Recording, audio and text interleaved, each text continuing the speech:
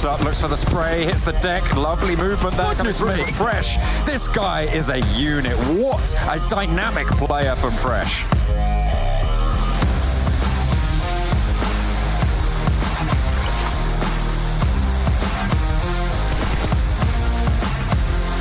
Gapahala with an nade around the side, spots the player, goes even as the blue zone puts a hurry on things. Around the side, Beast is there, looks for the spray, goes low and goes down. Gapahala.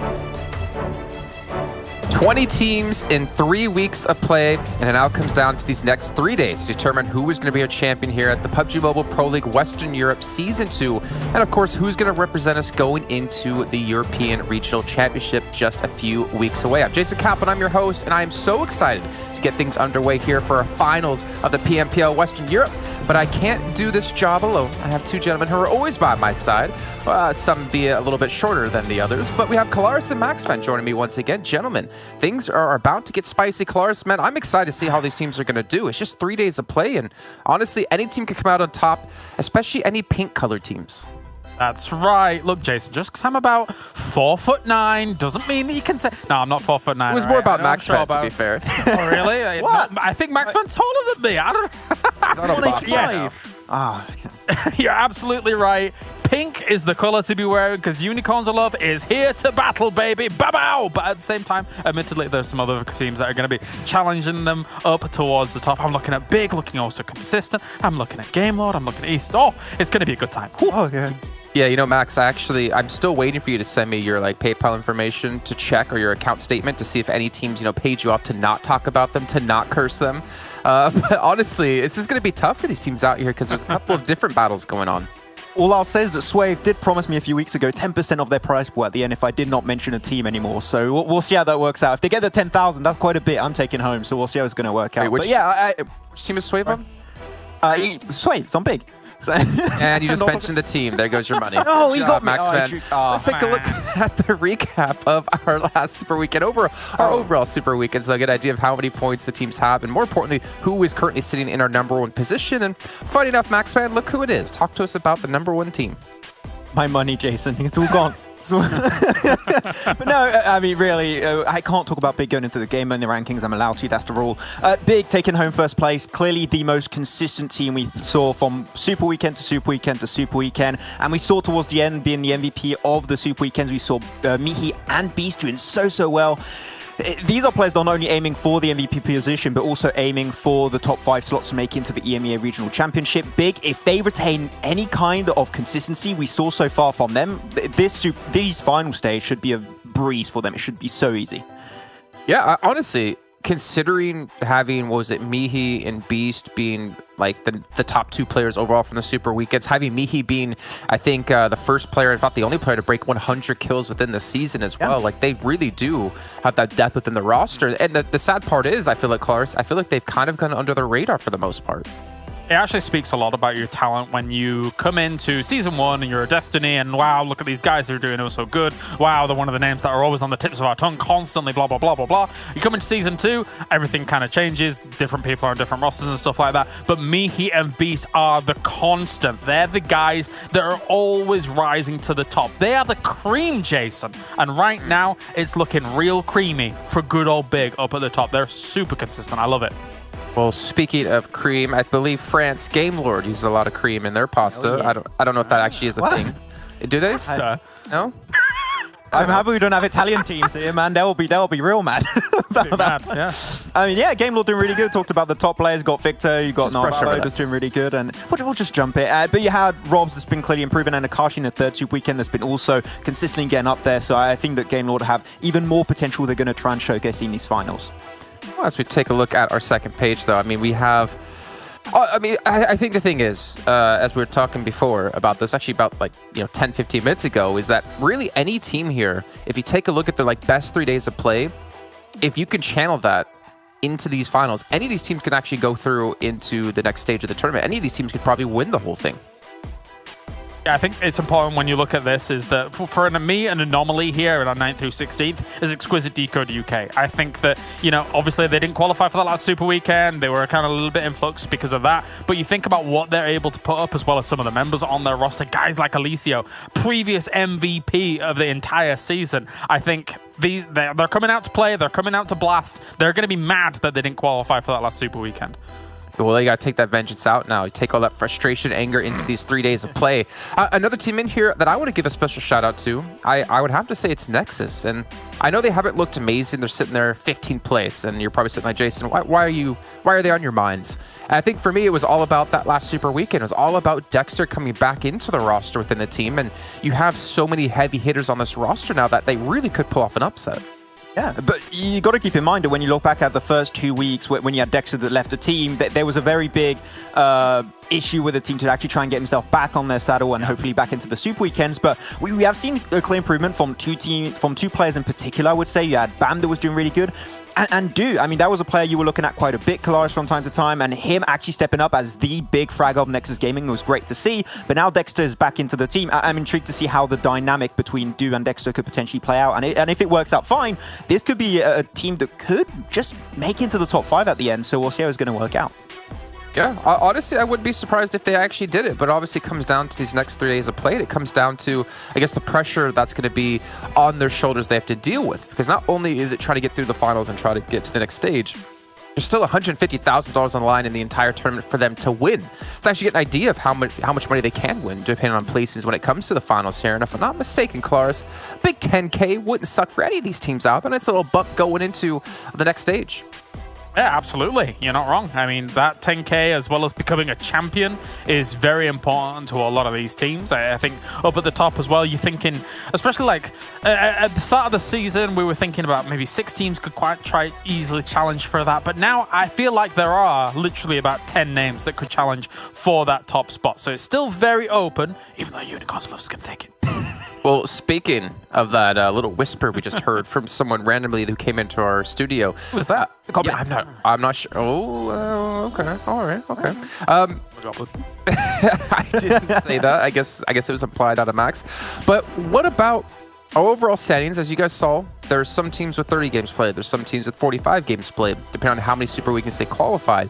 But if we just looked at how many points that the teams would have gotten on average if they played all matches, or just in general, who had the highest average points per game would determine maybe how this whole finals could go. Let's take a look actually and see how the rankings would be potentially if every team did play all the Super Weekends, or more importantly, how many average points per game were they getting. I know I just talked like a really weird circle right there, but as we can see here, gotta compare their placings based off average points per game. You know what? One of you two just take it away. Okay, I'll take it away. That's fine. We had that theoretical rankings, right? If we saw Unicorns of Love potentially play the first Super Weekend and where they would be standing, we saw they would be theoretically in that first place. In terms of average points per game, they currently have 11.6 throughout those 30 games played. Of course, you got to keep in mind that you played 30 games. It's a lot easier compared to the teams who played 45 games to retain such a strong average. The more games you have, the more it tends to potentially go downhill for Unicorns of Love. But it just shows how much of an improvement this team has made from the first week where they did not qualify, getting to week 2 and week 3 where they were even more of a powerful and threat to the rest of the lobby. So Unicorns of Love, this strong of an average, able to be from 5th overall ranking with 2 Super Weekends. The first was the best average so far in the entire league stage. That is what Unicorns of Love currently have to offer heading in the finals. I mean, a smaller sample size, right? And as you say, kind of in inverted commas, it's easier to be able to potentially kind of eke out your averages there. But still, I think 30 games is nothing to scoff at as a sample size, right? Yeah. So the fact that Unicorns of Love and Conqueror, importantly as well, are able to do as well as they did across those 30 games against the rest of this lobby, which was, for the most part, the same lobby that they're going to be going up against here in this final as well, is very telling of what they're capable of. And I think that Unicorns of Love throughout throughout this tournament has risen up. It's funny because we spoke at the end like, oh, who's our most improved team? And ridiculously, a lot of us, even though, you know, we didn't bring this to kind of the forefront, we picked Unicorns of Love, even though they're the team that we look at as the team that could be the champions here, because their start was so catastrophic compared to where we know that they can be. So yeah, for this, these numbers are very telling for the challenges up to the top for the championship, Jason. No, you're saying, Kolaris, that 30 games, it's a decent sample size, but obviously 45 games would give you more of a true average. But I feel like with Unicorns of Love, it's actually going to take a look here comparing them up against Eastern Stars. I feel like this team has just continued to improve. So I think that average actually is going to continue to go up here as long as they can keep that composure, more importantly, keep that form going into the finals. Well, that's what you said at the beginning of, I think last week, Jason, or maybe it was even earlier than that, where you feel like Unicorns of Love still hasn't fulfilled their true potential, right? And that is scary to think about. Here, we got our lovely flatline, they were dead. But now, like, they're constantly on the up and up, whereas Eastern Stars, again, it's that roller coaster factor that we've been talking about, where sometimes they can be the absolute best, but sometimes they've got to dip all the way down to start that recovery again, Max. And I think it's telling to see Unicorns of Love here, still on the up, still with that potential in their hands. Yeah, it's been great to see that after they actually qualified to their first Super Weekend, it's been a slow but steady increase, showing that they are definitely, every single game, every single day, they are fixing a few little internal issues, potentially down communication, who's going to be the entry fragger, and mainly around roles. We saw there were some changes around Raucus being the MVP and what integral role he played part of the team. So that's things they've been trying to change onto the other side.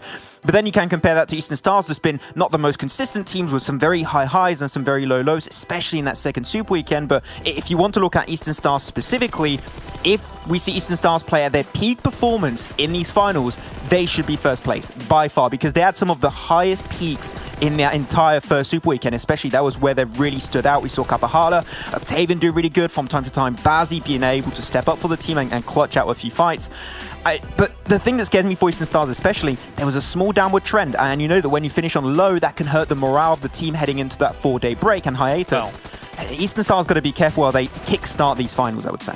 Here's the scary thing about both of these teams, though, coming into the finals, is that every single one of the players on each of these rosters can have those individual standout performances. Sure. You're seeing in some of these highlights here, a guy like GK First holding off against the bridge on Erangel against all these other teams that are trying to come over, trying to kind of encroach on their land. You're seeing constantly guys like Athis, as well as Octavian and Kapahala on Eastern Stars, who can have pop-off moments. And in a sprint like this, Jason, in the finals, any one of these teams that's able to have just a few of those individual standout moments can easily claim the championship. But let me ask you this, Kolaris. Give me your honest opinion. I feel like Kapahala Season 1 versus Kapahala Season 2 is just so different. He's not been as dominating as Season 1, in my opinion. He's not been that player that we saw who, or as you coined the term, warlord out of him. I feel like he hasn't played as well, but I don't know if that's just the result of the rest of his team playing well. I think there is probably a correlation between him not having the standout performances as much from Season 1 to 2, because the entire lobby has risen a little bit in terms of skill overall. Therefore, there is not that tendency to be exploited by someone who's a little bit more ahead of the meta, or maybe just better at gunplay than you, compared to Season 1. So yes, Season 1, he looked absolute standout because I think he was just ahead of everyone right then, but the rest of the lobby has caught up in Season 2. Yeah, very good point. Actually, I completely agree with that one. But we got to move on. We got to continue along to get the show going, because the first round is going to kick off momentarily. But what about our most dominating teams when it came to our Super Weekends? Which teams picked up the most points across those 2 days of play? 3 days of play. Let's actually take a quick little look here and get an idea of this one, because we have seen some consistencies out of one team in particular. Well, the only team to make it there twice. The team at peak. Yeah, that's the fun part, and this is why this graphic can be actually so interesting. You only have one team that appears twice. That was in Super Weekend 2 and Super Weekend 3 for Unicorns of Love, taking second in Super Weekend 2 and first place with 191 points, by the way. That is such a huge gap between first and second in that final Super Weekend, showing how much ahead of the competition Unicorns of Love actually were in that last week of league stage. So this showing if they play at their peak, Unicorns of Love into the finals, that's an easy position not only for the EMEA Regional Championship, but there's also that race to PMGC. We'll have to see exactly how many point difference they have with Eastern Stars, but if they do that well heading into the finals, they're going to be so easily qualifying to PMGC and be the Western Europe representative. So that's pretty insane. But LMV, if they play like they did in week 2, I think they could also be the big surprise of the finals here. And I think from these Super Weekends, we got to quickly, again, really repeat this down. First week, dead. We beat that dead horse to absolute death in that first week. Second place in the second week. First place in that third week. The rise is insane. This is why we were talking about that whole, they're the most improved team, even though we came in with huge expectations. Yeah, they are. And they're probably going to win this as well, unless somebody can stop this careering unicorn crashing into them. So at the horse races right now, I should say, I think it might be a little bit illegal, though, to have a unicorn there competing against just regular horses. But speaking of horses and speaking about competing for the top, let's take a look at those PMGC points that you've been talking about, you two, because it's important. And Unicorns I love as being the most dominant team when it came to Season 1 and now reclaiming that title into Season 2. I'm actually curious what you guys' thoughts about this. I feel like if I was them, I wouldn't focus on winning the entirety of PMPL Season 2 right now. I would focus on staying ahead of Eastern Stars, and that's it. Because if you get that #1 spot, you don't have to play in the European Regional Championship to then hopefully get top, I think, 7, I believe it is, or top 6, to get into the next stage. Yeah, that's a very valid point, actually, Jason. You don't want to aim for that first place. I think that's fine for Unicorns of course, if you can do it just for bragging rights and say, oh, we got back-to-back wins from Season 1 into Season 2, despite Season 1 being Panda and being a different roster, but you still got to keep in mind it is still relatively a similar roster. It would be really strong. So I would say for them, aim is to go for top 5 and be above Eastern Stars. This is a 27-point difference. One really strong game from Eastern Stars, and that gap is reduced to nothing, to dust. So Unicorns of Love definitely not sure to make it to PMGC just yet. We're going to have to see this first day to see how things potentially are going to eke out for these two teams, but it is definitely not an easy one for the Unicorns. That is an interesting point. Like, how far do you get into this finals where Unicorns of Love says, all right, we've played our own game, but Eastern Stars is looking kind of peaky. Maybe they are like that 30 points ahead of us. When do you then start the theorized targeted play against Eastern Stars? When do you start saying, okay, it's time to go screw up their plans and maybe even a hot drop, maybe kind of figure out where they're rotating and take them out on those and try and stifle their point gains wherever you can? Because you're right. I mean, what do you want to do? Do you want to win $10,000 here, question mark? Or do you want to make sure you're guaranteed PMGC? It's a big question. I mean, the thing is, last season, they finished first in PMPL. They finished 12th in the next stage in the European Regional Championship. Yeah. You want to avoid that completely. You want to avoid, obviously, playing against those teams if you can to make sure you have your guaranteed spot, but obviously a massive learning opportunity for them if they do get to the next stage. But let's take a look, though, at the schedule for today. And I know we said over the Super Weekends, the entire map order was the same, but obviously we go into the finals. It actually changes quite a bit, and we get a balancing across our 3 different maps. 6 games, first of all, as you just said, but we got Erangel, Miramar, Sanhok, and then another go of Erangel, Miramar, and Sanhok. So those teams who had a really good performances on Sanhok, like your Eastern Stars, can be looking at this relatively happy. It's scary as well, though, right? Yeah. Because if you think about Sanhok can be a bit more volatile relative to some of the other battlegrounds. And of course, everyone has to thrive in that. Everyone has to, if they're on the same playing field, right? But finishing things off on Sanhok means a very scary time for all of these teams towards the end of a day where maybe they get tripped up a little bit. We'll see.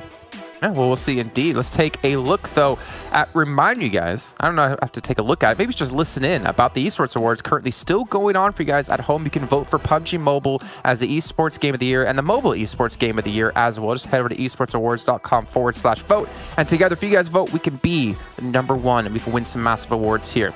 But gentlemen, it is time to get into our first round of the day, our first of 6. Thank you so much for joining me here on the desk, and hopefully you'll stick around and scare you away going into the next round when we do get to it. But it's time to bring our commentators in. You guys might recognize them from last Super Weekend. You might recognize them throughout the entire season. We got Copter and Imperium join us once again here on the virtual world. Gentlemen, it's time to kick things off, to hop into it, so take it away. Thank you very much, Jason. The very first game of the PMPL EU West Finals. Copter, there's so much on the line. You've got the race for PMGC, you've got that first place, you've got the European regional final spots, and throughout all of these games, the stories are going to be told.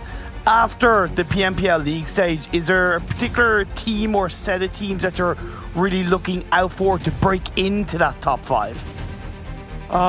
Well, I mean, looking at how the teams played on the previous weekends and the weeks, I'm watching big. I know that they are not really on the race to actually to get the PMGC slot straight away from here, but still they were improving hugely during the weeks. So I'm definitely interested to see how much they will be kind of like affecting the battle between, for example, the Eastern Stars and the Unicorns of Love.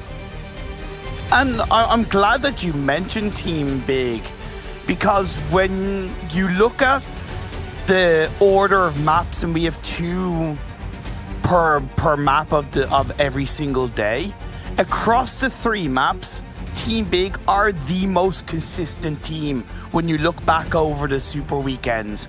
10.6 points per game in Erangel, 10.2 points per game in Miramar, and 10.4 points per game in Sanhok. When you take, for example, Conqueror, from a standpoint, 9.5, 9.2, 15.8, right? So that kind of volatility towards one specific map for a couple of other teams, whereas Big, they have a lot of positive foundations across all 3 maps that could really benefit them across these PMPL finals.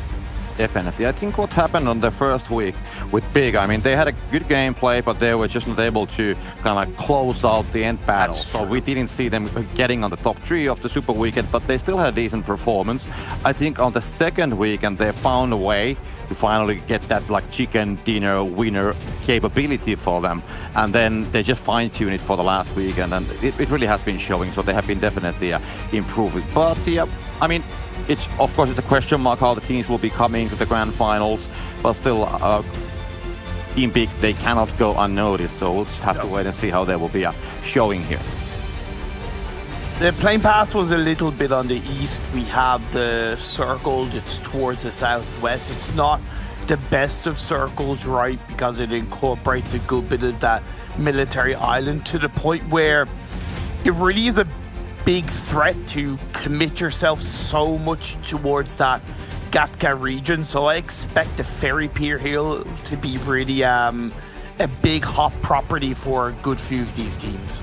Yeah, that is one good place to make your rotation. Of course, it's a little bit tricky area though, because there could be multiple teams, and we can see actually 4 Romanian Boys having a player on the compound, but Vodafone Giants, they will just pass along. They will not stop there, so probably they didn't have the information, or they thought that it might not be worth of engaging that battle. But I think that the player actually was going undetected because he hadn't touched the buggy yet. I think it was just like staying there, and they just didn't notice.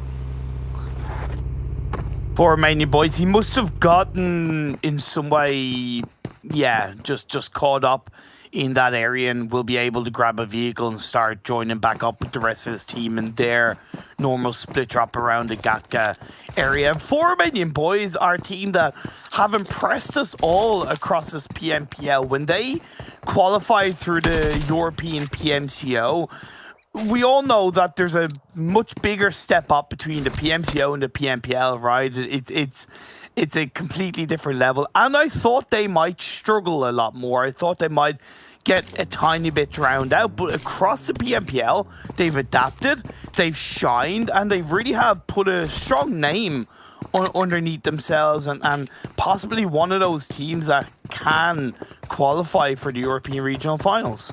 Yep, definitely. For Romanian Boys, they're kind of like a surprise factor, I would say. You know, sometimes they are playing like massive games, and sometimes they are just unfortunately failing at the start. So they haven't like found this the stable performance so far. But when they are playing well, then they are playing really well, and that's of course when it comes to the last circles. And if they are still in the play, let's say top 5, if they have more than 2, maybe 3 members, then they're definitely a huge threat to all the teams, because they have the firepower and they have a pretty good aim as well. So we have seen some pretty good gameplays in the end. I mean, they took a chicken dinner with 2 guys only, I think, last week as well. Yeah. So they can also do it with the lower amount of players, and I think that's one of the benchmarks. What is a good team? Because a lot of teams, they will, you know, the gameplay is somehow hurt badly if they have lost, let's say, 1 or 2 players. But if the team can still stay as a serious threat for the others, still only 2 members are alive, I think that's a sign that you can like make your team bigger than it actually is. That is really true. That is really true. And they did win the very last game of the PMPL Super Weekend with a massive 32-point win, so can't deny that away from them. But thing is, all of these teams coming into this finals, they're reset to 0. They start from square one, so it's up to them to set themselves up for a good finals with a good start. This game 1, this round 1 is so important. You have Team Doom. They dropped the Milta. They can up to possibly go down to Military Island for a potentially safer rotation, considering you have Nexus and Conqueror a little bit on towards that eastern side. I know Nexus have gone for an early rotation to that Fairpier Hill, but I wouldn't be surprised if Team Doom rotated a little bit earlier through the Military Island and across the western bridge. That is true. LMV, which we saw in the pictures, they landed on the Primorsk area. They're still looting there. And that's one place that you might want to leave quite fast, because if there will be more teams like stacking there on the quarry area, you might be a little bit like, shut down on that place, because there's only like one direction to get away from that place. And if the teams will just somehow take the more northern positions from Primorsk, then LMV, they might be just stuck on there before, of course, the next circle is going to hit. But still, I think it's a good idea to actually leave from that place pretty soon. Excuse me, they're a team that impressed me on quite a number of games where they were able to close and control the circles, especially in the late game. However, the biggest thing, and I've mentioned it before, the biggest thing that hurts, is their volatility. They will go from one really strong 25-point game to a 0-point game, back to a 21-point game, back to a 0 or 1-point game. If they can improve their consistency across these finals, because again, it's only 18 games, you have not got 45 games, right? If they can improve their consistency, I would definitely put them in that kind of dark horse category for claiming a spot in the regional finals. There's a lot of dark horses. ChasMac, I mean, they have had their moments of glory, I would say. Some good, very good gameplays, but of course, the getting those points steadily home, they have a chance. And we just have to wait and see. I'm not going to be calling it yet, but definitely I think that they have a chance still. But now the rotation, they will go from the northern side of the chopsticks and the picnic area, which is going to be held by, excuse me, Mango and the others. They're just watching the rotation from the windows, but they cannot really connect those shots. It seems that they will just let those guys pass without putting any bullets to their direction. The direction will be heading straight towards Romanian Boys, though, and they will not let them go as the fire will be opened immediately. But it's going to be quite long distance, and they're lucky if they will hit a one shot, but maybe for Romanian Boys, they have definitely set up something here because they have players on north and the southern side.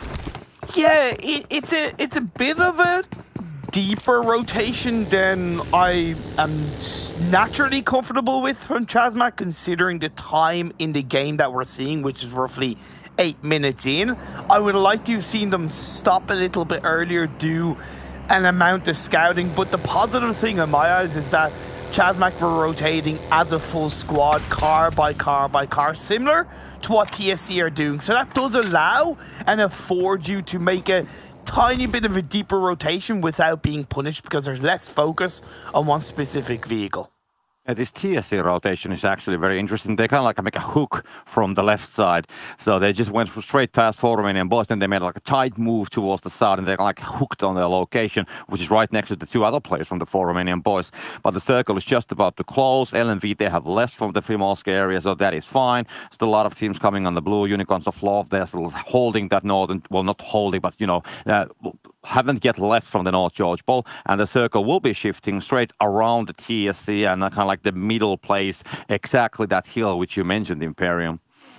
Yeah, this really does open the door for teams to position themselves a lot more confidently in towards this mainland. You've eliminated pretty much all of the military island, just a tiny bit of water in play, so that northern side especially is a lot more effective of an area to control. And we see Nexus picking up an early kill onto a member of LMV. That is the benefit of Nexus's early rotation on towards the hillside. LMV is a big fan of that Ferry Pier Hill, but if you rotate late, that's the price you potentially pay.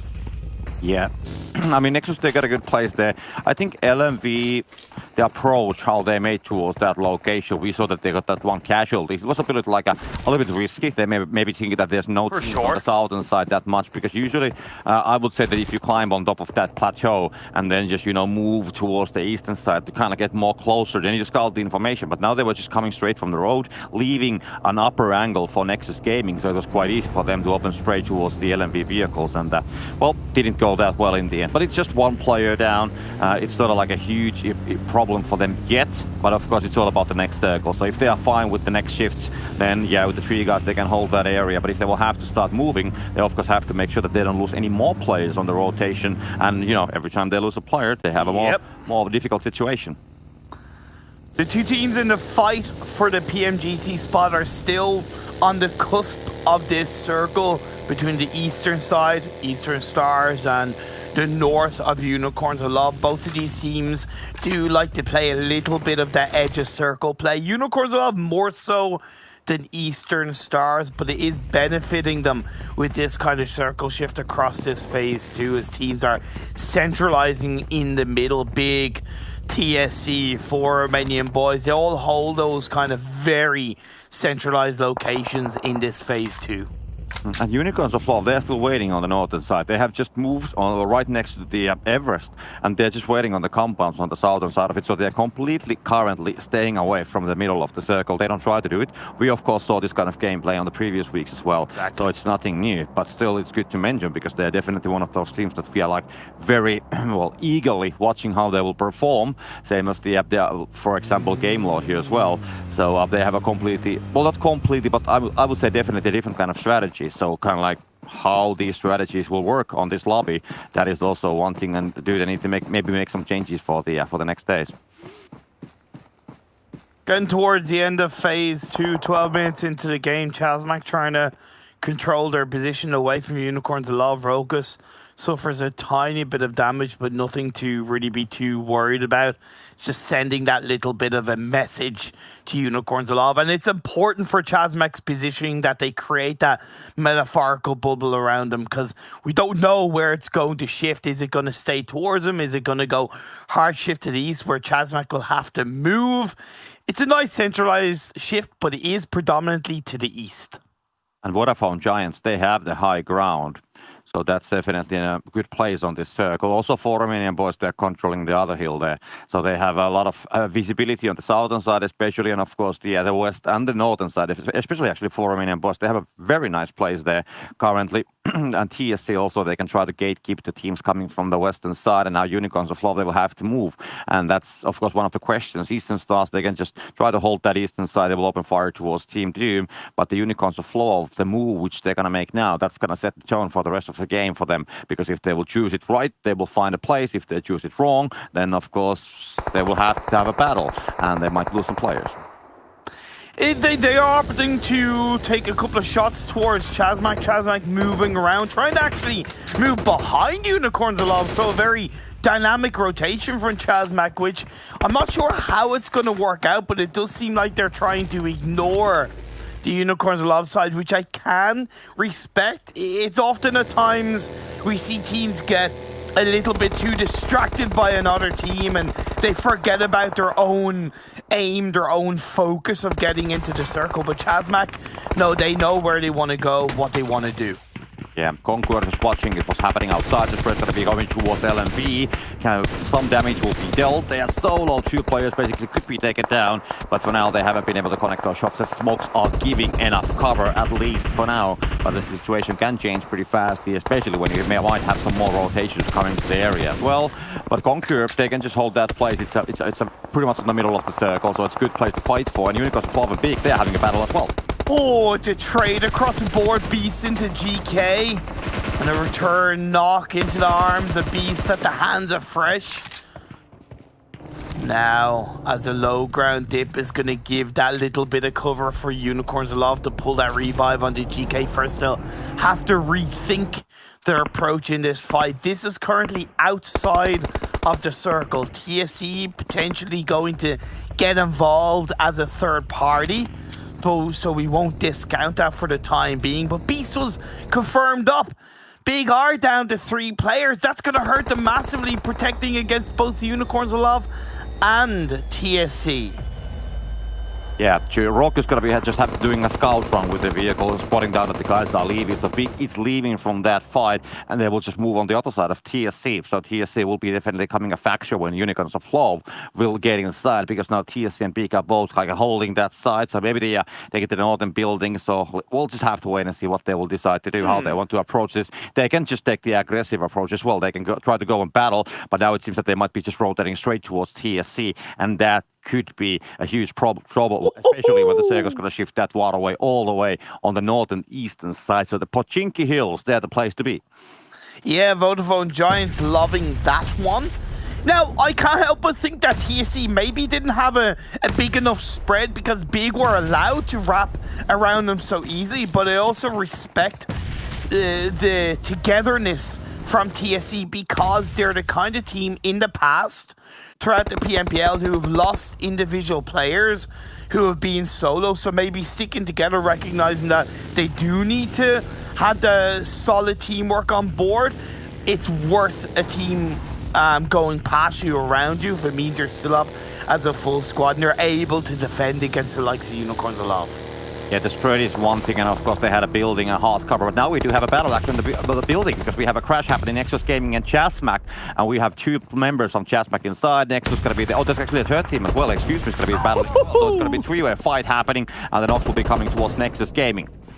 Bam is knocked. Roxon is on the top floor in his own. Trey's on the bottom floor in his own. The members of Excuse Me are outside the building. Mishi throws in a molly, I believe. That's going to burn him too crispy. Don't know if that came from the other side. Crater knocked down on his knees, though. It leaves Dewey, the last player up for Nexus. He gets knocked down. So there's one player in the back line for Nexus still alive, still going strong. Rana's out in towards the fields. And now, Excuse Me, going to go up the stairs. Trey's was able to join up. Roxon's going to be jumping down. It's going to be trade on off. Roxon is left on his own. It is 1v2, should I say. And now the members of Excuse Me, Mango goes up on his own. He gets knocked down. Kosti's in this 1v1. Can Roxon come in to clutch it on up? This is so close. He's down to half health. Picking it up, the pre-fire shots. He gets the 1v3. Roxon keeps ChasMac in this game. It was actually, it was 1 versus 3 definitely, and he got 3 very good kills there. Meanwhile, because Unicorns of Love crashing the shack as well, and there's going to be more players inside. So Big is going to be having a 1 player inside. There was just straight go inside. They're going to floor him down, but that's going to be traded immediately, and they will take the shack into their position. So Swerve is going to be taken down, and Big is going to be taken down as a whole, and they can revive the members still. And Team Doom, they're now battling with the super young roster, and also Vodafone Giants, they're not so far away. Eastern Stars are just watching it from a close distance as well. Team Big being eliminated by Unicorns of Love. That is definitely going to give Unicorns of Love that little bit extra confidence. An angle of shot towards Zero does knock him down.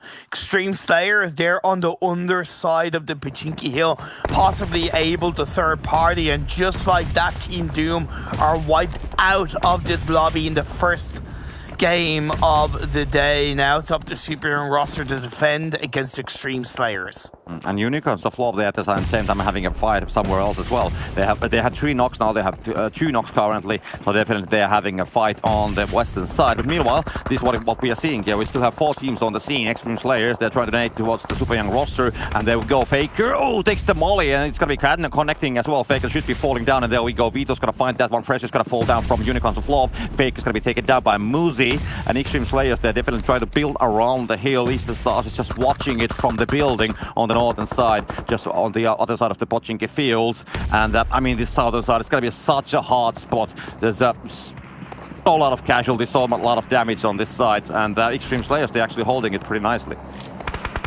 Credit to Xtreme Slayers. I think that was a fantastically proactive breach, using the utility in the right way, not too many smokes and that forward-thinking movement. It's something that I've credited Xtreme Slayers on improving throughout the PMPL, especially on the super weekends. Didn't always go their way, but again, testing the waters that little bit more, it has allowed them to really carve a tiny bit of an entry point, but they're still not in the circle. Super Young roster are still up as a 3-person team. They have Vodafone Giants in front of them, and it is result to get the knock on the halls. Yeah, I mean, Conqueror and LMV, they're having their own fight, and TSC and Romanian Boys have been fighting as well. And Unicorns of all, they're now the 2 players currently, so they have lost 2, and actually now they will lose 1 more. So they're now the 1 player currently. Just 1 player, GK first remaining, but the LMV Conqueror battle, there we go. Alice is gonna find Laugh from LMV, so that's happening elsewhere. Perk still on the field, completely on the blue, has to move towards Conqueror, gonna be starting his run on the field. So there's gonna be still 4 players from Conqueror. Unicorns are not gonna be taken down, so they don't have, at least they don't have the top 10 placement on this one. And meanwhile, we can see the last player from LMV also falling down to the blue on the fields, and he's going to be taking down the whole team as well. Just great for Eastern Stars, right? During the compound, down by the Pachinki field, outside the city, they're laughing their cotton socks at the fact that they've noticed the kills from the Unicorns of Love players in the feed going down to the ground, and they can pick up 10 to 15 points. When you're talking about that race for PMGC, increase that lead and continue the pressure into Unicorns of Love. Nexus are eliminated. Conqueror are eliminated. 9 teams left, 31 players. Still 4 Romanian Boys looking strong on the southern side of the circle, but TSC gets a knock on the Exo machine. I'm just wondering, TSC, they don't have any kills, then they were actually holding the western side. There was all the teams, 4 Romanian Boys, we had Peak there, we had Unicorns of Law, so they were just able to dodge all of those fights. Yeah. And actually didn't get any kills of that, but as a result, they have 4 players still remaining, so impressive job by dodging all the fights, I gotta say. Meanwhile, super young roster watching what's happening with the 4 Romanian Boys as they are moving on the other hill, and they're still super young roster, they need to move inside, and that's gonna be definitely a problem when you have Vodafone Giants watching it as the Xtreme Slayers will be taken down from top of that hill. It was always going to be difficult for Xtreme Slayers. They were proactive, but they weren't. They didn't shut down Super Young roster in the way that I would like to see them pull it off. It was a good defense from Super Young roster to try and disengage, but they meet their match. Now it's up to 4 Romanian Boys to pick apart the Vodafone Giant players from the side of this Pachinki Hill to north, shift on this phase 6 into a south Pachinki field finish. The only team currently inside the circle is Game Lord. It's an interesting finish. There's nothing but fields there. So Game Lord and Exquisite Décode, they have taken like a building near the circle, but maybe the Game Lord building is actually just barely inside of it. But still like a very complicated situation. The circle is not going to be giving any cover. So teams, they want to stay on the edges as long as they can on the buildings. TSC is going to be, by the way, crashing on the Exquisite Décode building at the same time as the other teams. They are stuck here in the south, and most probably 4 Romanian Boys, Vodafone Giants, if they don't find some kind of a way to get away from that battle, and if they really need to take the engagement here, then there's going to be only 1 team getting away. 4 Romanian Boys might be looking to head towards the Vodafone Giants, take this fight head on. The circle is starting to move in, so they do need to think about prioritizing the entry point in this circle in some way, shape or form. TSC and Exquisite Décode starting to fight in the picture-in-picture. I think TSC are down to 1 player. 4 Romanian Boys, Exo Machine gonna get the shots on the Nano. Nano steps up though. He's 1 of 2 players left for Vodafone Giants, along with Ulysses holding on to the Pachinki Hill. The rock, the only thing in the middle that's holding them back. And 4 Romanian Boys gonna send in, but it's a double knock by Nano. The clutch comes in strong. Absolutely beautiful for Vodafone Giants. There was nowhere else to go, so they decided to send it, and Vodafone Giants, they hold the situation very nicely, getting the players down, of course, getting a 1 knock towards them, but they can still save the situation, and we can see that they have the reach, and that is also a great thing to have the reach, but they are not on the zone yet. They will have to still move forward, so they cannot hold that place. TSC is going to be battling the 4 Romanian Boys, and the spray will be coming all the way from Red Ox towards Bujo, and TSC, they are down. Oh my god, the sole survivor for Romanian Boys clutches it up to keep his team alive. Eastern Stars being calculatively inactive in this game so far. That's one of the biggest strengths when we look at Kapahala as an IGL. He's so intelligent on how he plays a game and how he helps position his team in the right spots at the right time. And now as they close in, they're still up as a full squad. Vodafone Giants to the south of them. They need to try and deal with the duo, even though they're separated. Sorry, as a trio, my apologies. They can still do work, but look at Game Lord. The elevated position on those buildings outside of Pachinki are absolutely vital to them help closing out this game. Plus the circle shifting up the northeast, it is in their favor.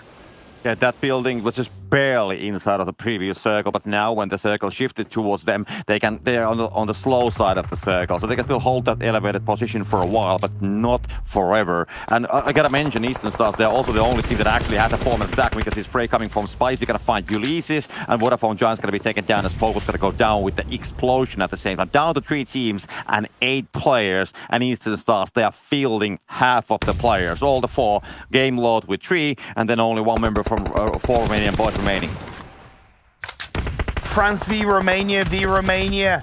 The Eastern Stars players have their eyes set on Game Lord despite the elevated position. I love the targeted play from Eastern Stars. They are not in the circle yet. Phase 7, running and gunning, trying to find that quick entry point. They utilized a lot of smokes and burning out their vehicles, getting into the previous circle. So now, for Eastern Stars, it's all about that crawl game, baby. It's all about trying to find that pixel out of place and making it into the edge.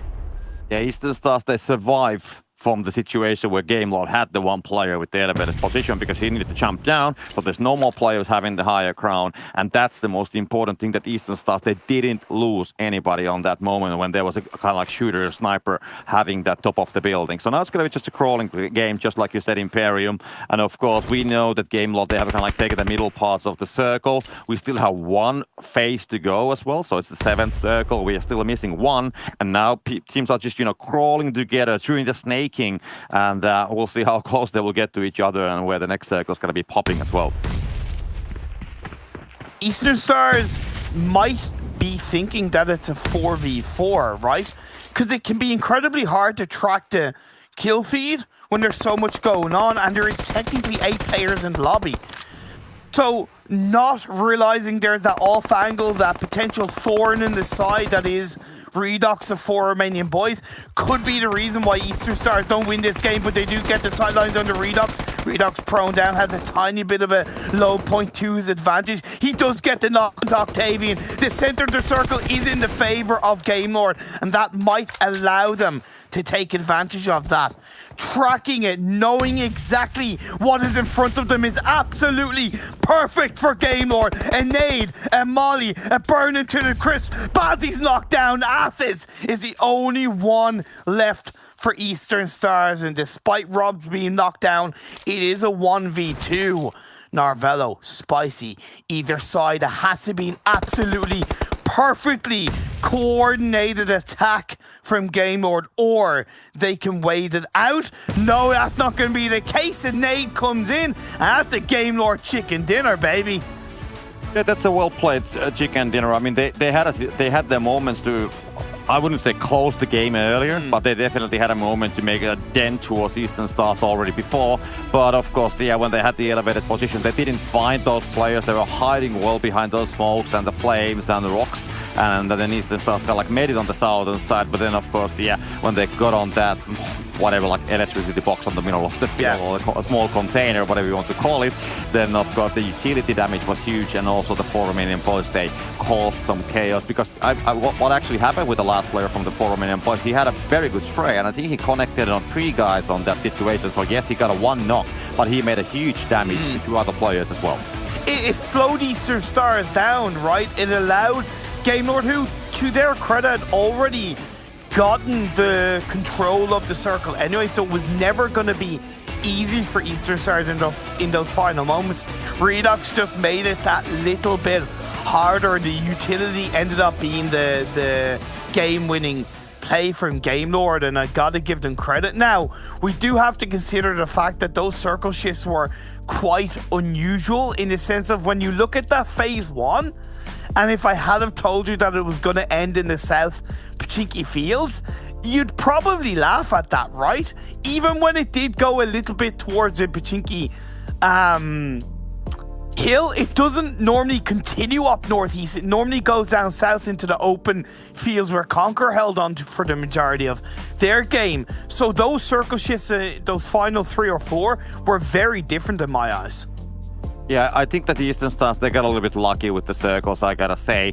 It might not be the fans' favorite opinion, but I think that definitely they had a little bit luck with the circles. They hold the compound on the southern side of Pochinki, and we saw how many teams actually did die on those Pochinki hills when the circle shifted on the northern side. Exactly. If the circle shift would have been happening towards the south, I would imagine that Eastern Stars would have been one of those teams on top of the hill and having those battles, and they could have walked away, yes, with the 4-player and a lot of kills, but they also would have been a more significant risk to actually lose the team or just die completely. One of the things we've always said about Game Lord is their ability to be very intelligent when it comes to positioning and being in the right place.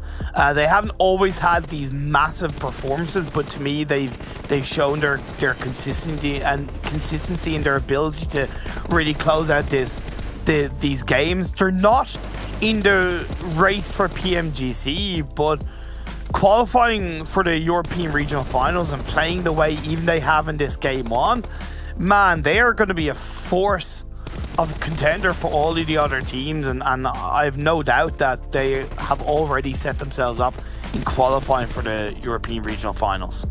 Yeah, Gamelot definitely is one of the teams that, like you said, they are definitely a team that can deliver. We saw that on the first Super Weekend, and I think all the time they have been having quite decent performance. So always when they are, battling, they are serious threats. So usually when I would say that quite often when Gamelot is especially holding a compound or an area, not really as an attacking force, but when they're holding some area or compound, I think they are like the favorite of winning that battle who's going to be coming there. At least on my books, that's what I'm calling here.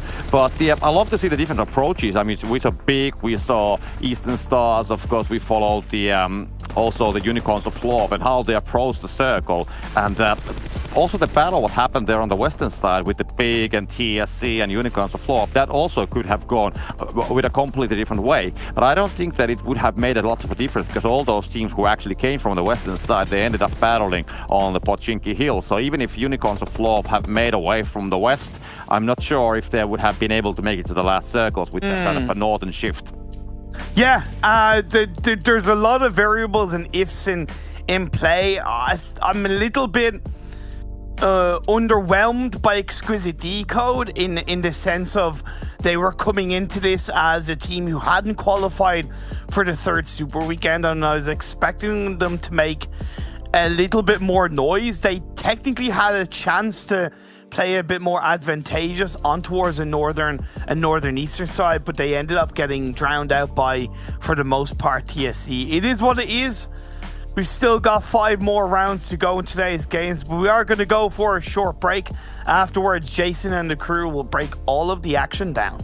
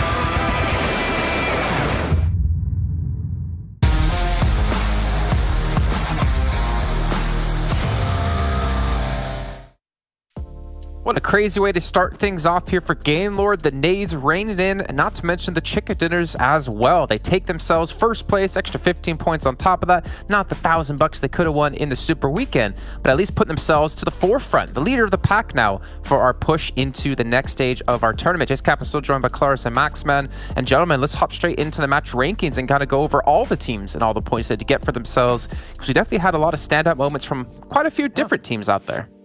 I mean, of course, we've got to talk about Game Lord first, right? They were one of the teams that saw all the scuffles happening towards Pachinki Hills. Like, we want to avoid that as much as possible, so we're just going to wrap around Pachinki and just play. They had a 2-2 split for the longest time. 2 players in church, 2 players also inside the warehouses over to the northwest of Pachinki. They stood there until the circle started going more towards the fields, and because all the action was happening down south, they had such an easy amount of control to take their way. It made it very easy, and the kill conversion rate also being very easy for them to get 9 kills on top of that game. It was not a complicated game for them, but they played it really well. It's a bit of a gamble as well, right? If you're committing that close to Pachinki and then all of a sudden, say, for example, the circle shifts west of you or southwest of you, then you've somehow got across that field and it was like, well, oh no, we're doomed. But thankfully for Game Lord, it did go their way. What wasn't a gamble, though, Jason, is how they controlled that kind of field ending towards the end. Very nice, decent spread out against a bottled up Eastern Stars that they knew exactly where they were. They knew exactly how to execute upon them from their spread out positions, having great lines of sight. So yeah, goodbye Game Lord towards the end. Gentlemen, Vodafone Giants, 14 points. Now, I don't know which one of you said it. I actually do. I'm just not going to call that person out. Probably. Kind of had, yeah, probably you. Had pretty much faith in Vodafone Giants after what we saw in the league stage. But that is a damn good start out of them. Yeah. Still don't have the faith. Also go for it. Let Claris redeem himself here. Okay, all right. Yeah, I still don't have the faith. I'm a terrible human, aren't I? I think that, yes, that's great. They got themselves actually up on the high ground that they had, which is that high ground southwest of Pachinki. I thought they were going to get collapsed on quite aggressively and kind of fall in that position, but Nano absolutely redeemed any situation there and actually like fragged out as he's driving down into the hills, Max. That was nuts. I see quite a lot of teams too that play Pachinki Hills and unfortunately don't play it well when you get closer to the late game. They played a really good 2-2 split. It was amazing to get, of course, information, try and defend that position in the first place. But you had 2 teams that tried to rock up at the same time. It was Super Young Roster and Xtreme Slayers, if I'm not mistaken, that tried to breach that position together.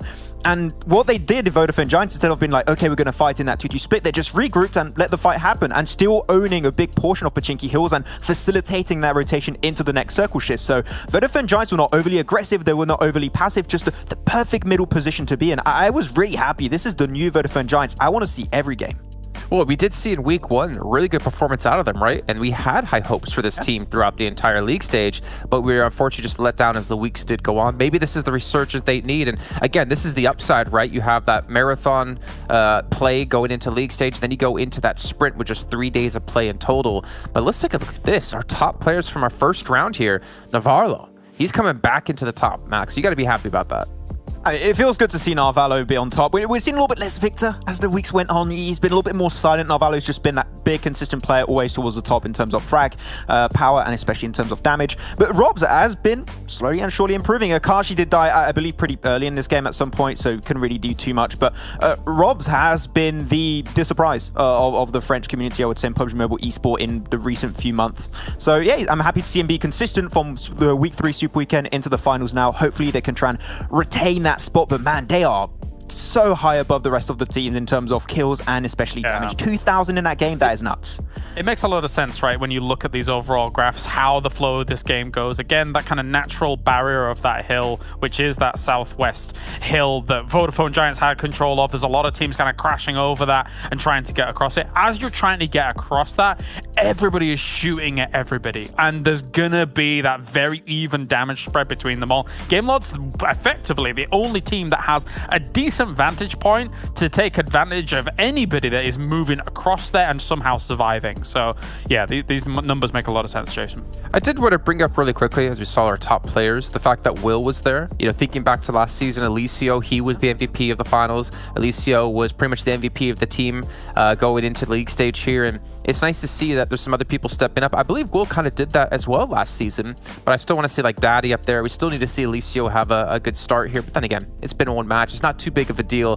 But let's take a look maybe at our top 2 teams, our top 2 finalists at the end of that first round, as we'll dive into Game Lord up against Eastern Stars and compare their stats between the two. Now, obviously, damage and kills will be quite different, but just kind of give you an idea of, yeah, Eastern Stars got second place, but not to the same kind of extent that Game Lord did. Yeah, Eastern Stars, and especially this is a big callback to PMPL Season 1, and I think you especially, Kalash, remember that because we did quite a lot of illustration about how Eastern Stars typically play these kind of field finishes. They like to spread out, take control, get those off angles, be very present in those finishes to be hopefully aggressive and get a few kills along the way and make sure they can confirm those wins.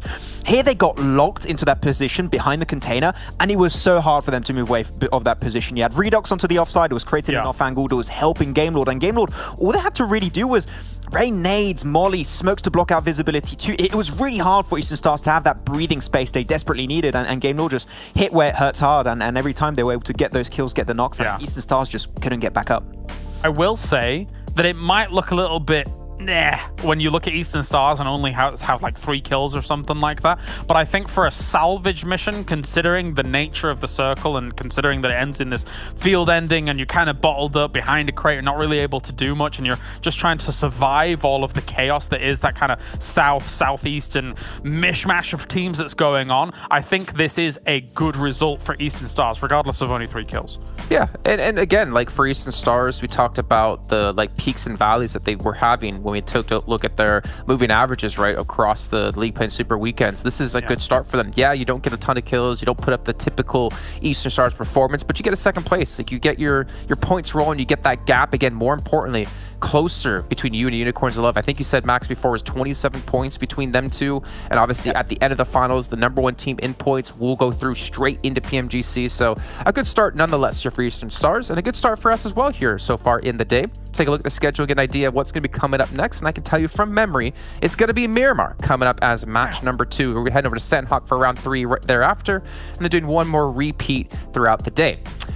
And gentlemen, as we do have about 1:20 until we head into our second round, predictions time. I know how much you guys love it. I know how much Klaus likes to be correct. I know how Max Man gets frustrated that he's always cursing teams. But Klaus, Me. what do you got?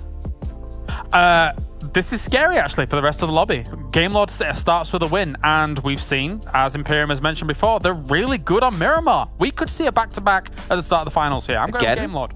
That's like the 3rd time, I think, for them if they do it. Yeah. Yeah, I wouldn't be surprised. I mean, they definitely showed some consistency on that one. I'm going to go with Exquisite Décode UK. They've had some good moments, especially on their last few games in the Super Weekend, so I'm going to go with the boys from the UK. Well, it sounds like, unfortunately for you, Claris, it's not going to be coming home, as Max predicted them. But gentlemen, thank you so much. He picked UK. That's weird. Are you guys feeling all right? I don't understand. Swapped. Yeah, I don't know. All right, let's bring our commentators back in then, because the next round is ready to go. As you can see, 30 seconds until we head into the next map. So, gentlemen, thank you so much. I appreciate it. And Imperium Copter, welcome back to the show. We start things off strong for Game Lord, Eastern Stars as well. Also for Romanian Boys. I'm curious, maybe you guys have some predictions as we head into Miramar.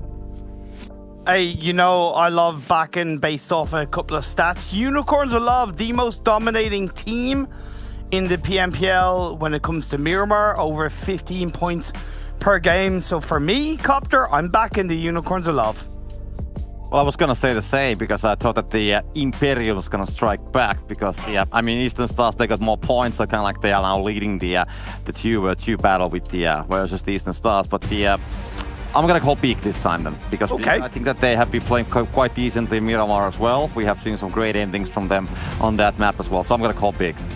It's a good call. It's a good call overall. Again, I've made note of how consistent across all 3 maps Big have looked, so they are a safe choice without a shadow of a doubt. Now, I do owe a tiny bit of an apology to Exquisite Décode from that game 1, because I didn't realize that they'd gotten as many kill points as they did. They went a little bit unnoticed, and I thought they were drowned out a lot more heavily, but still 11 points is a good base mark for them. I suppose, again, like I mentioned, because they hadn't qualified for the last Super Weekend, maybe I was expecting to be a little bit more noisier, but again, a good start for them, and apologies for not noticing that so much. But in this round number 2, I noticed the playing path. It's once again on the east.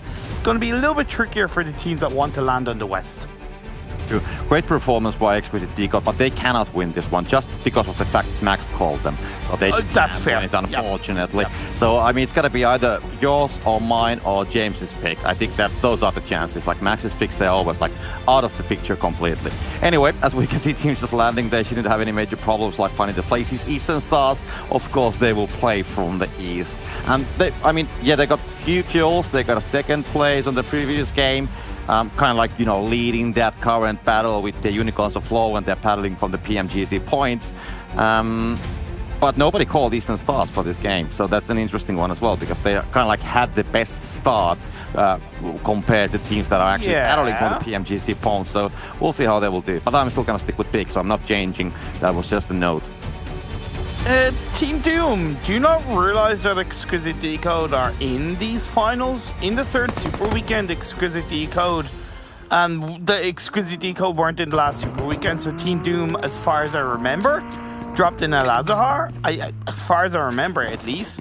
But it seems like they've gone for a massive kind of split drop around the Tierra/Al Azhar region, and that's a bit risky when you have Exquisite Décode dropping pretty much as a full squad into the city. So I'm curious how that will potentially work towards or against Team Doom. And we also had a first kill. We saw Super Young roster actually losing a player, so Ali went down. So Super Young roster, they're playing with 3 now, so they lost 1. But yeah, that is the early game. Sometimes these things happen, and sometimes it's just more than 1 as well. But now just 1 player falling down, so they can continue as a 3-man stack for now. But the Vodafone Giants, I mean, excuse me's location is pretty much on the middle of the circle, so they're currently having a very good place. They can just, you know, spread on the compounds there and wait for the circle. Hopefully they will get all the loot they want from those places, because it's quite risky to actually leave from the middle of the circle while more and more teams are coming to the scene and kind of like rotating, and there's already like a decent amount of teams on the scene. Oh, shots by Mango of Excuse Me today came with a 4X. Not the easiest gun to control recoil-wise with a 4X on it, I'll tell you that much. So it was a spicy form to try and pull out those shots. But it is, again, trying to separate Vodafone Giants to create that little bit of extra space. Right now, at least, both of these teams are pretty much in the center of this phase 1. True. Well, we'll see. Definitely, excuse me, Vodafone finds they want to build something. Prada is going to be moving on the long buildings. They will just actually go for it, because the excuse me coming to the scene, and Vodafone finds are going to be hurrying to get on the vehicle and leave from the scene ASAP. They don't want to stick around at all. They want to find a better place. They will notice that excuse me will be just making a move, and there's going to be shots coming from the backside, but they might be just getting out of the situations. Minor damage has been dealt, but they are already so far away, so I don't think that excuse me they can do anything about it. And they have more players towards the western side, like we said, Ulysses holding that warehouse compound. So, I mean, getting away, that's a smart thing to do if you're going to be really thinking that you cannot win that battle. Yeah, exactly. And Vodafone Giants set a really good base in this PMPL finals by picking up 14 points, so they can really work with that. I think outside of even statistics, I think Miramar is a map for Vodafone Giants where, at least last season and 4 to 5 months ago, they tended to look quite strong in, but they've really slipped down in that regard. But you don't want to slip down on the opportunity where you can pick up the PMPL 2021 Fall Special Crate. It's on sale, so go back to the PUBG Mobile store after you finish watching these games, of course, and you can get the same outfits as the pro players. It might not make you play as good as the pro players, but it certainly will allow you to look as good as the pro players, as well as, hey, look, you watching the game live in the game from the Esports tab. Like, that's what I love about PUBG Mobile, to be fair. They have an Esports tab. You can watch the PMPL from in-game, so after you finish watching the game, you can go straight into a game yourself, feel the flow of the players, and try and get a couple of chicken dinners while watching other teams getting them. Yeah, the skins might not make you, play like a pro, but at least you look like a pro. And I can just only imagine when you get on the lobby, before you get on the plane, people are like, yeah, I want to get your skin, drop it on the floor. But anyway, go to the store and you can get it from there. But yeah, we can see rotations happening big. I mean, they are right around the, well, on the southern side of La Pendida crater, quite far away. And we can see ChasMac making a move as well on the same area, so they're not so far away from each other, but it shouldn't be a major thing. They can easily dodge each other. And we saw in the last game how ChasMac was able to also dodge the Unicorns of Flow. There's been a huge rotation from the northern side of them, got away from the fight. And I think in a way it was a right move, because in the end, TSC, Unicorns of Flow, 4 Romanian Boys, they battled on that side, and there definitely could have been casualties happening. So I think the rotation was a good move on the previous game. But that was the last game, and this is now, so might be a completely different call. But there's a lot of space, so I think that they can definitely dodge that fight. Now, I've really learned to accept Unicorns of Love's later rotations in the majority of these games. But I think there are certain games where you really have to recognize and adapt what is a natural late rotation playstyle to the other way around to take advantage. Unicorns of Love, they loot Valdemar, the circles down on that southwest. If they can control as a full squad the kind of meanest the Val Hill, maybe La Drillera, have a possible 2-2 split in the early parts of this game, that could really set them up for a massively successful Miramar game. They already have Rokus on his own in the Minas Deval area, but 2 of the other players are looting up Valdemar, and another one is in Los Higos of all places. So 7.5 minutes in, the split is there. I think they need to just join up a bit better.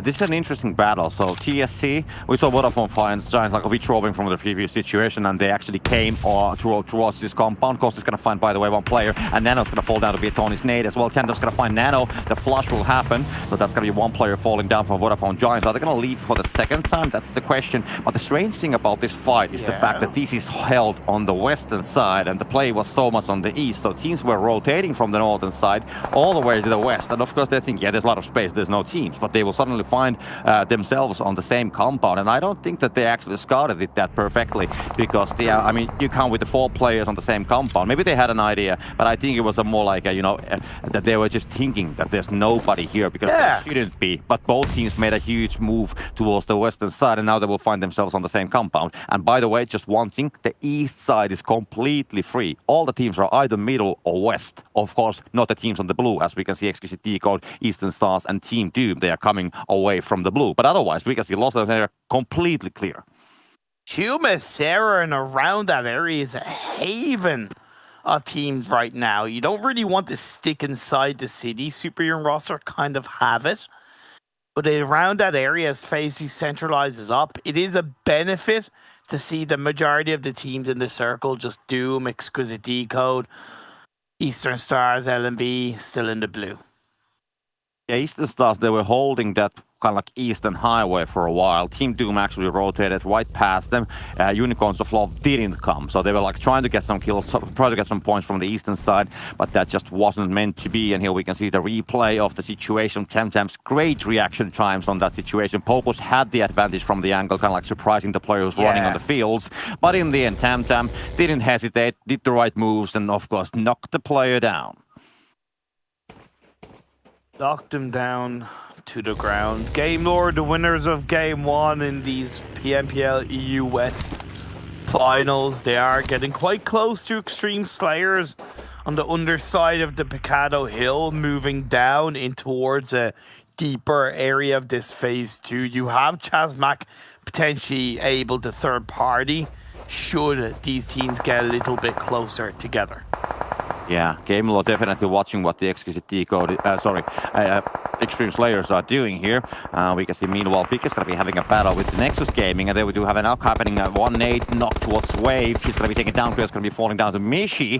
Mishi we saw with a great performance and great individual stats on all of the weekends, more or less, and definitely one of those key players for the team. Big Bam is going to fall down as well. Beast is going to find that one. Rana has the battle, gets a knock. Mishi fall down, and now do they still have more players on top of the Rana, like defending it from the distance, and times he needs to do something because Beast is so far away and he has a battle with UB on the background. it's two 1v1s. And if you can disengage and run around with Beast to go for the 2v1, that'd be much more effective. But we do see that 1v1 happening between Beast and Dewey comes out on top, and you see Rana instantly responding. He's lower in health, and that's going to be a squad wipe. And for the second game in the PMPL finals, Team Big are out early. Okay, I'm gonna cancel my words. I said something about Max's picks, but it seems that I have even worse luck with my picks. So, sorry, Max. I'm really sorry. Like, that was to me, that was very weird between Times and Beast, right? They had way more of an ability to join up together, being on the kind of lower part of the hill. I get why Dewey and Rana couldn't join up because there was a bit of a flatter terrain between them. But it was so much easier in my eyes for Times and Beast to join up. But Beast went for the 1v1. Unfortunately, lost it. And then Rana came in and got the final kill on the Times. It was some kind of slightly disconnected decision makings from the final two players at Big, but good for Nexus. Yeah, definitely. I mean, there was the first knock towards Peacock with the nade, and then Rana got 2 of the kills from the same position. So, okay, the other one was a push more like. But anyways, a great performance for Rana, kind of like save the team there. And of course, they had the second player on having his own battle as well. But meanwhile, circle has been closing. Teams are still on the middle to around the 2-match area, which is like very stacked because the LMV, TSC, western side, something might happen in La Drillera. It all depends from the next circle. And also on Team Doom and Eastern Stars, they haven't been able to, get away from each other. So they are still on the eastern side. Circle's going to be favoring the eastern side though. So this will be interesting because Eastern Stars, they can quite easily get inside. And all the teams who were actually, battling on that western side, they're quite fine. Except for TSC and the LMV. TSA came in on towards the members of Vodafone Giants earlier on, now having their own little battle. The M249 pew pew from Jaja is rocking it up, and he's able to get first aid off in time just behind his stairwell. Has to step back up off getting the first aid, gets one knock, looking for the second. It is going to be that trade, but Talon, he's left on his own. Vitoni joins in time to pre-fire with the UMP. He's going to have to try and reload, and they being cooked up by Vitoni. Will that be able to be worked out in towards the doorway? No, it's not. Talon comes in to clutch up, and where is the rest of TSC? Just one player left, Bujo. He's now coming in for a swing, and the miss will stop Talon from getting the revive. Now he's going to have to step back out. Indeed, he goes towards the other side of the hill. He is going to be once again this 1v1. The pre-fire shots, it doesn't work out. Talon saves his team, saves the game, and will help put them back up as a full squad. Yeah, he can revive all of those players, and definitely the teams that are sitting on the western side, that they are not fine. They will have to battle their way inside. I don't know what was I thinking there. But yeah, of course, the pressure is a lot on the western side, and the teams on the east, they can chill, so it's the other way around. But anyway, great performance. I mean, I gotta say, that how Talon played the situation, he put a nade there, and then he flanked from the other side with the pre-fire SMG spray, kind of making sure that the player cannot move away from that position, that he knew that he's gonna be on that corner. That was the key. It was a great play, and of course saving the team, and of course getting that 4th player who arrived to the scene late as well. Great defending, and Blueshaw just, he could have been able to take those 4 points, but didn't have any chances to revive anybody. So it is what it is. But LMV getting those kills and continuing to form and stack. So great performance from them. For Romanian Boys, meanwhile, they have spotted Excuse Me, and they're going to be, not battling, but shooting towards the Church of Chumacera. That's a high ground, and that has a lot of visibility also on the eastern side of the circle. So all the teams who actually went towards the middle, the Excuse Me, they have the angle. Unicorns of Love have so much space on the southern side of this circle. Based on this next circle shift, so much exit potential, so that should benefit them massively, still being on the high ground as well. So I'm excited to see how they can pull out a big result from this game. Well, circle's going to be closing soon. These circles, they just fly so fast. And one battle, and then we're going to be almost seeing the next circle. And LMV, of course, they have a long rotation to go, but it's a decent one. Unicorns of Love holding that southern side. So the usual strategy there, like, chilling and grilling, and then later on jumping on the circle. But now it's a northern shift. And one thing that I have to mention here is the fact that a lot of teams there's a lot of elevation when the teams are moving from the west and also from the south. So they will have to like climb up a little bit and maybe get down as well. For example, will have to get down from the church hill. There's a huge dip and then another hill. And also when we're coming from the southern side, it's like a hill that you have to climb. So they can find some cover, but it also makes the gatekeeping, denying the entry to the circle, very easy for the teams that are actually inside. Yes, it does. And Exquisite Décode have the potential of gatekeeping Eastern Stars on this eastern side of the circle. Scrambling away, Eastern Stars might try and find a tiny bit of an entry point.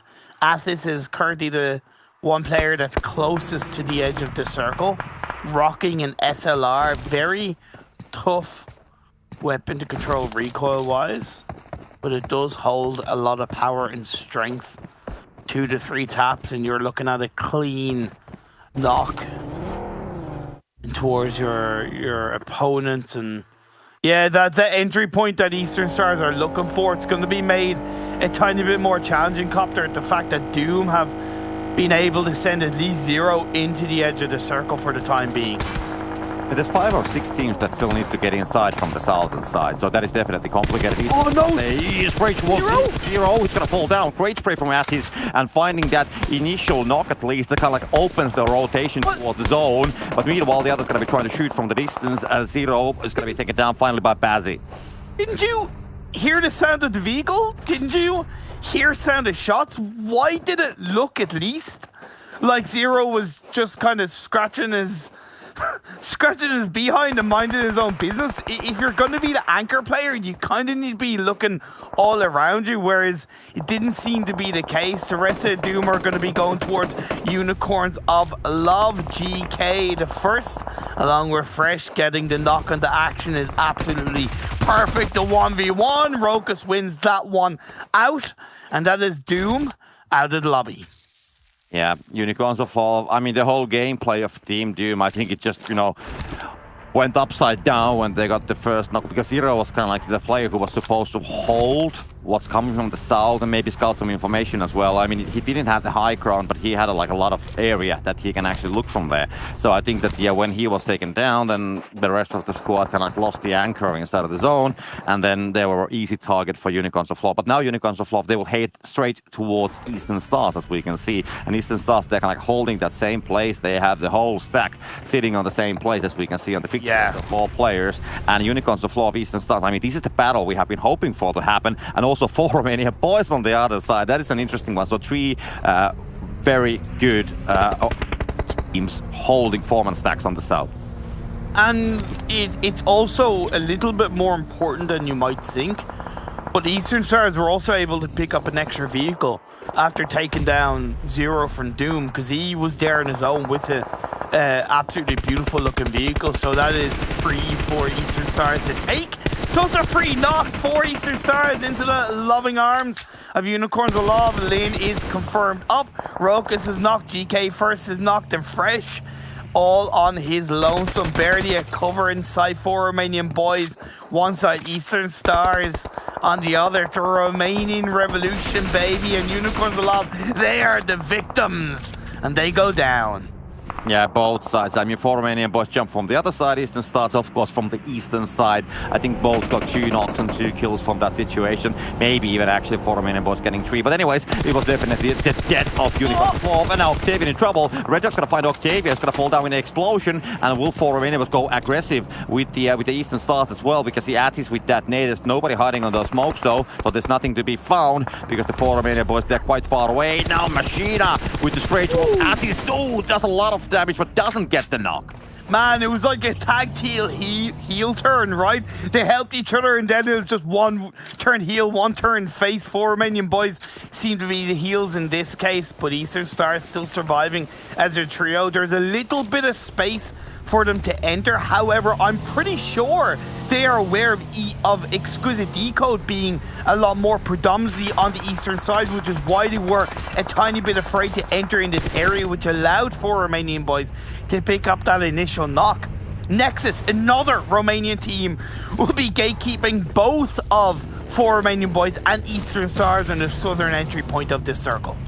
Yeah, it's a very time-consuming fight, and that's gonna be very costly with the zone like that. So definitely for Romanian Boys and Eastern Stars, they will somehow have to get inside, and we can see already also, excuse me, they know that they will have to get away from the Church of Chumajera, and they have came down. They have spotted down ChasMac Gaming. The utility is gonna be shown. ChasMac kind of like, I would say, a little bit pinched in a corner, and definitely having a problematic situation unless they can knock down Prada or Mishi on that situation. I think that's what's gonna be required if they want to get a like safe rotation. Well, not the safe rotation, but decent rotation. Yes, they're gonna find Mango, and that's a start. It's a start, but it's been traded up. Prada now has the time to pull the first aid off. Slows ChasMac down, but it certainly does not end their run. And Nade goes a little bit too far forward. Mishi with the M249-4X. Job done. Happy days. ChasMac burnt down to the ground. Yeah, there was no way to get around without getting the initial knocks from the two front-runner players who were kind of holding that area and focusing all the sprays towards them. But anyway, excuse me, they will find that they will get a place on the zone. That's completely fine. Meanwhile, the southern side, it's not yet settled as Eastern Stars and 4 Romanian Boys, they are battling, and Nexus is still waiting. We can see 4 Romanian fighting on the smoke, the spray, the fire with the machine gun. Gonna be losing that battle though. Redbox gets him down. Kappa House gonna fall down, and Eastern Stars, they are gone.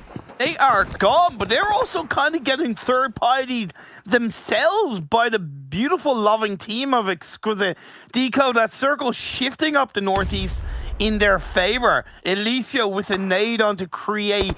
Tor leaves Bam and Rana left on their own. Rana, once again, by the way, he's actually playing from America, so his ping is automatically a little bit higher.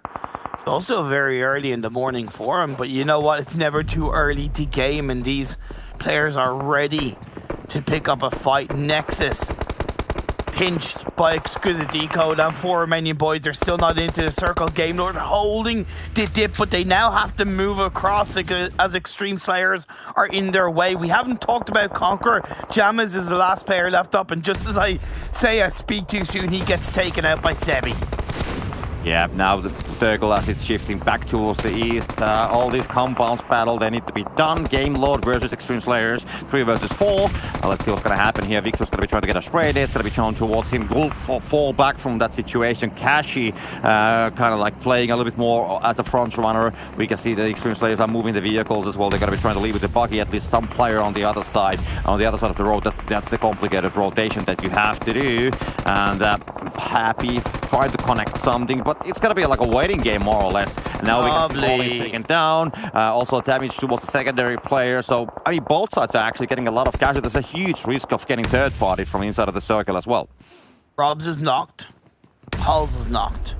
Narvello was across the road, but then he joined up, and that he's allowing the revive to be pulled off either side. Time is ticking, and they being cooked up. I think they have a bit of an idea where Xtreme Slayers players are. Another smoke being deployed. Victor around by the van will have to now move away because this blue zone is starting to encroach so much closer on these players. And outside the compound, it's all flat. There's a little bit of a tree that one of the Game Lord players could get hold of, but excuse me, on the side, decide the third party, this bad boy of a fight, and they pick up a knock. But they only have 2 players left. 8 kills currently for, Xtreme Slayers. May be able to find the opening. Bardo sends it all in. Very important. And Xtreme Slayers are just extremely rising up. And that is a squad wipe onto Game Lord. There's really nothing they could do. Yeah, I mean, it is so tricky to get away from that situation when you have, watching it from the inside of the zone. And also Xtreme Slayers, they are definitely struggling to get in the zone. Circle's going to be shifting away from the Xtreme Slayers as well. So kind of like the Exquisite Décode, they are definitely having the circle. I mean, they definitely have what it takes. They have 4 players alive. They're the biggest team. They're holding the circle. So it just might be that Max is actually right. Max being right? A miracle can happen in this world. Nexus, Dewey, the last player up, pre-fires in towards the smoke, gets a couple of shots, so finds one knock, has to switch over, he gets a knock, it's a 2-piece, it's a Dewey, baby, but now he has to turn around, focuses on towards Exquisite Décode, only so much he can do, and Exquisite Décode takes him out. And just 2 players remaining from Xtreme Slayers. So it's going to be 2 teams, 8 players, 4 versus 2. And I think Exquisite Décode there, just where the guys will go with the buggy. The spray is going to connect first, but it's going to fall down. And we can see only Musi remaining. So that's going to be solo. It's going to be dealt with it as well. And that's going to be an Exquisite Décode chicken dinner. Exquisite Décode played that game extremely well. They moved into the circle from the east, played from El Azahar. The Esther circles did shift over to the east, but they did enough in the early parts of the game, and this is why I talk about it so much. Creating that little bit of a bubble, them pushing Eastern Stars away from the east down to the southeast, created a beautiful domino effect where Eastern Stars battled with Doom, Eastern Stars battled with Unicorns of Love, Eastern Stars battled with 4 Romanian Boys, Eastern Stars battled with Nexus. That automatically made it so much easier for Exquisite Décode to control that east off one simple suppression. It's such a huge difference maker, and it's why I talk about it all the time. Very well played, Exquisite. It's a funny fact that it was actually Eastern Stars who were holding that Eastern Highway. They had Team Doom and Unicorns of Love also on the eastern side. Both came from the same region, from the blue, and then they ended up like right next to each other on the southern side of the zone. So they have a pretty similar rotations. Unicorns of Love just made a little bit longer hook and actually took a position a little bit more on the western side, but still it's a very similar rotation. And of course, I mean, when we had the setup that we had 4 Romanian Boys, we had Eastern Stars, and then we had Unicorns of Love, so that was definitely I mean, a very exciting situation how they will play it. I really thought that they will actually like try to move forward a little bit, you know, try to do the fight a little bit later, but then they just decided, okay, let's kill these guys, and the craziness started. Excuse me, they had a good game. It was a pretty good game. I think over 8 kills, maybe 9 kills into the top 4. Yeah, top 4, I believe, or top 5. Nothing to be sniffed at. And Game Lord, look, it wasn't the prettiest of games, and I think they could have played that team fight against Xtreme Slayers a little bit better. At times, it felt like they were too slow, and when they traded up against Xtreme Slayers, I would have preferred, and this is where I think at times Game Lord lack, just ignore the revive and go for the fight, right? Most teams don't expect that to happen. So when you do that, you are able to surprise your opponents. We all knew that the blue zone was closing in, time was ticking down, right? But despite to me that being a mistake, it was still a good result off the back of a chicken dinner from Game Lord. I think what really made a difference there was, first of all, Xtreme Slayers, they moved 1 player away from the compound with the buggy. So he moved there right next to the reach, not on the zone, but kind of like having an angle that he can actually shoot towards the Game Lord. And then also, it could have been a little bit unfortunate for the Game Lord because they all were also holding the western side of the compound. And that was the side where Excuse Me actually had the angle. We saw she shooting, and basically the window and the door was blocked by the Excuse Me. If they would have been playing on the other side of the compound, let's imagine that Xtreme Slayers and Game Lord would have had swap places, then probably the damage from Excuse Me would have gone towards the Xtreme Slayers. Yeah, exactly. I know hindsight is 2020, but that's where maybe an extra level of awareness, plus just a potential risk factor, does come in to play. It really does come into play. We saw a couple of solo clutches as well, whether it was Nexus, whether it was LMV, and those 2 individual team fights, by the way, allowed both teams at those points in the game to get their squad up as a full squad. So Nexus definitely benefited more so, obviously, with Dewey putting his team into 4th. But for LMV, Talon getting that clutch onto TSC, again, allowed him to keep his team up as a full squad. Yeah, that was a great battle, definitely great performance. The only thing what catch my eye, which we actually didn't touch on the broadcast because it was happening at the same time as there was so many other things happening. Also, LMV, when they moved away from that fight situation, when they left with a 4-man stack, they actually lost 2 players on the blue, so they didn't have enough heals. So they actually came to the zone only with 2 guys remaining, and then in a way, yeah, they were able to revive the whole stack, and I was expecting that, yeah, they gotta come strong, 4 kills, 4 guys, they are ready to kill, but then unfortunately they just didn't have enough meds, and that 2 guys only made it to the zone. Okay, that is very well observed. To be fair, I didn't notice that myself. Team Big, though, they've had 2 rounds, 2 poor results, and it's not only very unusual to see that happen from Team Big, who proved to be one of the most consistent, if not the most consistent team in the PMPL League Stage Super Weekends. They've really got to kind of dig a bit deeper now and look at how they're going to approach the Sanhok game, a map that they have proven themselves to be quite good on, and really pull something around to help turn it in their favor. I gotta say that I mean, we have been talking a lot about Max not getting the right picks and being bad on the mat and everything. But I think I have an even bigger jinx factor. It seems that where you said biggest, having very steady results, and the first time I'm gonna call them, they're gonna die as a first thing. So I don't think I'm gonna do picks anymore. At least the players don't like me doing it. Well, look, it is what it is. Exquisite Décode pick up a very much needed victory and a good bounce back off the back of the Super Weekend number 3 lack of qualification. We're going to go for a bit of a quick break, and once we come back, the analysts are going to go through all of the action in Miramar.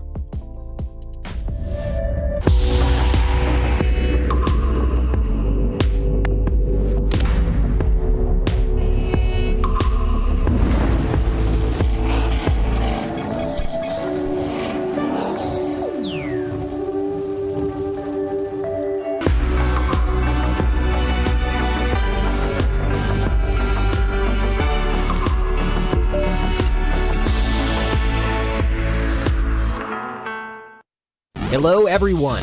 Today we would like to introduce to you Banpan's Investigators. The Investigators are the first line of response when confronted with cheaters. After a player is reported for suspicious behavior, the Investigator will then verify whether cheating has occurred.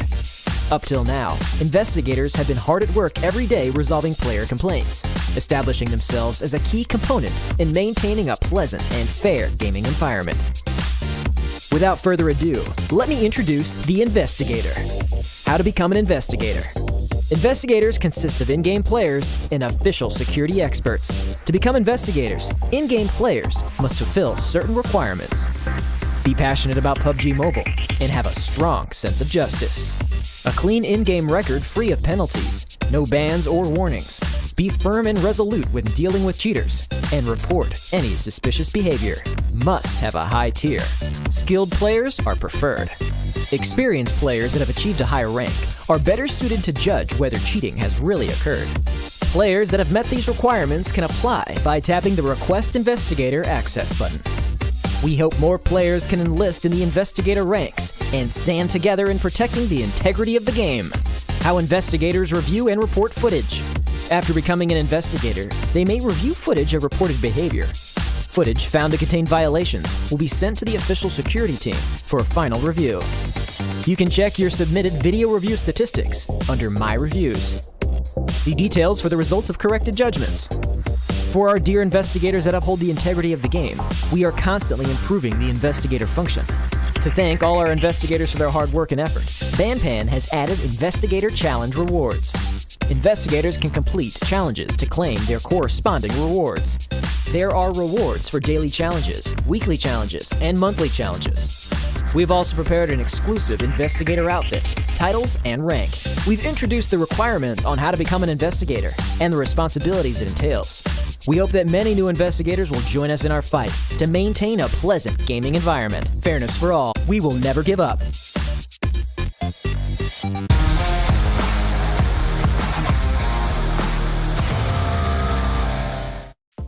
Welcome back, everyone, to the PUBG Mobile Pro League Western Europe Season 2 Finals. And right now, I bet you, I almost guarantee you, Exquisite Décode are rocking their 1+9s because that 120 hertz refresh rate helping them get that chicken dinner, helping them get one step closer to getting to the European Regional Championships, and of course, taking home $10,000 for that first place prize.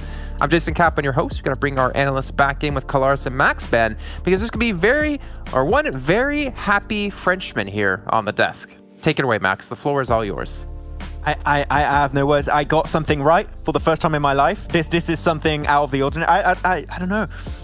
He went for Game Lord, I went for the UK team, and they won. But it was a really good play too. But I got it. I'm going to remember this. I'm going to tell that to my kids, to my grandkids, for generations. They're going to remember this day. You know the Yeah, that's funniest cool, thing but is, you've I got been correction. overshadowed by Floof, so it's okay. yeah, you know what's funny thing is, I didn't hear a word Max said because I was staring at Floof. Ah, she's got a little jacket on for a walk. She's got a little coat on. How you doing? She's actually like very color themed with me, so I'm okay with that. But yeah, Exquisite Décode UK. Why didn't I go for the UK boys? It was coming home, Max, and Max got it right. Can we go back to the first page actually? Because there was like so many things you were to talk about there. Not only Yeah, it was a lot there. getting the chicken dinner, but Nexus. Okay, I guess we're gonna brush over for now. We'll come back to it later. Nexus putting up was at 12 kills. Like that was a phenomenal game. And Dexter has not been playing today. Just to update you guys at home. So somehow this team, I mean, and we heard Imperium talking about putting up big kills. The thing was Nexus, when you're looking at this game, the circle centered on them a lot of the time. They were on a high ground position just up north of the road, so teams that were trying to move away from the south were in very, very deep trouble. You had Unicorns of Love, you had Team Doom, you had Eastern Stars at some point in time, excuse me also. All of those teams just got fed in the general position that were held down by Nexus Gaming, and do had some amazing clutches from time to time in this game. So yeah, they had a strong position. They had the teams coming their way. They picked up the kills. It simply executed from them, and it was very well played at the end, but not quite enough to close off the game because those fights made them lose quite a few players. All right, we're seeing team stats for Nexus last round, and we can see 1,600 damage, 12 kills. Like the survival time, I think the impressive part was in like the final moments for Nexus is that Dew was like still picking up kills when he was all left alone. Like he was still looking aggressive, still trying to get as many points as possible. And I did say at the start of the day, albeit I thought Dexter was gonna be playing for them, that this could be a team when he was on when I thought he was playing that could easily challenge for the top if they just have those good rounds. You're a prophet, Jason. I didn't really, again, I'm such a naysayer today, aren't I? I didn't really have that much faith in them, but I mean, they're producing the goods. What they did down in the south here, and kind of, it wasn't the usual thing that I would look at Nexus of and think to myself, damn, they're doing well, which is kind of holding on a compound and being able to kind of play it from there. No, they were having some good kills, as dealing with some of the terrain down there is very annoying. So impressive. And gee, look at the damage coming in. Jeez. Yeah, really good damage. I mean, I know we've mentioned Bam and Rana. I know we talk about Rana quite a bit. Also, Creator, previously known, I believe, as I'm Bot, if I'm not mistaken, from last season. Yeah. Like, this team does have the potential. It's just whether or not they can kind of fire on all cylinders. Again, it's just 3 days of matches, just 18 matches in total. You got to be able to perform here. And, I mean, you can technically have 1 or 2 bad rounds, but you can't have much more than that. But let's get a quick update on our overall stands. We've had only 2 rounds played. I know it's a little bit early to go to it, but we want to at least keep you guys in the loop of who currently is sitting in that first place position, as we do have Exquisite Décode, 33 points. Gamler coming into second. Even Nexus off the performance in that last round, getting 22 points, I believe it was, out of their 24 in total. The thing that's interesting is for Romanian Boys, Redox has been absolutely popping off these games. They had one of the best entry points when it came to the first game on Erangel. They were trying to avoid that big altercation happening with, I believe it was Xtreme Slayers, super young roster, Vodafone Giants. They're like, okay, we're going to avoid that, get into a position where we could actually third-party that entire altercation and maybe pick up a few kills along the way, which actually ended up working out towards the end. And yeah, that rotation in the field that got a little bit tricky for them. But for Romanian Boys are trying things compared to the last 2 Super Weekends. They had a little bit of a resurgence in the last Super Weekend, but this feels like the 4 Romanian Boys we saw in week 1, just not scared to get into strong positions, not scared to go for fights, and especially Redox stepping up like we saw in week 1. They're coming back to where they were at the start. And interestingly, all of these teams in the past 4 days have been scrimming against one another in very kind of official scrim settings. So some of that I've seen from those scrims seems to be kind of carrying through here from 4 Romanian Boys. So it's nice to see. Max, this is where I need to teach you. You need to embrace things. You had the perfect opportunity to rip into Conqueror saying, oh, you know who we're not seeing on this first page? Unicorns of Love. They're currently sitting in 13th place at 7 points. Look, I know how it feels for Claris to be in my shoes, so I just don't feel like it. Because I know, potentially next game, I'm going to be back in that position. So I'm like, I don't want the karma to come back after me, so I'm taking it chill. But indeed, Unicorns of Love are low. Well, not even just them, but Claris, big. 0 points. Yeah. Talk about a upside-down, topsy-turvy situation, but they can bounce back. They will bounce back. We'll see them soon. Okay. Well, gentlemen, thank you so much. Max, man, I'm still going to teach you more ways to be mean and to rub it into Claris's face, but you got your first prediction of the finals correct. We'll check with more later on. I'm not going to make you do any just now. Let's bring in Copter and Imperium, though, as we're going to get underway with our 3rd round, and it's going to be our first Sanhok of the day. But I am curious, though, gentlemen, Unicorns of Love not looking too good so far. We also have, like I just said, Big not looking too well, but then for Romanian Boys, Nexus performing. It's all topsy-turvy, it feels like. It definitely is. Let me just... Yep. I just pinched myself because Max got a prediction right. But it was great to see that turnaround from a couple of teams. And this is the product of the finals, right? Copter, where everybody starts from square one. And it's about outside of that little bit of circle look here, that right decision there. It is about kind of bringing the wealth of experience from the PMPL and applying it to these final games and doing everything you can to just seize the moment. Carp DM, baby, right? And for Exquisite Décode, for Romanian Boys, to an extent, Game Lord, they've all done that. Yeah, true. I think there's like two different battles going on. So some teams, they know that they can fight from the PMGC points and, you know, be on that top position, kind of guaranteeing their slot. But then the other teams, they're also fighting for money. There's a lot of money on the line, 10K for the winner, etc. So I think that, yeah, definitely all the teams, they want to do their best. So even some of the teams who are performing today, they are not really in a position to be getting that top position when we are looking at the PMGC points. Still, of course, they want to take that money. So it's an interesting battle, definitely. So we have two different battles going on. And regarding those picks, like Max actually getting something done. So I kind of like found a new level. I was thinking about this for a while because I'm now clearly proven to be even worse than Max. So maybe I'll just take Max's prediction next time. So then I'm gonna take him down with me.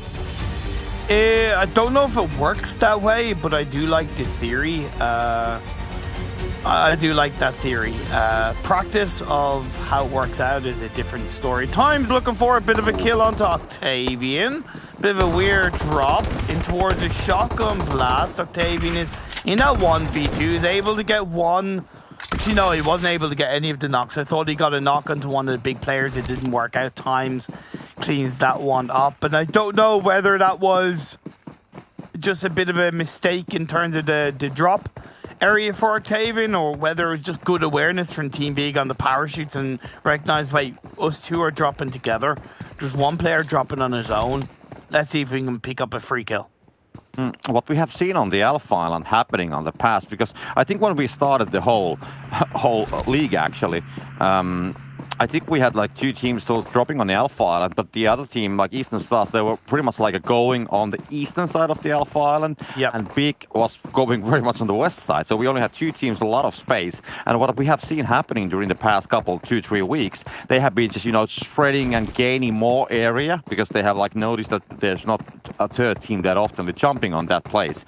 And now they just found the spot where they're going to be actually meeting each other. So I think it's all about these teams like spreading their area on that island after the initial drops and finding a better drop locations, looting wise, of course, for the players. And now they will just finally find that that they have spread so heavily that they will find each other. But anyway, that was a battle happening, and Big, well, at least they got a first kill. And Eastern Stars, they are gonna continue with the 3-man stack. The circle, as it popped, it's a pretty fair one. It's not completely on the Bravo Island, it's including the most parts from all the islands. So it's a very fair one. We don't yet know into which island it's going to go. Of course, the Bravo has the majority, but all the options are still open.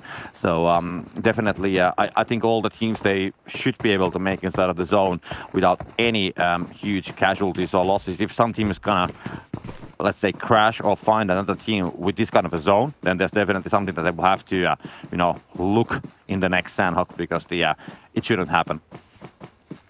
So the pop-up of the PMPL 2021 Fall Special Crate is on sale now. So once you're finished watching this PMPL EU broadcast, or even beforehand, if you can look into the future, you can go into the PUBG Mobile store and look to get the same outfits as the pro players. They are definitely nice-looking outfits, of course. What's also nice-looking is Exquisite Décode having Daddy on top or towards the top of the boot camp hill. Throws a molly, will send Vito down onto his knees, and that's some good play from Daddy. I know that there is that bit of back-end support from Conqueror, but still well played by Daddy to stay composed on his own and get that knock. And most likely Vito will bleed out, so an initial kill for Exquisite Décode. I didn't see the utility situation for Vito, but getting that molly and just running straight down from that hill, he must have known that Daddy will be peeking from that rooftop and getting an angle. So he was just trusting that his teammates from inside of the bootcamp will actually get that angle and drop down the player. But that just didn't happen. And then he was like a easy kill, I would say, more or less, while he was running there completely wide in the open without any kind of a cover. And it's not that long distance either. So the spray from Daddy, of course, it was straight on point, but it wasn't the most complicated because of the distance. Join the game. Go watch PMPL live together at the PUBG Mobile Event Center and the Esports tab. Invite your friends to watch together as well, so you can get a lot of tokens to win gacha. That was the pop-up that you just saw, which, hey, you know what? You can turn into special permanent items and more rewards. So why not watch live via the Esports tab and get yourself a couple of free items in game. Lots on offer in the PUBG Mobile store. Exquisite Décode. Yes, they picked up the kill, but they really need to recognize that as we get through this phase on circle, the likes of Eastern Stars, despite losing a player, could hear those shots, try to have a tiny bit of a third-party opportunity right now where Exquisite Décode hold is in the center of this phase one. It's a very good place to control. Just don't get tunnel vision by Conqueror and Bootcamp. Yeah, some teams are still outside, but most of them are inside. Big is still holding, well, not holding, but enjoying their time on the Alpha Island. So they are just, chilling. Maybe they found a great, cocktail place or something that they're going to be enjoying it for a while there. On the beach, having the sand, having a nice umbrella and everything. But, yeah, Sanhok, it's like a tropical atmosphere, so it's going to be very enjoyable to chill there on the beaches. But meanwhile, as they are chilling, we can see, of course, teams, the bootcamp area. So still we have Game Lord, we have Conqueror, and then we also had the Exquisite Décode. They have moved a little bit away from the bootcamp, so they have moved almost on the other side of the river as Eastern Stars. And now Super Young roster from the Charlie Island, they are making a move on the backside of Eastern Stars. So definitely that kind of like the river intersection area is like getting piled as well, because teams are also understanding that it could be still on any island. As far as I know, Conqueror aren't used to dropping bootcamp. I really tried to think back on who dropped in bootcamp during the PMPL league stage, and for the life of me I can't remember if Conqueror had gone there before, but it does seem like there's a level of maybe or lack of experience dropping in bootcamp as a team. They got pinched by Exquisite Décode losing Veto. They're now pinched on the north by Game Lord to an extent. For the time being, yes, they're safe in that area. A hard shift down south could definitely benefit them in a big way, because it'll force Exquisite Décode, Game Lord to look in another direction. We'll have to wait and see how it pans out. For Romanian Boys had a fantastic start to this PMPL finals, and right now they're in a pretty good spot. Yeah, definitely. I mean, they are, like we mentioned at the start of the first game, we spoke about them briefly, and I think we mentioned that they are a team that can actually get very good results. But then I think the biggest question, at least for me, is that can they continue on this level? Can they replicate this performance tomorrow or on Sunday, or even like later today? But we'll just have to wait and see. That is, of course, completely unknown. We don't have that. Well, maybe Imperium actually has that magical crystal ball that will tell it, but I don't have it. I can tell you, so far they've kind of followed the trend when it came to their stats in the PMPL copter. 8.3 in Erangel during the Super Weekend games, 9.7 points per game in Miramar. Sanhok was their weakness, 6 points per game. So they do need to break that mold in the Sanhok game if they are, in my eyes, to really set themselves up for a spot in the European Regional Finals. True. Well, now they have a decent place. I mean, excuse me, on the southern side, I mean, not so close, but not so far away. But I would say in a safe distance, and then Game Lord and Conqueror also right next to them as well. But it's a tricky situation. There's a lot of teams on that area. So, for example, if let's imagine that Conqueror would like to do something about Romanian Boys, then they have to worry about excuse me. Exactly. And also from the Exquisite Décode. So there's so many factors. It's the famous domino effect that we would be seeing here. Now the circle's going to shift, and it will be mostly on the Bravo Island. So still both all the islands are included in a way, but of course currently it looks that the Bravo Island is going to be the place, and regarding, for example, the Romanian Boys, they have the advantage. Oh, LMV, ChasMac. Between the blue and the outside of it, it's been a double knock from ChasMac onto LMV, going in a little bit late. They pay the price, LMV down to just a duo, and they'll look to move away, but ChasMac, they might be looking for more blood in this area. They're not too far away from the edge of the circle, so they can afford to spend a little bit more time hunting for the two last LMV players, and the variability of them being able to use the northeastern edge of the circle is great outside of the Paradise Resort region. I'm just wondering what LMV was still doing here, because the two guys were still like inside of Lakabi. Were they still looting, or what was the case here? Well, no, because LMV dropped the Magnai copter, so what were they doing there? True. I mean, maybe they just thought that they can play the hill and, you know, scout the information from that hill, and somebody will be rotating and maybe set up something there. But yeah, just didn't work out. Now they have more casualties, only one player remaining. So ChasMac, they will walk away with 3 kills and only Perks remaining. And of course, he wants to leave ASAP, and will be just moving there on the southern side. Maybe gonna try to get past Quarry on the, you know, play some of those buildings on the western side of it. But yeah, that's a solo play anyways coming, so they cannot have like huge hopes for the rest of the map.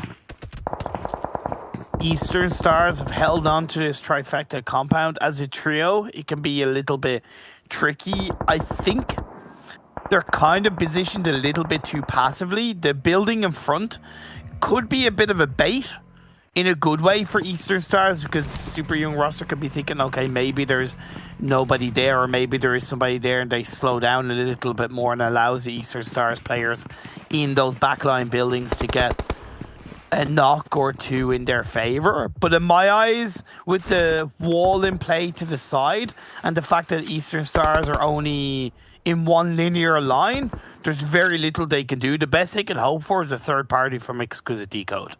Yeah, this is a complicated fight. We saw Super Young roster, they were like slowly moving towards these buildings from the western side. And I mean, this battle of course needs to be held. And but like you said, the third parties, if somebody will come on the other side of that river, and they can probably hold both teams. So when these teams, they will do the casualties towards each others, then, you know, third party can take the remains out. So it could be very well that none of these players will be crossing that bridge. Super Young roster can use the side of the wall to stop a potential third party from Exquisite Décode. That's why I feared Eastern Stars being where they were and allowing too much space to use Super Young roster. The breach has come in, 3 players from Super Young roster forcing their way into the building that Kapahala holds onto. The nade does not really connect. Faker down to half health. Atlas onto Ulusha towards the other side. Instantly finished up. A bit of a mistake for Super Young roster. If we're going to have one breaching on the side, and Atlas was aware of that. That's why holding on towards the outside of the wall with the rocky area, it's absolutely perfect for the side of Eastern Stars being into this 1v1. Kapahala, the Warlord, doesn't swing, doesn't miss. He gets a pre-fire shots once again, dropping down, and now his teammate Athis, or Bazzi should I say, is there to save the day. What a throw from Super Young roster, but what a turnaround from Eastern Stars. I mean, they will get 4 kills out of that situation. Great play from the outside of the compound, of course falling to that nade, but a very fast revival happens, and then of course Kapahala with a great individual performance inside of those buildings. Meanwhile, we have Xtreme Slayers, and we can see 4 Romanian Boys. They are battling here actually on the middle of the circle. LMV is going to be taken down as a whole, so they will just fall down, the 13 teams and 49 players, by the way. But the Xtreme Slayers, they are just, well, they're holding that place right next to the boot camp, but it's not a bad place to stay currently. No. That they are just, you know, they have 1 player on the compound, 2 guys on the hill, so they are not like putting all the eggs on the same basket. And if there's gonna be somebody crashing that building, for example, then they can hold it from the hillside. In my opinion, it's the strongest place in the circle to hold on to. It can be at times the toughest because you've, to an extent, multiple areas around you, to an extent looking in your direction, but also affords a great balance of high ground and low ground, along with the hard compound that Doran holds onto is absolutely spot on for. Excuse me, they really need to focus on what's going on behind them with Vodafone Giants Nexus into 2-2 split for Excuse Me. They had a good game in Miramar. But I need to follow it up. I talked about their volatility, right? I talked about the fact that they can go from a 20+ point game to a 0-point game just like that. They need to break that mold. True. Well, at the same time, on the eastern side, as these guys are battling here, we have Eastern Stars finally thinking about crossing the bridge, but also Big, they have moved on the southern side of the Alpha, and they're right there on the other side of the water. So Big, they can maybe try to do something regarding the Eastern Stars, but definitely an interesting situation with these teams that have been both like topping the scoreboards during the past weeks. But excuse me, still just holding and watching Vodafone Giants. They have the quarry on the side, so that's going to limit their options on the movement side. They're kind of like pinching a narrow corridor, I would say, where they have to get inside of the zone. And Excuse Me have spotted that situation. They have 2 players watching it. You guys are more concentrated towards Nexus Gaming on the northern side of it. And now what we see is, Excuse Me, they will see when Eastern Stars will be crossing that bridge, and they are still holding that hill. Exquisite Décode looking very healthy. Daddy still in the compound, looking right down towards boot camp, so he holds that kind of anchor point. And to be fair, these first 3 circle shifts have been very healthy for Conqueror, sticking in the boot camp city for the time being. ChasMac now carving a point in this circle off the back of getting 3 kills onto LMV. It's around the black hole area outside of boot camp, but phase 4 is a big shift, and it shifts right towards 4 Romanian Boys. Yeah. Also, Xtreme Slayers, they have a great place on the middle. So there's a couple buildings. Of course, the Xtreme Slayers and 4 Romanian Boys, they have to watch out each other's. I think 4 Romanian Boys, actually, when they have the hillside, they have a lot of angles there. Xtreme Slayers, they're kind of like forced to, well, not forced to, but I would say the angles they have from those windows, there's a lot of rocks on the side of those buildings, which means that it's actually quite easy to approach those buildings with a cover. But Nexus and ChasMac, they are, ooh, nice nade coming from Tracing towards Creator, and Dexter's going to be trading that, so we can see Dexter, by the way, on the server as well. So there's going to be both sides having casualties, and somehow I do have a feeling that they will go all the way with this battle. ChasMac were slowed down as a third party from Game Lord. One of their players got knocked, Azar, but it doesn't take away from the fact that Trazen was kind of on his own, so it was always going to be quite difficult for him to survive in that moment. Well spotted with Dexter playing for the Nexus side in this game. He is down to half health.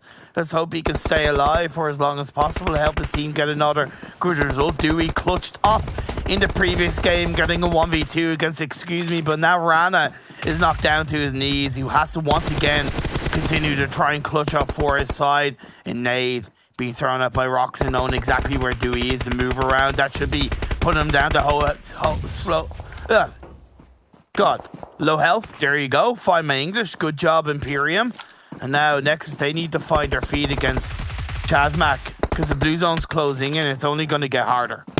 They have one player on the southern side, kind of like quite far away, Dexter. So I think he's the key, what they can do with the ChasMac, or if Creator or Doobie actually feels comfortable, like going with a full offensive versus the ChasMac players with only with 2. But they seem to be definitely Creator's going to take that damage. Groxin deals the damage, will be just moving up at the same time, have to be running away from the blue, definitely, because they cannot stay just statically. And he might be spotting down Doobie, but Doobie's going to be hearing those footsteps. The Stray should be coming right now. And can that be the huge one? Gets one at least. Will he get the second one? That's the completely different matter. Shadow's going to spot it down, but the Stray with a 3-time scope not going to be connecting for now. Shadowman using those rocks as a cover, tries to hide, but they know where he is. And the Stray from Doobie, but the blue is going to deal damage. He's solo on HP, and he's falling down on the blue at the same time. And now we'll see if they can actually still save the situation, but it's going to be both teams getting a lot of casualties. Dewey is such a good player. My lord, he's such a good solo player. Blows my mind. Absolutely picking players apart left, right, and center. ChasMac go down. Nexus are still standing tall. All the while, the circle has shifted up. It's in the hands of Xtreme Slayers and Vodafone Giants. Unicorns have opted to shift towards that western hillside, taking the fight against Team Doom with Big being involved. Exquisite Décode got absolutely drowned out on that bootcamp hill by Team Big and Doom together, I believe. And now Eastern Stars has Bazzi left alive. Yeah, it's a good comparison. We had Big Team holding the Alpha Island, kind of like coming from there, and then we had Eastern Stars. So Exquisite Décode, they actually managed to shut down Eastern Stars, but then Big, they kind of like, you know, just sneaked in. Yeah. Right next to the boot camp. So they actually had a pretty decent cross off the river. They came just there on the western side of the boot camp, just behind the hills there. I think that they actually swim, and nobody spotted them down. And then they just completely surprised the Exquisite Décode as they were trying to hold down the Eastern Stars and the others. But now, meanwhile, Team Doom is going to be spotting down Big, and the spray will do the damage. Sheshi gets that spray on point, but they will have to move. The blue is like pushing all the players, and we can see how much stacked the west side is going to be as Big is waiting there, and Team Doom, Unicorns of Law having that battle. Frost is going to find Yuli, the Rock is going to fall down as well. Pappy is going to find Swave, so Big also jumping on that compound next to the Xtreme Slayers. Team Doom are taken out. Unicorns of Love down to 2 players. Big trying to hold things down, but Conqueror now wrapping in from behind, gets a backstab. Raise the Irish God steps up to the plate to help his team get the squad wipe. Xtreme Slayers still holding on to the compounds, just about inside this circle. Unicorns of Love are outside of it now as the circle shifts over to the east. Breeze is knocked down by Muzi. It's going to get finished off.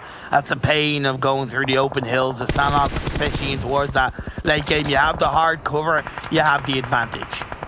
Yeah, what I'm really loving here is how 4 Romanian boys are actually playing this. They are holding a northeast corner, so they just climb up on top of that hill, and they're not really like, you know, third-partying. They have some teams on the sides, and all the pressure is on the middle. So 4 Romanian boys, they can actually come to the circle late and maybe do a sweep at that point. But yeah, we're not so far away yet, but there's definitely a possibility we can see the damage happening on the background. As Conqueror, they will have to move, only 2 members remaining, so we can see Jamas and Kaling trying to get inside, but there's going to be a knock coming towards the Extreme. It's going to be taken down, so the teams are dropping like flies. Vodafone Giants still wondering on the southern side what they will do, because they will have to move, so they're just waiting as well. Eastern Stars, there was probably a healing strategy actually going far behind the scenes, and the last player falls down on the blue.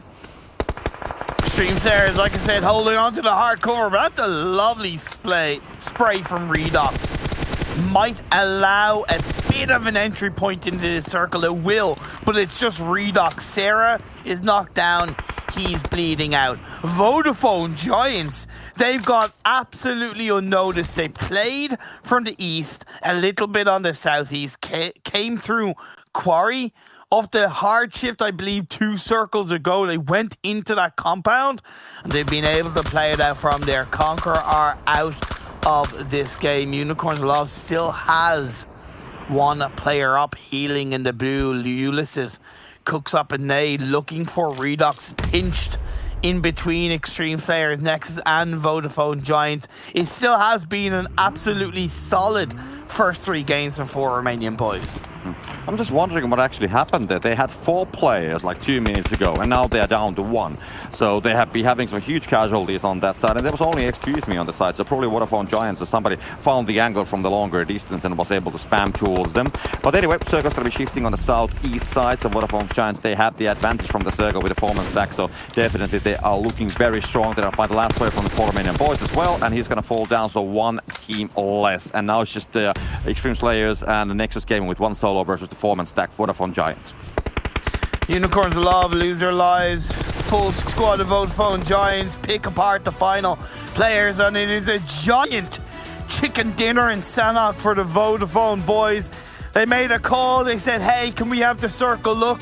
And the PUBG Mobile gods answered. It's a Vodafone Giants chicken dinner in Sanhok. You sure that it was actually the PUBG Mobile gods? Maybe it was the Imperium buff once again. Well, I didn't mention anything about them, to be honest, so I'm not going to take credit for a buff that isn't mine. I appreciate it, Copter. I definitely do appreciate it, but it was one of those things where, to me, Copter, there was a certain point in that game where both Unicorns of Love and Vodafone Giants were down towards that south side, and the circle shifted over towards the east, having the compound in play that Vodafone Giants moved to. I couldn't help but think Unicorns of Love, so many... They make it hard for themselves. It's like they're afraid to go into compounds. It's right. It's like they look at it as a sign of weakness. Well, in Sanhok, sometimes the play is the compound play, and that's how it worked out for Vodafone Giants.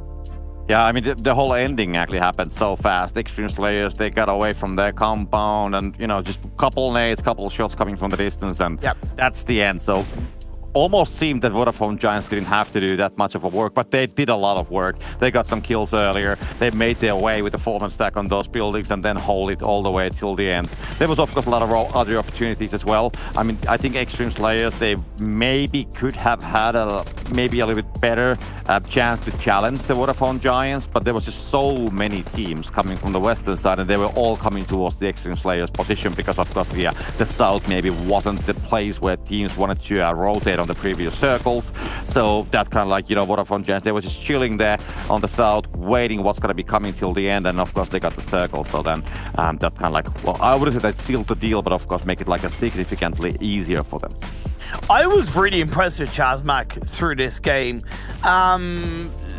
Don't really know overall why, but I love the proactivity against LMV. I love the attempt of controlling Nexus despite them overall losing it. I think ChasMac are really kind of testing themselves, not in a bad way, but I think they're finding that level of confidence that they weren't really showing throughout the PMPL. Yeah, but the LMV situation was a very strange one. I don't have the answers for it. Maybe somebody else does. But yeah, having those guys like chilling on Lakavi area, you know, right on the edge of the blue, and then... It is weird. And then also, I mean, ChasMac, what they were doing there as well. They found the team. Maybe they spotted the team quite far away, but still the fight was I think it was a one that shouldn't have happened at all. Yeah, that's true. That's true. I agree. It's one that shouldn't have happened, but you take the opportunity you can get, right? And that's what I liked about ChasMac. I think in the past they wouldn't have taken that opportunity, and then they go down 4 minutes later on the edge of the circle. So that's why I kind of complimented it. But once again, a good win from Vodafone Giants. Nice to see them coming into this finals looking somewhat stronger, and off the back of a good first game will set themselves nicely in the overall standings. 3 games down, 3 more to go. We're going to go for another quick break. Jason, the luck god himself, Maximum, and Calaris will bring you all the analysis.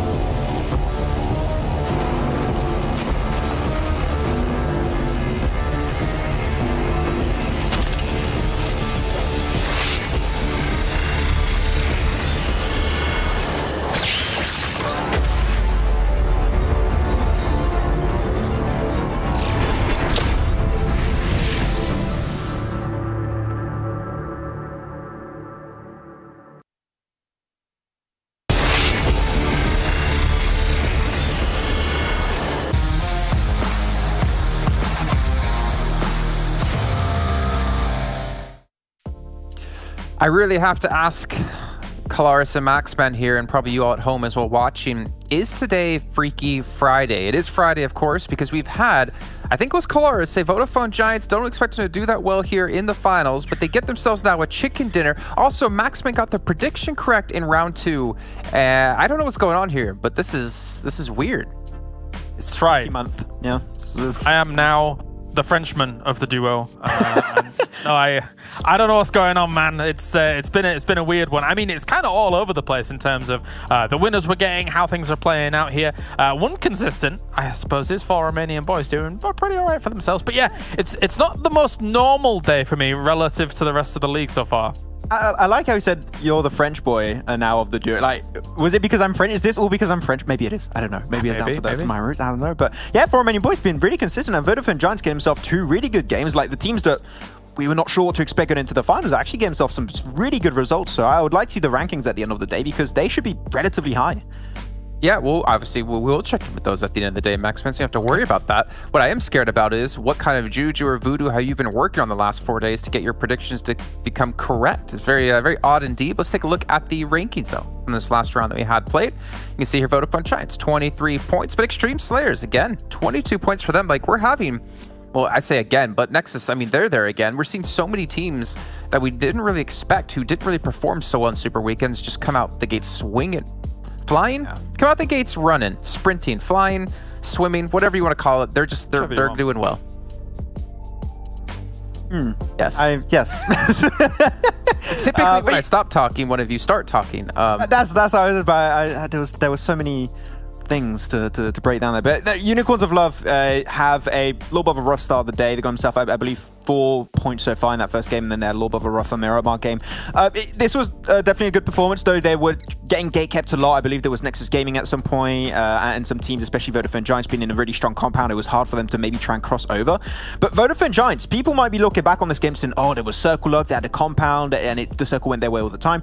They dropped, especially in Lakawi Kampong, and they had a 2-2 split, and they sensed up really quickly. On the map like Sanhok, that is a very good playstyle that I would always recommend. Center up quickly, like that, you're going to try and reduce those rotations to a bare minimum. You want to rotate as little as possible on Sanhok, and it worked out fine. Of course, there was a circle that then started going their way, but they aimed for it very early on, so it was rewarded at the end. Speaking of rewarded, I mean, well, actually, sorry, not speaking of reward, I did want to mention Dexter is playing for Nexus now. I just want to go back to them really quickly. So the questions I had initially of like, is he playing with them? Is he not playing with them? Well, I guess we have our answer, but we do have Big finally getting some points here, get up to 5 in their first showing of the finals. But Game Lord, a little bit of a tank here. Yeah, I think it's funny because I've seen a lot of Sanhoks in the past couple of days since we've not been on the air, Jason, for this tournament, and almost all of them have centered around this area. It's a bit weird. So this was a bit difficult for some teams to get on the board with. I mean, yeah, as you say, Big finally getting on the board is good. Likewise, Unicorns of Love, I think bagging 12 points for this situation is decent too. But for when you see these kinds of circles play out, it's always going to be those guys in the compounds that are going to win out the majority of those situations.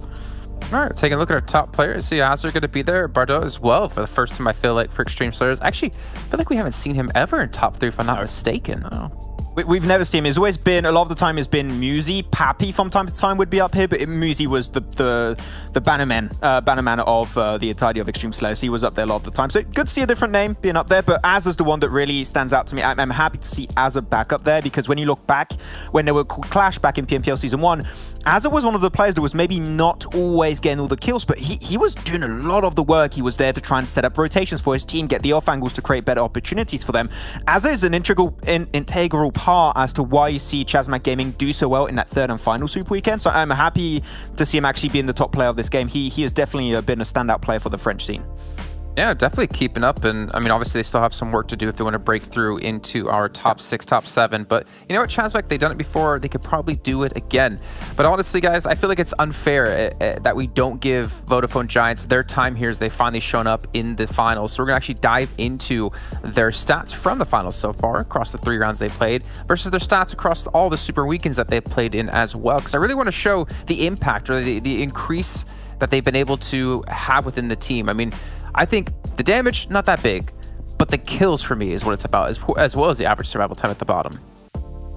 Yeah, they put stuff up here from this one. I mean, I do like the position that they had here on Sanhok. I think that if you've got a position like this, the compound like this, you've got an opportunity to be able to turret down whatever you can. And they're looking better in these first couple of games, which is nice to see. I mean, especially since we kind of gave them the chops at the very beginning of this season of PMPL and know that they are capable of great things. And so far, they are showing it at the start of this final. Yeah, getting back into form slowly, increasing the average survival time of about 3 minutes. Of course, that's over the course of 3 games. You might expect that to get a little bit lower if their tendencies do tend to reduce over the next 3 games to come. But they've been making this to the late game a lot more than what we saw at the start. So I'm happy to see Vodafone Giants stay like that. But this is the first day. We said Vodafone Giants, they can have a really bad day, like they can have a really good day. I just hope that this is now what we can expect to them on a regular basis. And if so, a top 5 and making it to the European Championship after this isn't too hard of a feat for them to achieve. It's definitely a possibility. The only thing I worry about, though, is Max. My heart can only be broken so many times by this team. You know, we keep rooting for them, we keep seeing them, we keep having faith, but they seem to let us down. But hopefully, for their sake, this time they're going to continue to build themselves up.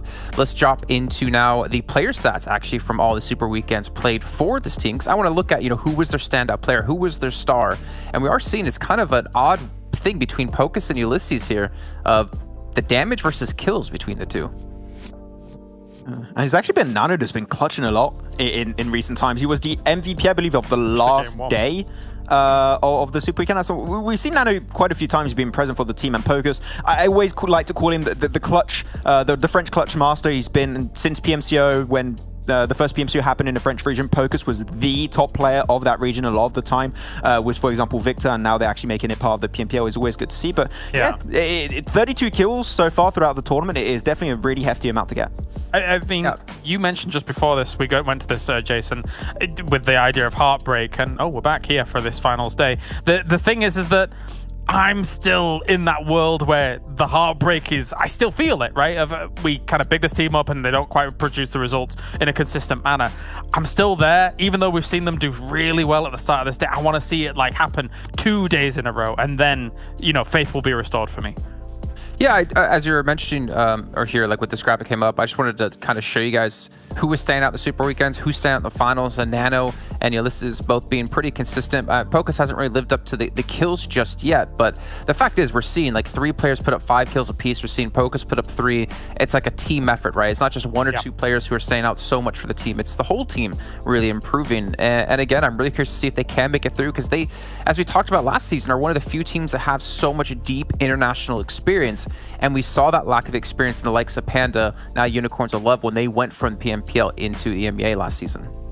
Yeah, this is now a Vodafone Giants where I would say that the shackles are off. They're like, okay, you know what? We're not going to get too much anymore. We're going to go a lot more aggressive. We're going to aim for central positions. You look back when they were not performing that well in the league stage, they would play edge a lot of the time, and they would try and push themselves into the circle and play reactively instead of trying to be proactive. And this team is trying to be a lot more proactive now, taking strong positions very early on in the game, keeping teams away.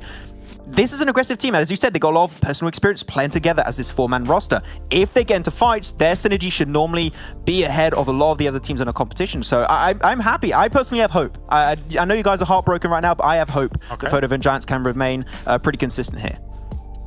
Okay. All right. Well, gentlemen, I talked about predictions when it comes to our rounds, but I'm going to ask you for a different prediction. Who is currently our kill leader in the finals? Oh, kill leader. Final. I would say Tough. Do could be there. I would say Do, yeah. I do not know. I'll go with the same.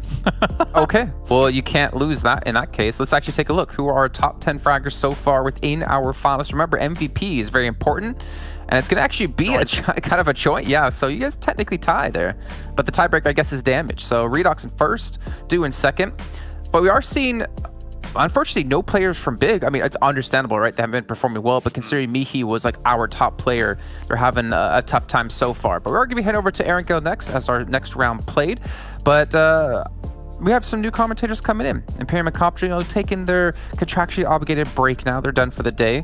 So you two, you take your contractually obligated break as we'll go chat in a few minutes backstage. We'll bring in John Allen and Blake, though, to talk about the next matches coming up. And gentlemen, as we get you in the first time, what's your thoughts on the finals so far? Yeah, it's starting off kind of unexpectedly for a lot of things. I'll have to go back and reassess the numbers that I had coming into this one, certainly. Come on, you don't need to reassess any numbers, John. Just go with the flow. For me, it's all about Vodafone Giants. I always believed them. I know they could do well. You know, seeing them back on UDR Killers. Look, the league play wasn't stellar. It wasn't fantastic. But come the finals, that's a 4th place right there. Vodafone Giants once again decide that it's time to get a gallop on during the finals itself, and I think they can continue to do well. I think what's interesting to me is Sebi's currently doing quite well for the team, continues to do well, but the rest of the team all putting up similar performances. I like a team like that with a bit of synergy, John. Just a little bit of give and take, making sure that they're all on the same page. Fantastic stuff. Hopefully they'll be able to demonstrate into this game. A pretty kind plain path to see us into Erangel once more, fairly central. In general, the circles have been quite central today so far, Black. Yeah, very central in fact. It's been a bit odd. We were discussing it in the green room, saying, you know what, this is very weird, getting all these central circles. I remember just last week we were complaining about all these circles heading towards the river on Rozhok every single time. So it feels like the circle gods have disapproved of us, saying that, you know, they have no creativity apparently. Although they are staying with the same trend, we're just going somewhere slightly different. Still frustrating for me, but things can change. It was just the first 3 games of the day after all, and we'll see where the circle does end up. But like you say, John, very kind playing path. Everyone get where they need to go. I think the Unicorns of Love, again, for Erangel, is still that late rotation that they need to nip in the bud. I don't know if they think it's a problem. I think it's a problem. So, you know, I think there's maybe time to evaluate. Not that I am like the all-seeing, all-commanding voice of PUBG Mobile, although some might say I was. Just saying. It's one or the other at a time. You know, you can either be all-seeing or all-commanding. Can't be both. Exactly. So I'm either really overbearing or just some very strange psychic that you're not sure whether to listen to. We'll get this circle that heads up towards the northwest side. Thank you, Circle Gods. You know, I'll sacrifice another broccoli for you in the kitchen. Don't you worry. I'll cut its stalk right off. Fair enough. Is that how one sacrifices broccoli? I have to remember that one. Yeah, Max has been teaching me. Has he? Has he been chefing you? He's been chefing you, hasn't he? Oh, not chefing. We've been partaking in some weird curses in the kitchen. That's where he does a lot of it, though. You know, it stems from French cooking. You know, so that's just how it works. Lots of candles involved. I said Julien, not mise en place. Exactly. It's very scary working with Max sometimes, but at the end of the day, excellent chef, but we do have to sacrifice some vegetables from time to time. It's true. Yeah, we lost some good carrots along the way, but we did. We'll remember them fondly, and onwards we'll go to the parsnips. The parsnips of this game at the moment, it's going to be a northwestern shift on the circle. That's the parsnip.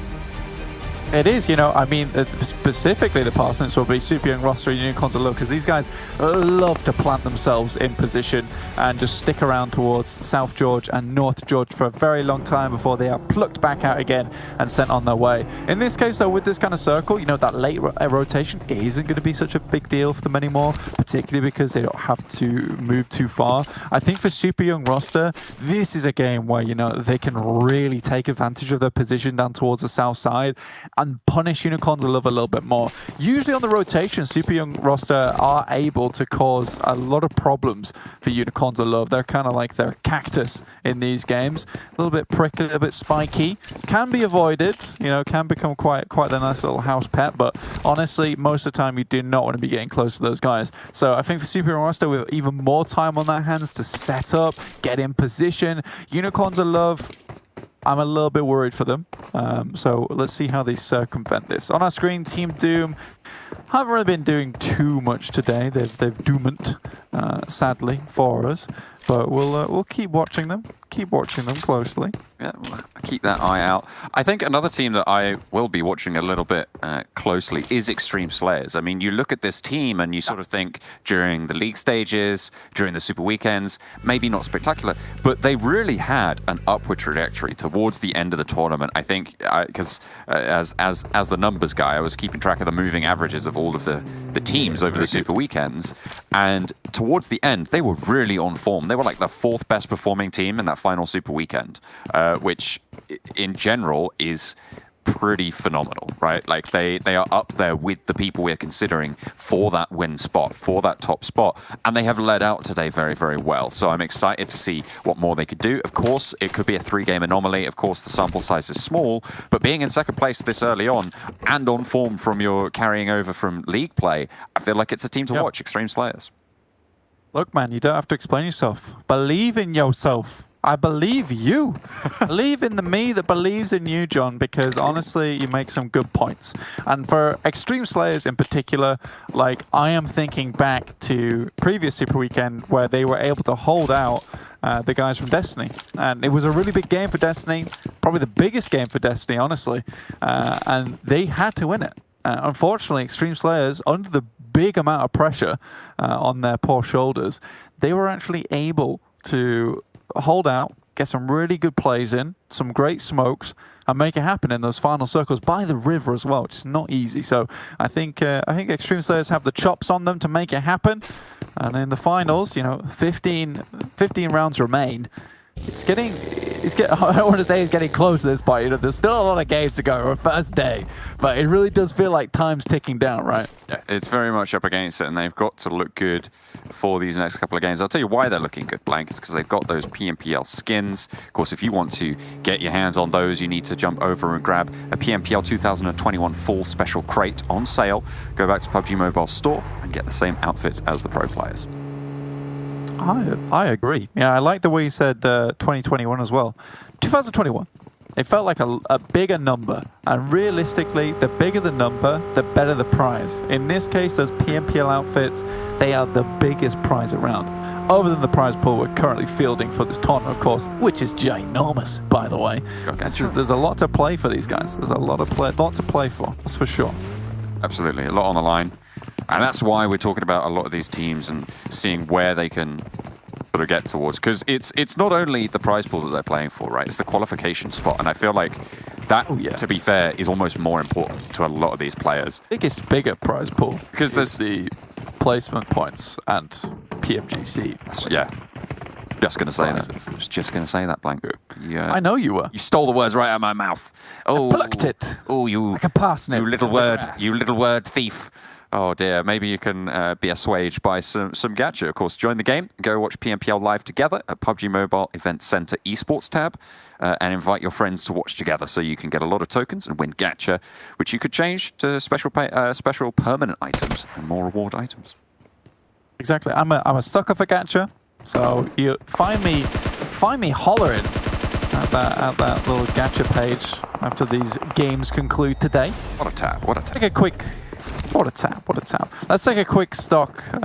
Let's take quick stock of the map at the moment. Super young roster headed down towards the southeast side. So they're directly in the path of Unicorns. I love if they want to come down towards Everest. Great news. Love that from Super young roster. Vodafone Giants, similarly, lovely rotation from Pachinki. Immediately into a very, very strong position underneath Everest. You know, this is an area that's kind of encapsulated by a nice tree line. Also, it's practically all incline up towards that area as well. So it's like almost stages and shelves on the way up to Vodafone Giants' actual compound. So there's a lot of opportunity to dissuade some of those attackers before they actually get to your position. So up with spears at the ready. Vodafone Giants looking very nice and steady. Conqueror, they're right on the edge around Potato Hill position right now on the southeastern side of the current circle, and probably one of the teams that are going to have to move past that Vodafone Giants bastion. But ChasMac Gaming, they've come a cropper a little bit around the Eastern Stars outpost of Bazzi. Very, very isolated, Bazzi, at the moment. Needs to be careful. Goes down. I love this. Yeah, I love that angle. Sorry to butt in there, John. I just love that angle from Bazzi. I mean, yeah, I apologize. I love that angle I watched from the spectators. That was beautiful. Very nice to see. Yeah, he kind of looked like a god in his own right up on his top of his hill, just shooting down on the poor players from ChasMac. Similarly, the rest of Eastern Stars coming down from their hill up on high. And oh my lord, how has this happened? You know, we had the northwest shift, but back to the river we go, I guess. I'm sorry, Circle Gods. Been a little bit. One broccoli, not enough. The River Dryads are out to play today, apparently. They've been perfectly tricksome. and yoinked the circle back for us. Unicorns of Love, they've exited Georgiaport, and they have a pretty solid position on the northern coast right now, holding around that sort of cube area, around the areas of the bridges that you can cross out to the east of Georgiaport and east of the crates positions, so they're going to be controlling a lot of that ground. Super young roster stopping a couple of those bridges towards a little bit further east in that island position as well, potentially looking to have that opportunity to cross later on should they need to. Yeah, I think this is kind of good from most teams. Excuse me, also not taking too many casualties towards Rozak. I think that's something they've struggled with before. This time, actually being able to hold up with 2 players, 2 of those players actually being very close to the bridge should they need to cross, or at least take shots at people flying across the bridge in the process. Oh yes, there you go. Look at that. We had the replay as well. Mwah! To you spectators, we love you right now. Oh, c'est magnifique. Bazzi. Yeah, it's going to certainly draw the attention of Chef Max on the desk on that one. Fantastic stuff. True. It's true. Good kind of attention as well. Yeah, it's the right kind. Make up a tasty little risotto. But we are starting to get a little bit of a simmer on in this game now, John. As things start to come to a boil. We are getting a lot of teams trying to look for some positions. I'm mainly looking at big here, though, John, because on this north side towards shooting range, it's a little bit rough for them, and it has been for quite a few times during these games at Erangel, because I feel like they just struggle to know what to do in this situation. I know that they love to hold the back from shooting range because they know that Exquisite Décode UK, they more than likely will make that rotation over the top of Yasna and Polyana, and Eastern Stars also come down from that location as well. So I respect that, but I think far too much time is spent for Big trying to control this northern side, and more often than not, to be honest with you, it hasn't worked out yet. Not yet. Being the operative part of that sentence, Blank. Maybe this time, if we do the exact same thing, they'll have a different result, you know? That's always a good idea, right? I know. That's what I've heard. That's a great idea. I do that all the time with all of the things that I try and put effort into. Like opening collectible, if it's not working, collectible card packs, just keep going. Stop it. No. We're not getting into this, all right? We discussed this beforehand. Oh, dear. All right? You stop that, all right? don't even direct me towards the PMGC card packs, which are very, very cool, by the way. So if you got your hands on some of those, congratulations. Ooh. There were some lovely, lovely cards in that pack, but I've had to steer very clear because I'm the type of guy who just want to finish that collection, and there would be nothing to stop me until I did. So I've opted to just, get a couple I liked, but no more. They didn't put me on a card, so for that reason, I'm out. Yeah, I think that me and you have very different ideas of what makes good collectibles. And for myself, I'm not out to collect myself. I just want pictures of me that surround me my entire life. That's one of my life goals. That's fair enough. I actually do have. Yeah, we both have that one.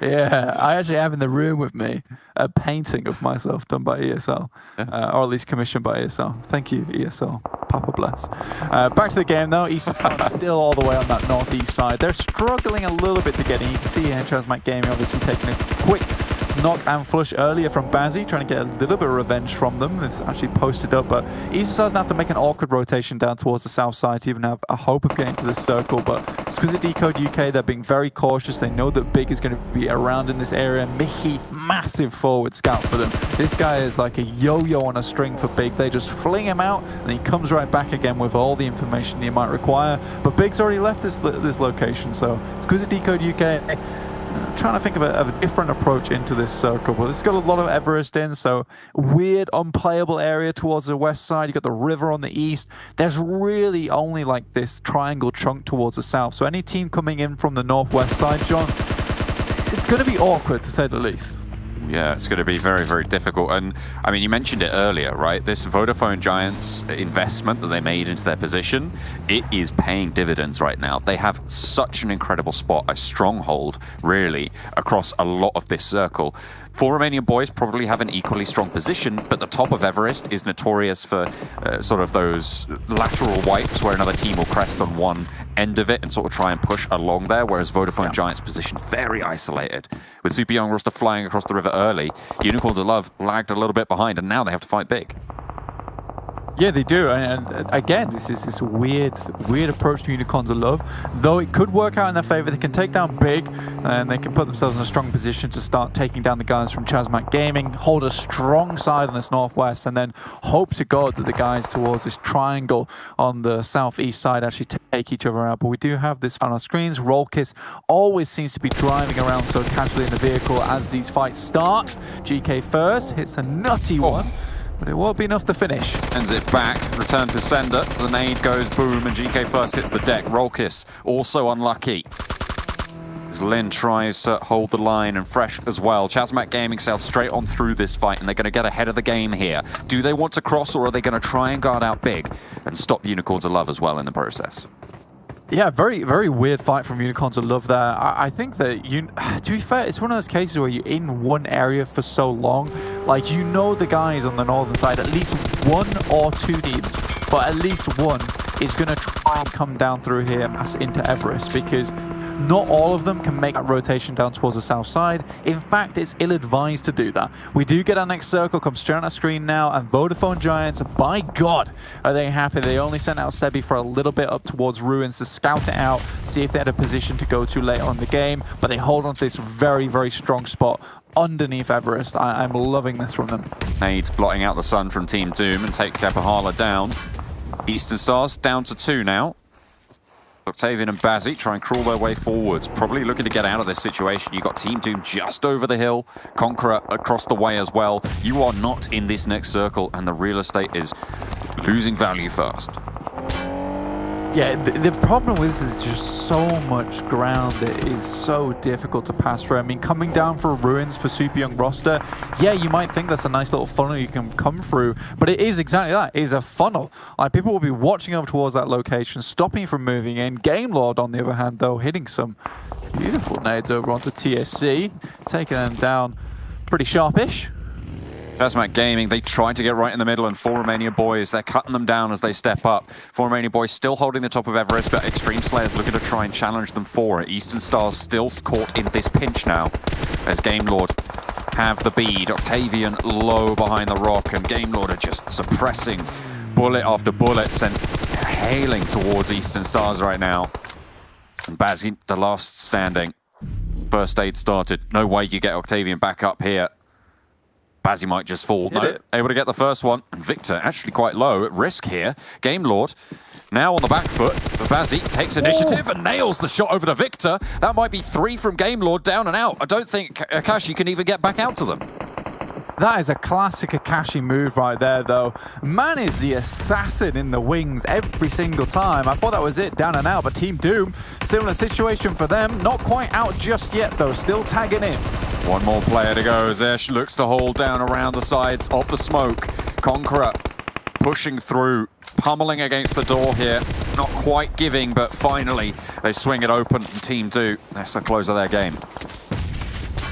Sadness comes through there. They got quite far too. Unicorns of Love, they'll be finished on that northwest side. Big take a little bit of a beating, but not too much that they can't handle. I think Big's been a little bit more reserved on this northern side, and you know what? I appreciate it. It looked good, but they're under the cosh from Xtreme Slayers now.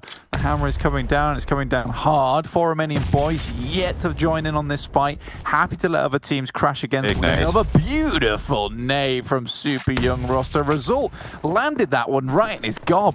Yeah, I was going to say it felt like he ate that one. Fully. I mean, yeah. It was just showering quite down. Literally. Goodness me. High explosives, not the best for your diet. Game Lord Akashi, last player standing, remember, looking to try and move on forwards, and he goes down. Conqueror able to wipe Game Lord. That's unfortunate, but again, Akashi, my man, I love your playstyle, and I will forever respect it and remember it. It's going to be a reference that I'll make many times That's the thing. in the future of PUBG Mobile. You're only going to remember it. It's not going to be there anymore for too long, hopefully. Yeah, hopefully. Vodafone Giants, still in that compound. They got to deal with Conquerors, as well as Nexus and Super Young roster. But if anything, this works out for them all. Wow. Oh, yes. I believed in the Vodafone Giants. There's no David in this lobby. No one's taking a crack at them. But to be honest with you, having Conquerors, Nexus, as well as Super Young roster all in the same place, it kind of leads like Vodafone Giants to be, you know, the actual emperor in the Gladiator Wars. You know, they kind of decide who dies and who lives as they watch these little battles unfold from up on high. The thumb teeters up or down. Only time will tell. And in the meantime, all of these teams are going to be biking out towards each other and trying to zone away their own control of this ground, which means that none of them can really push over. Really, really interesting dynamics there. But over on the top of Everest, you've got Xtreme Slayers and 4 Romanian Boys still vying for control. And it looks like Big are going to try and enter into the fight. Mihi looks for something, but just gets knocked straight on back. But Muzi does go down, as does Pappy. 4 Romanian Boys could be dynamic here, but it looks like they want to isolate Big. Big still on this western side. Swabe's just driving away though.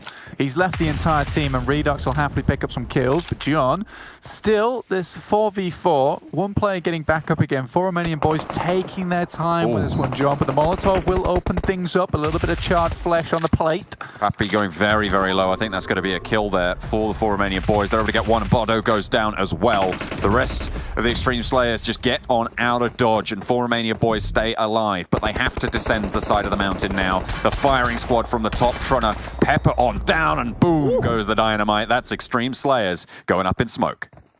Oh, some fantastic coordinated fire coming out from 4 Romanian Boys. Redux coming back online, to be honest with you. I'm pretty happy with this. I mean, he was fairly quiet for a long time, but here in the finals, 4 Romanian Boys feel fairly strong. Aza with a nade, just trying to destroy the buggy, but Redux is up on top. Oh, he does go taken down. Aza answered immediately. Doran hits the deck on the swivel. Manages to keep them alive. All 4 of them still standing. Resible positions as well as the fight over by the Vodafone Giants stronghold continues. Nexus, Conqueror going loggerheads. The Conqueror squad trying to move down, but so are Nexus. So is Exquisite Décode UK on the backstop. LMV just so glad to be out of it. Yeah, 100%. I mean, they always come down from Primorsk. This has been probably the most ideal turn of events from them, just like sauntering into the circle with a swagger in their step. Nexus still trying to find something, make it happen. Creator off in the distance. Will has to drop behind the tree. Showers is like, that man is fast. He is becoming the tree at this point. And it's unfortunate, but he is going to stay planted for now. Shamas stays alive, but finally gets to cover. Potential to res there. Exquisite Décode UK taking shots from the off. That's LMV starting to chime on in as Nexus rampage through the position. Conqueror down to 1. I think Will has actually managed to grab Reznov, who is currently on death's door. I mean, he's come out and he's asking for the soul. K-Link. Oh my goodness me. Beautiful shots coming through. M249 absolutely giving them hell. Nexus Gaming want the final player from Conqueror. You can see Rana cooking up the nade there, looking to try and send it back. Sends it right into the middle of those vehicles and an off angle, but look at the reposition coming through from Clink. Excellent work there from the last remaining Conqueror player, but the nades are going to isolate the position again. First aid popped. 4 players from Nexus rolling over these hills. Green as grass, but Clink looks to turn them red. Oh, Will. Not quite there yet. In the meantime, LMV are taking damage. More knocks going over towards Exquisite Décode UK, and I have no idea how, but Clink has stayed alive. I know he's a hidden in the grass there, like a little snake. Managed to make it in there. 4 Romanian Boys could take this opportunity to move over towards Vodafone Giants' position after that knock does go through, but they ought to stay on that western side again. We're playing gamble here. Either we hit that eastern shift or the western shift, and it's up to the 4 Romanian Boys of Vodafone Giants. And by God, these 2 teams are doing well in the finals so far. No dumb luck so far. This is all down to skill from these guys. Beautiful stuff, but not the teams I expected towards these final circles. Oh, and he's still there in the grass, fades away into the smoke, and he's gone. The guy's a ghoul, he's a ghost. He's spooky, certainly, for Nexus Gaming.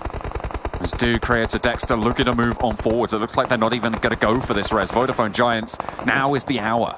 Oh, so close. Oh, goes up, goes down, and finally dealt with, but not before getting another knock. Well, certainly doing a lot of damage. God.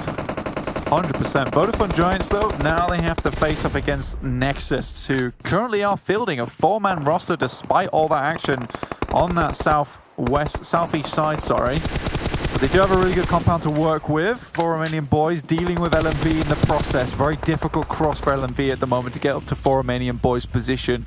That's a long-range nade, but very good. Third is the 4 Romanian Boys. Go on, get in there. See if that nade goes. Not sure if it will. Don't think it's going to quite make the distance. Nexus Gaming, all four of them shimmying around the side, and their nades start to go out and just devastate the lines. Look at this. So much damage. Cryptic goes down, out in the blue. And Nexus, they can't move forwards here. Vodafone Giants successfully guard them out, but they have their own long trudge to make ahead of them. Yeah, with this next circle shift, you know, getting across this road is probably the most difficult part. Luckily, Vodafone Giants, with all these fights going down, without having to do too much, you know, one thing will be in abundance, and that's smokes. Two. Still making his way through, though, as the final player for Nexus, looking to get as many points as possible. There it is. Oh, that's a nice nade. There it is. Landed on in. 11 kills. They have been fragging out from the top of Everest. They've been controlling a lot of the grounds around here. Vodafone Giants a little bit more passive. 3 kills, you can see that, but now they're looking to strike out towards the circle.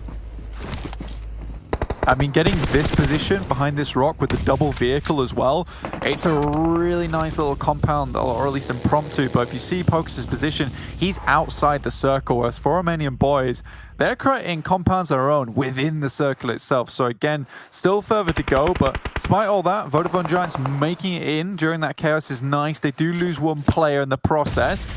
Big Swave on board, very, very good player. You know, I remember on Team Umbro when this guy would be the last alive so many times. Nice to see him now on Big doing the work, putting up those points. Big do need the performances, remember? They weren't doing so well so far today. How on earth has Nano got away with this? That is insane that he was able to just run around like that. Yeah. Chicken without a head, and he's had it. And he's had it taken off as well from the off, and that's 2 going down. 2 from the off. Nexus stay alive, but 4 Romanian Boys turn their ire. The eye swivels, and it will claim another victim. Finally going down, but not before Vodafone Giants are severely hampered, leaving Pocus alone. Yeah, I know, it's just Swave and Pocus, and Big knows his position, but for Romanian Boys, they only realistically know Vodafone Giants' position, so he's going to be costed pretty quickly. Unless Redux spots out Swave, it's really right now the job of Pocus to stay alive as long as possible. Clutch Maestro #1 according to Max. Let's see if he can do it in these final moments. Looks like Redox will be looking for the shot. Swag gets spotted, and it's not even for Romania Boys. Pocus ladders up to second. He's done the job, but 4 Romanian Boys have a job of their own. Completed, signed, sealed, delivered to the top of Everest. Reigns supreme. 4 Romania Boys with a chicken dinner. A very nice chicken dinner as well, and you're right, John. Reigns supreme at the top of Everest. They kind of let the other teams do a lot of the work for them whilst picking up a lot of kills in the process. You know, it was smart the way they played, slowly making their way down during the chaos. Very nice knock that went through over towards Vodafone Giants towards that end of the game as well to give them a little bit more room to play with. You know, all in all, a very well-coordinated game for Romanian Boys. Again, this is one of the places where it comes into their hands as well, though, because they play around Getka. This was a perfect position for them, and if there was any game to win, it would probably be this one, because, you know, it had so many of those river finishes, John. It was only a matter of time before we head back to Getka, and 4 Romanian Boys can show us just exactly what they can do. That's the thing as well. I feel like nobody challenged for Everest earlier, and maybe if they had, that might have been a different story, because the fight with Xtreme Slayers was really compounded by the fact that, you know, you had really very little ground around to worry about. They only had one direction to worry about on Everest. If maybe Xtreme Slayers had gone there a little bit earlier, might have been a different story. If Big had managed to sneak through to get there a little bit earlier, ChasMac Gaming, Unicorns of Love even, who were in a position to be able to take that spot, maybe it would have been a different story. But they held out on the top of Everest really very nicely. And as you say, they just found those kills time and time again. But Vodafone Giants, I mean, the story today for me has been their just continued strength. Well, that's what I'm saying. I said right at the beginning of this little cast here, so, you know, I believed in them all the way. It's the time, you know, they got that UDR killer's blessing where they suddenly turn on the rampage when they get into the finals. They just need to make it there first, apparently. I'm pretty sure last season UDR killers made it into the finals in 16th place as well, right? I could be wrong. I'll double check on that for you. But I will check that, but it is a hilarious story if it's the same. Either way, you know, Unicorns of Love still a little bit disjointed on this northwest side. Unfortunately, doesn't go their way. Eastern Stars similarly looked a little bit lost within these circles towards the end game, but again, coming down from Kameshki, not an easy rotation. Coming back to the Vodafone Giants, though, very, very nice selection of compounds who have also given themselves enough room to play around with towards the beginning of that game by pushing out some sentries towards ruins just in case they did head up towards river. So they kind of covered their bases regardless of what happened. So it was less luck on that building and more a case of, you know, just making sure they controlled like the key spots within that circle. Yeah, it's very crucial to have that sort of oversight. I mean, can't really do anything about information, right? It's the most valuable commodity in the world, Blank, needing to get those scouts out. Nexus Gaming, I feel like they fought very well during that game. They played from a difficult position, and they held up pretty well. Yeah, I don't know. I'll put a caveat on it because I don't fully disagree with you, but I think that, you know, a lot of these big plays come down to Do at the end of the day. I think he is head and shoulders above this team a lot of times, putting in massive amounts of work for this team in particular. And just look here, like the almost double spray. You know, if he'd held it down a little bit longer and he hadn't been shot, you know, it could have been a very, very different story for these dudes. Yeah, I just had a look up, and UDR Killers qualified in 11th in Season 1 for the Western Europe for their finals that they went on to get into, I believe it was fourth place. Fourth place in the end, which meant that they obviously were able to qualify for this one around, and now we're seeing them here. So hopefully they'll be able to continue form. Of course, a little bit shorter of a series. We've got 18 games total, and we have now played 4 of them. We're getting into the sticks of it, and making sure that you're consistent is the name of the game. We're going to head to a short break. We'll see you over on the desk.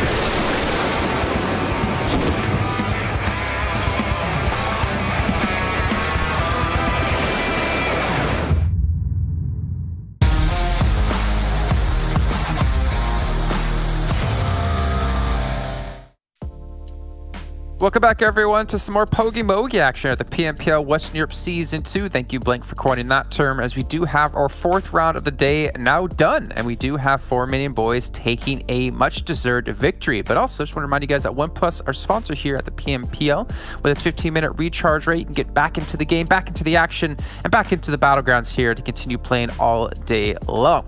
And we'll continue to go all day long here as we have our 5th round come up in just a few moments. But before we get to that, we need to bring back in Kalaris and Maxima to break down what happened in this last round. A lot it went down, I would say here. Let me, that's Max. all. Yes. A lot.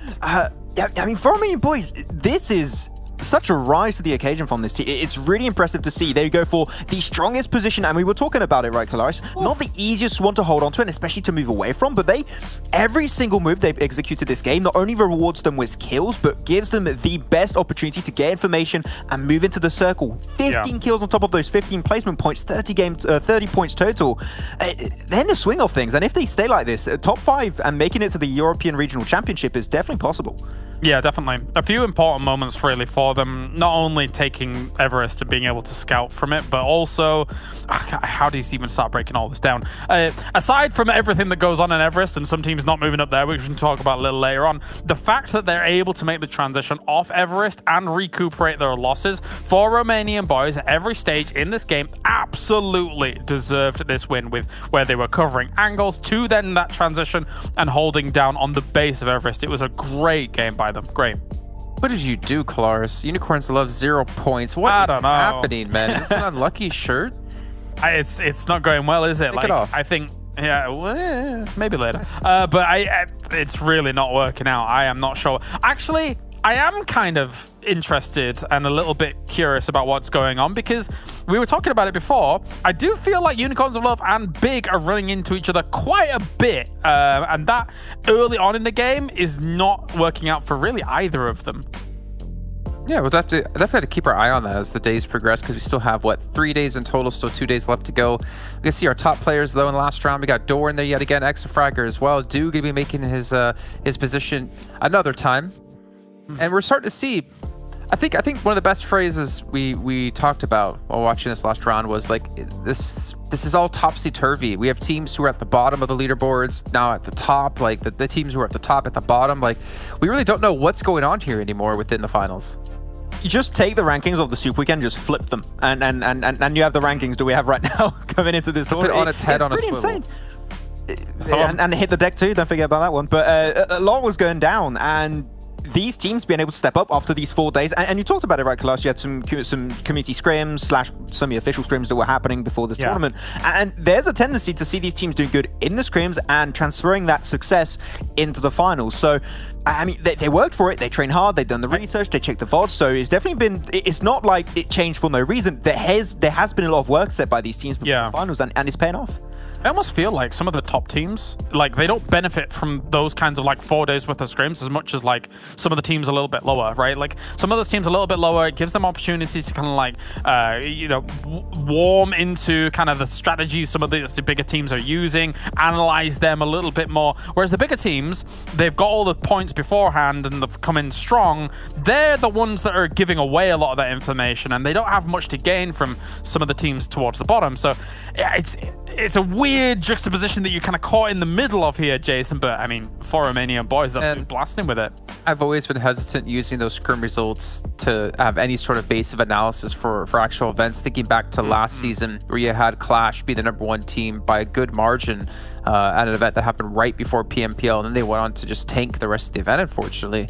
Obviously, they're performing better here, but yeah, I definitely think you're right. Like, there's really not much benefit to the top teams there, but there is benefit for us to take a deeper dive into For Romanian Boys and their player stats over the course of today, because this team has really replicated, I want to say, the performance in that first week we had happen in league play. Yeah, 4 Romanian Boys have now become 4 Romanian men. They've evolved. This is definitely their final form, and you've seen how good of a day we've seen from, especially Redox. This guy's been getting clutch after clutch, especially that Miramar game was a very big step up from Redox on an individual level. I've been really happy to see him do so well. But Duran, he's back in full form. He's getting himself some really good performances here. Those nades were absolutely fantastic in that finish day. He was keeping LMV away at some portion of, I believe it was Nexus Gaming, even some players at some point of Vodafone Giants.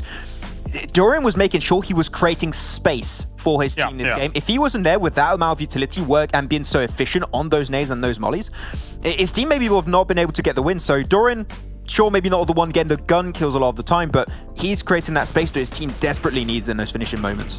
It's a good time to peak. I mean, if we take a look at some of the moments from this game as well, one thing that kind of is highlighted is that, actually this isn't from this game, it's from the overall games from today, or just in general, I should say. The thing is about Everest, is that they were on top of Everest throughout this whole game, right? Getting information, blah, blah, blah. They get a team rock up on their west side. Now, when we're watching it in the back, I'm saying to you guys, the Everest can house 3, maybe even 4 teams. No team took an opportunity to take the east side of that. And if that does happen, for Romanian Boys is in a completely different scenario where they're potentially pinched, having a problematic time, etc. But nobody presented them that challenge that gave for Romanian Boys massive amounts of room to sweep the West, come back casually, and then eventually transition down, which I think is a mistake of the lobby here to not take up that position. I would say if you're talking about teams that could have potentially contested Everest away from for Romanian Boys, you had, of course, Xtreme Slayers trying to push onto the side. T-Big didn't have an easy rotation entry point, so it made it very hard. But super young roster, they were playing Cube very early, and instantly when the circle upon phase 2 or phase 3 went down south of the river, I thought, oh, super young roster, go onto the eastern side of Everest. You're going to get a lot of early scouting done, and you can get the intel on where teams stand. But they didn't tend to pull the trigger, and because they were the closest, no teams were really ready to go that position. So I think super young roster had a potential there, but just weren't quite ready to go the entire way. Well, I think one question that's going to linger in my head as we kind of move past this is, where are the teams currently standing at our overalls? I mean, we talked about how it's kind of been topsy-turvy, everything's been turned on its head here.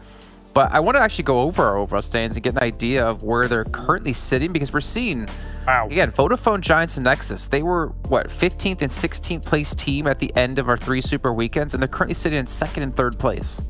Jason, did you have some insider information on Nexus? Because that's a rise. That is a rise, and you called it at the start of today. That is I'm not taking credit for that. I just thought, I mean, we'll see. I mean, I thought Dexter would be playing all the matches. He didn't play the first one, but hell, like, if they keep this pace up, it's going to be interesting. But the thing that's always going to stand out to me, and I think we already mentioned this a little bit while we were watching the matches, is that if we think about the grand scheme of things, the teams at the moment who would potentially qualify into the European Regional Championship, can they actually compete against teams from CIS? That's going to be like a very, very tough one, I feel like. And Turkey as well. A lot of success. Yeah, that's it. You got the Turkish teams, you got the CIS teams. Not gonna lie, when you look at the Western European region, in the last event, there was the EMEA Regional Championship for Season 1, there was not a lot of success. Every once in a while, you'll see a good game coming out, but when it comes to competing at the same level with the Turkish teams and also the CIS teams, I say the teams that are here, sure, they're doing well, but competing against them, I would say that they're not quite there yet. We're talking about the Unicorns of Love, the Eastern Stars, the Game Lord, that seem to be the closest, but they've just not been present that heavily today. Game Lord got himself that 1 win, of course, but when it comes to the European Regional Championship, that is a completely different ballgame, and if it's all over the place right now, I'm a little bit scared coming into that event to see how things are going to pan out. The thing is, right, is that if we talk about like Unicorns of Love, Big Conqueror, etc., they're running out of time to climb back up the leaderboards. I mean, I know it's not that massive a gap at the moment, but the thing is, you can't have too many bad days, and the amount of pressure that gets added onto your shoulders every single time you have a bad game or you have a bad day just makes it tougher and tougher.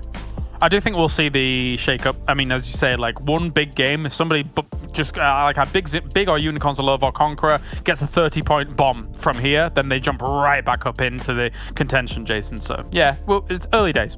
Okay, well, our at least first day isn't so early anymore. It's getting quite kind of late as we get into our 5th round, heading over to Miramar once again for the final time of the day. You two can get out of here, but for the people at home, I want to remind you again that the PMPL Fall 2021 special crate is going on sale. You go back into PUBG Mobile store and you get the same outfit as the pro players are currently using. So if you guys like what you see, go on, check it out, and buy things up. Let's bring our commentators in, though, to get this 5th round ready to go. We got John out and Blank joining us once again. And gentlemen, like we've been talking about, it's all topsy-turvy on the rankings. What's your thoughts? I like standing on my head. I'll keep doing it. Sounds good. Okay. He likes to be on his head. That's fine.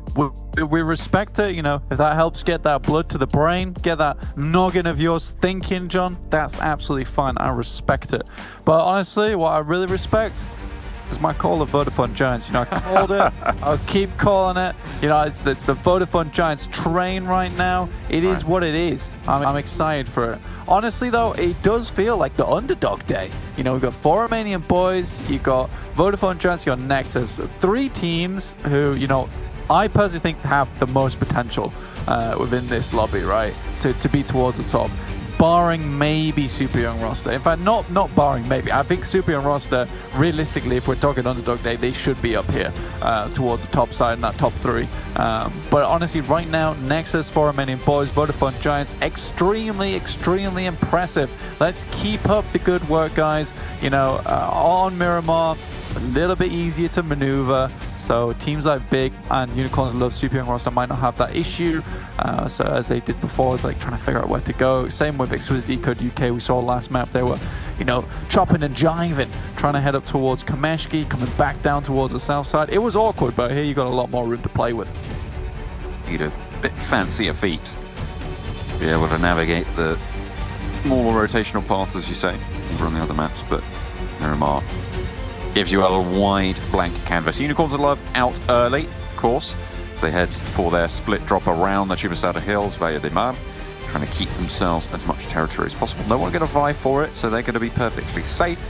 Eastern Stars over in Impala. Nothing too spectacular right now in terms of drop locations. For Romanian Boys, fairly close to Nexus, though. Yeah, I would imagine that via Damar, it's probably going to be slightly contested by the guys from Super Young Roster, but right now you're having Unicorns of Love drop out very early down towards the south side of Jumasera. This could possibly just dropping onto vehicles, moving up towards Valdemar, as I said before, John, but we get this northeast shift, which LMV are going to be very pleased with. The same with Exquisite Décode UK. This could be the map to really garner some more points. El Azahar, great position to start from. Lots of beautiful high ground surrounds this location that you can drop into, start looking down towards teams, take some shots, even just gather some information nice and early on. Eastern Stars similarly in a decent spot right now, down towards the warehouses just outside Impala. But already, Vodafone Giants. Impress me, boys, impress me. Further than that, Ulysses on the off as well. Very placed to contend with, excuse me, want to push in on this position, and a nice off angle catches it. The Vector from the window, Mango plucked. Oh, beautiful. On the top of the tree, Mitchie though wants a little bit more, goes in for it, goes around the corner, the micro Uzi, good spray, holds the staircase. Ulysses peeks around, bobbles the head, but another push from Mitchie, and there's work being done right now. Excuse me. Oh no. Gonna be flushing at least 2 here. 2 points found for the cost of 1. And the Mango ripens. Stop it. Stop it right now. You've cursed them. It's my team, that is. You've done it now. Oh dear. We're out of there. No. Oh, I've got too many parsnips and broccolis. It's all over for me. Oh, the veg has come back to Louise. bubble in the gut, unfortunately. Want us. Not ideal. Far from Oh ideal. well. Vodafone Players is more than enough on Miramar. The Vodafone middle-sized giants right now. So they're getting smaller by the second. But they'll be all right. They'll be all right. They'll get a little bit further. We'll see how far they can go. Circle popping. Going to the northeastern side, and most of the teams already in it. A couple of teams on the southwest, though. A pretty tricky time for those outside. Yeah, well, you know who can go? Mango. Ooh. That guy, ruined my day. He's gone. Honestly, though, great play from Mitchie overall. I actually really enjoyed those pushes. He isolated targets. They kind of let him get up the stairs. A little bit awkward. I don't think it really should have happened in that instance, but whatever. These things happen, and realistically, played that fight very, very nicely. 4 Romanian Boys down towards Los Leones. Nice little spot. I mean, they play around this position quite a fair few times and then just hold out on the outer skirts of Los Leones towards the end of the game. A lot of nice high ground play around here, getting up towards the top of the buildings. You are a little bit more visible because, on a hillside, it's a bit harder to spot the dude peeking over a ridge, but when you see like a nasty pair of eyes spying in from a window, you know about it. Everybody knows about that. We see you. Stop it. Find out about that. Excuse me. What do you think you're doing? You got a permit for those eyes? Didn't think so. Oh, retribution. Exactly. Potentially here for Vodafone Giants. Richie does go down, so he gets the flush. Now it's an even trade between the two. Hang on a minute. There's a third player that's died. Kosti fell as well. Now, the duo, look at isolate Prada. They found him. Vodafone Giants standing a little bit taller now. Oh yeah, well unhappy with what happened earlier. But like I said, 2 players, more than enough for a cheeky map like Miramar, which we like to see. We like to see it indeed. But at the moment, just taking some pot shots. That little ridge side, very difficult to shoot from. You can peek from either side there with the little spike towards the top, perfectly blocking the head angle. So I think it's going to require smokes and/or retreating from this fight. I just need to get out of there. You can see Sebi holding the line. Keeping nice and safe, just staying behind the fence. No reason to really peek this one out. Should be fairly secured. Nano actually going on a wider rotate to potentially get a little bit of an off angle here. A reposition, but it feels like he's just falling back, moving away, not wanting to engage. They will have to move further to the northeast right now, Blank, because they're not in this circle, and eventually this fight will be moved. Yeah, exactly. I mean, realistically, at some point, the guys from Super Young roster, Unicorns of Love, they're going to make their way up. Right now, Sebi is just kind of playing jailer at the moment, warden to Prada's retreat at the moment. So, good stuff. I like this as well. Nana's dropped back a little bit to pick up a vehicle. Should bring it in towards Sebi, and then they can get out of dodge. As we see on screen. Again, spectators today. You guys are on point. We love you. This is the off angle. He's not even going towards Sebi. He's going right up top. Nano wants to shoot down towards Prada, and there's really nothing that Prada can do about this here. Sebi isolating the position, forcing it to happen. What do you do if you're Prada, right? You can't even look up towards this angle. You can't move around. I mean, he's managed to find a little plateau to play from now, so there's potential to isolate one of these fights. But if Vodafone Giants play this right, there's no chance. Yeah, the big pincer action's coming in here. Nano swinging around the side, running up. It's a little bit difficult to see down there, unfortunately. I think Nano wants to remain at a distance where, you know, the footsteps aren't audible. And Prada's just getting ready to leave. But I think Sebi's done a fantastic job of holding him in place. Now throwing nades as well. Actually, as a fake play, God, this is good from Sebi. You know, he's just holding him down, makes it look easy. I love that from Prada as well. He just swings from the 180, shoots up the hill. He had no idea what just happened. Yeah. What a play from Vodafone Giants. I always called them. I knew they were the best. These things happen, excuse me. You just got to let it happen, though, unfortunately. All right, well, Blank lets his ego simmer down for a second. 4 Romanian boys have to deal with Big crashing into the position. This is fairly south. This is south central on the circle. Minas Generalis. Romanian boys, they're not actually going to go for the full fight. Big retreat, fall back to their buildings. They want to hold this compound, and probably rightly so. Yeah. This is probably the most awkward social gathering, in my opinion, between Big and 4 Romanian boys, because both these teams are so hesitant to fight towards the beginning of the game. You know, they both see one another, and it's kind of that awkward handshake and then to leave. Yeah, oh, goodness me, he took a good old dinking to the head there. That's unfortunate. Not like that. Yeah, he took a shot as he dropped as well, which was immediately turned away from, but the damage numbers came up. It was just a sliver of HP. Still, it's damage.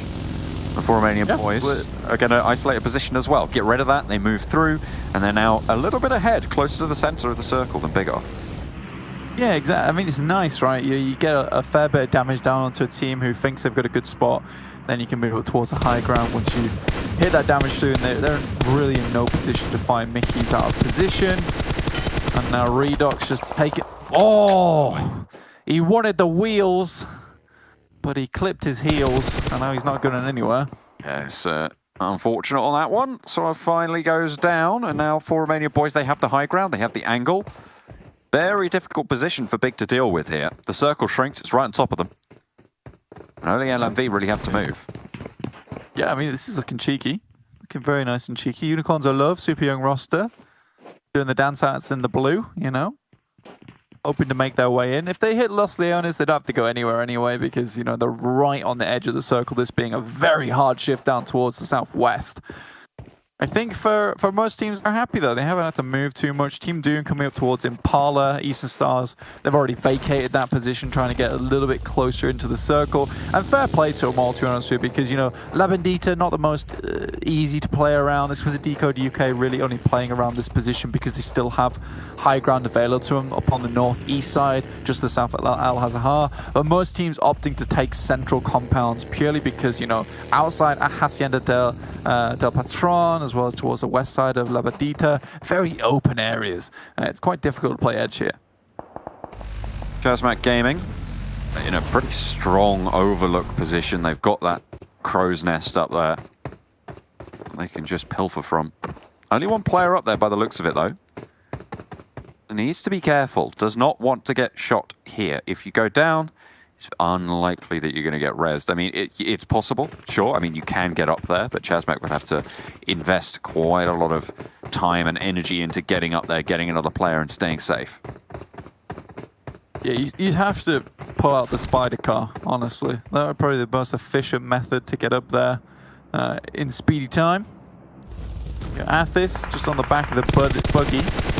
Let's see if anyone takes shots. I mean, a couple of Harlers just trying to shoot out towards Xtreme Slayers on this northeast side. You know, they're a little bit further out of the circle than Eastern Stars, and you know, this would be a good point in time to start, you know, stopping teams from making their way in. That vehicle is now blown up, so Xtreme Slayers, no more vehicles to really work around with. Exquisite Décode UK coming down from the northeast. It's an awkward position for Xtreme Slayers at the moment. Yeah, it's not maybe ideal, but still, they're in the circle. What can you hope for? Yaya took one or two shots and then just allowed Pappy back around the other side of the RV, around the shack. And they'll be safe. I mean, fair enough. Xtreme Slayers hiding out in the smoke, Eastern Stars just ahead of them. No one wants to take these fights yet, Blank. I mean, fair enough. 15 teams remain. You're only into phase 2. You don't want to be losing players early, but Xtreme Slayers might not have a choice. Just Bardo left. Huge congregation of players over towards this eastern side at the moment. LMV swung down. You can see them in your bottom right side of your screen there, just towards the backside of Eastern Stars. So a lot of these teams starting to get crushed together slowly but surely. Exquisite Décode UK do take a nice long shot over towards Pappy, and I imagine now they're going to start taking out the vehicles on that side of the hillside too. So this could be, you know, it's bad news for Xtreme Slayers. I'll put it that way. It's very, very bad news. No good news to be heard either. You know, I got some bad news and some more bad news. It's the worst thing you want to hear. It's just rubbish news. Honestly, it's just the worst. But ChasMac Gaming, I feel like they probably have one of the strongest spots in this circle. You can see there's almost this ground to their northwestern side that's almost entirely clear. That is a fairly hard shift over towards Graveyard. Blank. We're in for a little bit of death and despair, and what better time to have it around Halloween? Oh, 100%. You know, we're getting real spooky, real booky. We're happy to see it.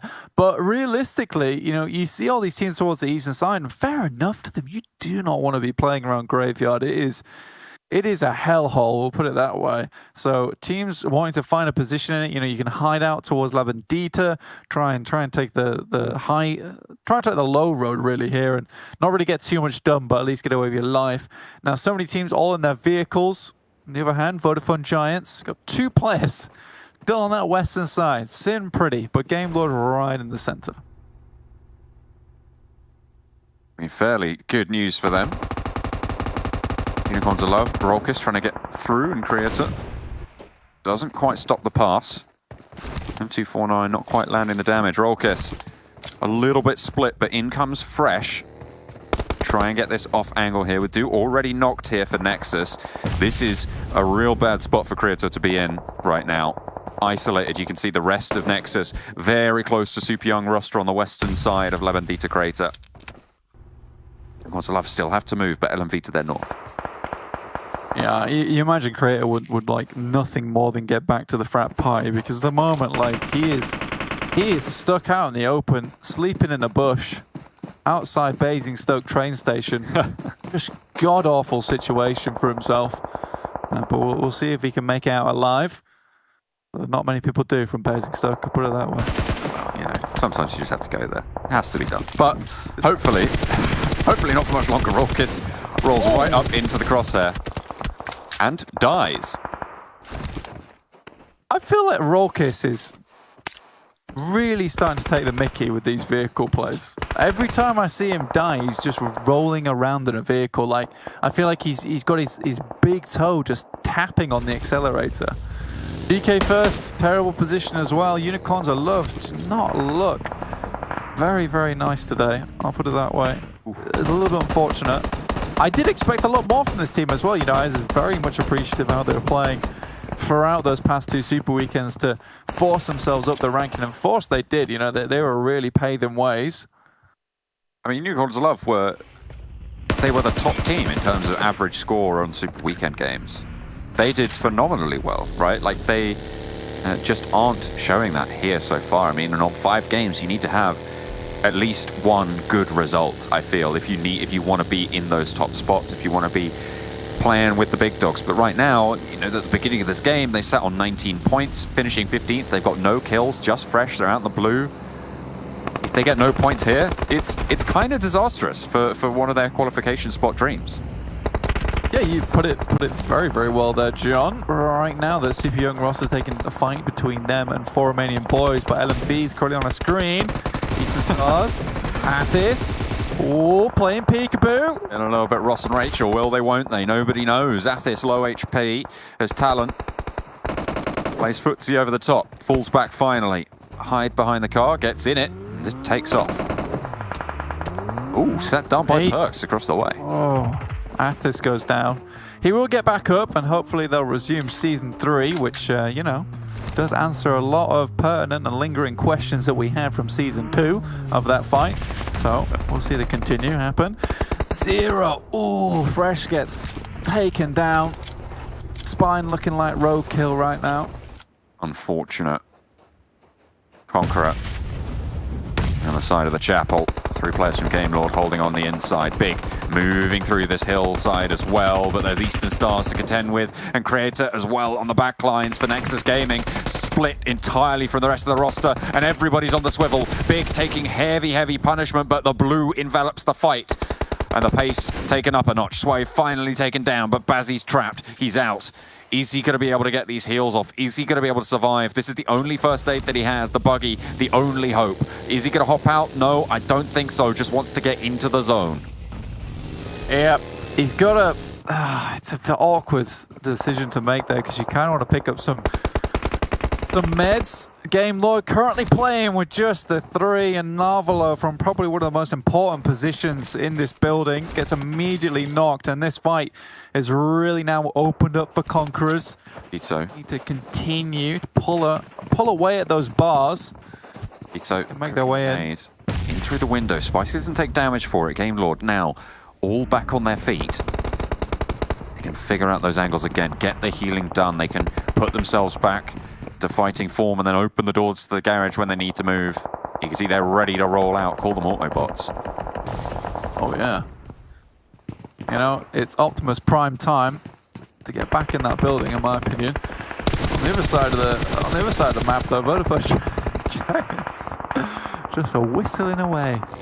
Absolutely no one's coming towards their position. They're 2 just players, like, by the way. Where is everyone? Where is everybody? This is the most silent our games have ever been. They've got half their team and half the circle. I mean, it's working well for them. Good. Team Doom are rocking up on that position very shortly, though, so we should probably recheck in with that fight. Super Young roster still a force to be reckoned with on this southeast side. Zero, stop just short of the hill. Got to use that peek over. Ooh, nice shot. He spotted it. He got nano, and Sebi really needs to get this res. If they want to have any chance of holding this western compound, this is a crucial res. Yes, he needs the res coming through right now, because you know, realistically, they were holding the 2 sides of the compound, which is fine and probably the most ideal thing to do in this situation, but it does cause you a bit of problems. Once again, Nexus comes through, and honestly, I do think, you know, Vodafone Giants still in this with a shout. Exquisite Décode UK, though, biding their time towards the north side of the map. We're able to make their way through, but it's ChasMac and TSC currently still going at it. The crucial presence on both sides of this road that splits the next circle as well for Exquisite Décode UK. They could have a good time of it, but all of these teams on the eastern edge, not quite so lucky. You can see LMV trapped here as Team Doom swell around them. Talon looks to pop the first aid, still down in the dirt, eating sand right now. Another smoke pops. Talon not even wanting to step up, waiting for the smoke to bloom, gets up, goes for the res. LMV trying to stay alive. Yeah, washing his armpits. Ooh, with sand. Ooh. Oh my god. Very painful. Shadowing, get in, you madman! God, how on earth did he stay alive? Okay, finally tapped down by Tam Tam. Yeah. ChasMac Gaming down to 2, but 2 might be the magic number here. Yeah, it's small enough. Small enough. Exquisite Décode UK still on that northwest edge. Do make themselves known in the circle. Good shots from Tam Tam. Damn, Super Young roster will lose sick. Both these teams losing players at the wayside as they try and make their way in, but Vitoni's not done just yet. Bujo moves up to the backside of the tree.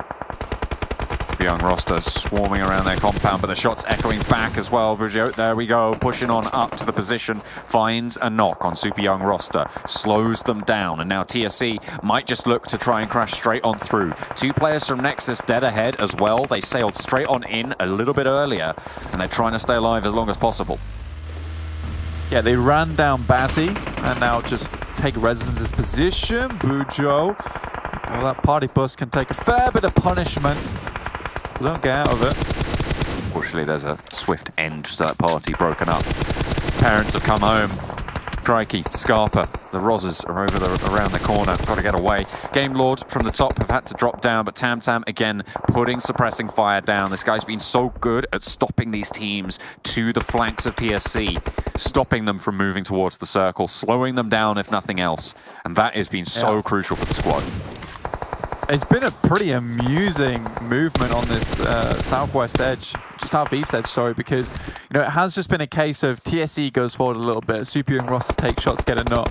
Super Young roster moves it forward a little bit, TSC runs out, gets a knock on them too. So it's just backwards and forwards, but now finally Game Lord are joining the fray. Now Narvlo knows he needs to move out.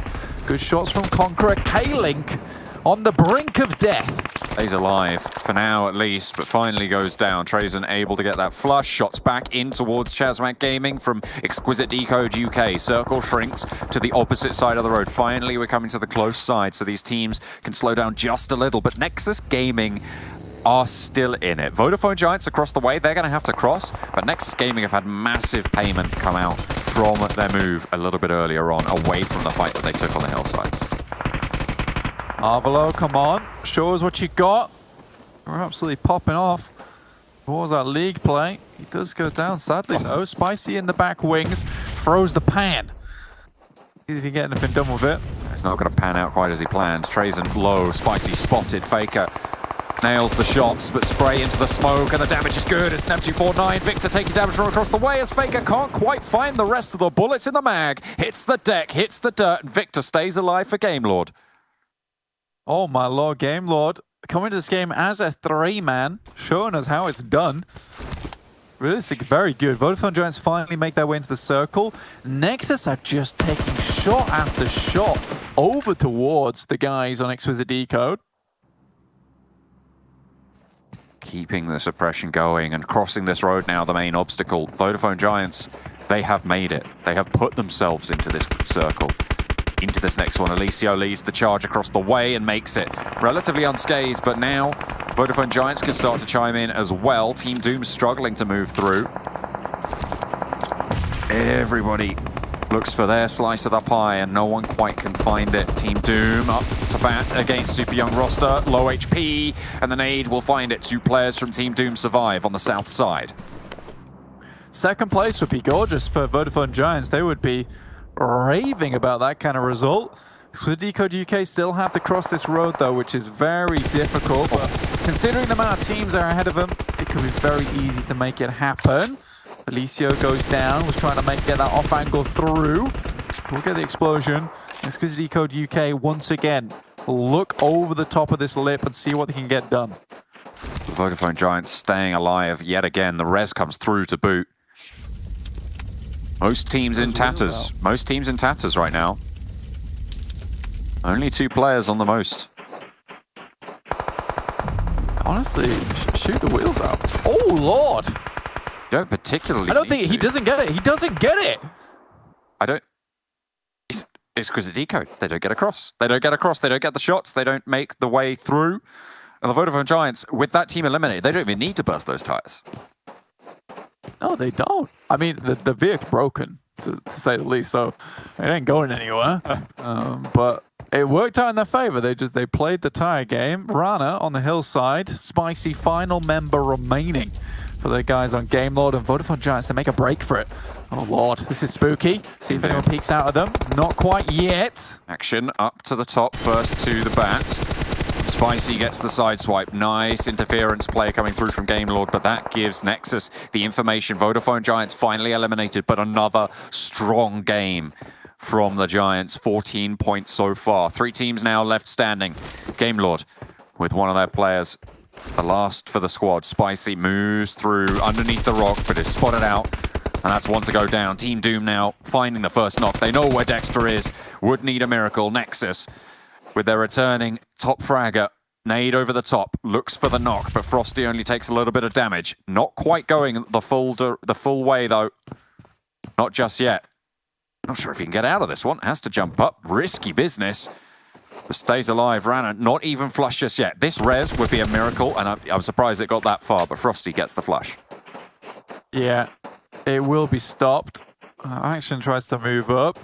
Dexter's got another nade in hand. Could get it behind this rock, see if he can make it happen. Oh, perfectly placed. Oh, dear. Frosty is put on ice. Action now needs to get this recovery, needs to make it happen. The cross is crucial, but another nade placed well slows down the res. Behind the crate, they're going to be moved, they're going to be pushed, they've got to know what's going on. Needs to just make the presence known. Dexter out, goes for the fight. Wide action swings, but he can't make it happen. And Dexter deals death from above. Beautiful return there from Nexus. They were cowering in the bunker for so long, but they strike back out, and it's Nexus Gaming for a chicken dinner. Oh, Lord. Nexus Gaming. These guys are on a tear recently. I mean, them and Vodafone Giants, it has been a gorgeous day so far for these teams. I mean, Dexter being thrown back into the mix. I mean, it's nice. I mean, Dew gets a little bit of a rest, then Dexter comes back in, and then Dexter goes back out again. You know, these two guys, you know, they're just tag teams. They're tag teaming it. And they're both, in this case, wrestling giants. It's nice to see. And I think that, you know, Vodafone Giants, they didn't have to do much that game. I'll be quite frank with you guys at home. They didn't really have to do too much. But the fight with Excuse Me, to make that happen and to come back and finish the fight, yeah, that was incredible.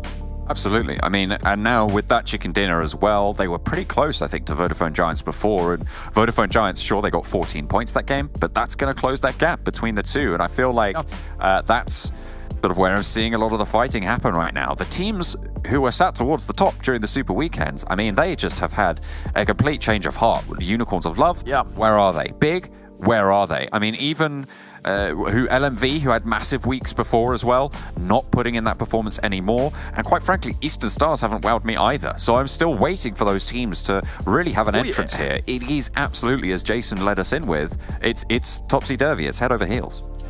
It really is. And I think the funny thing for me is that, you know, there was a graphic we showed earlier on the desk. You guys probably don't remember it. Don't worry about it if you don't. But we essentially just went over the top teams from the Super Weekend.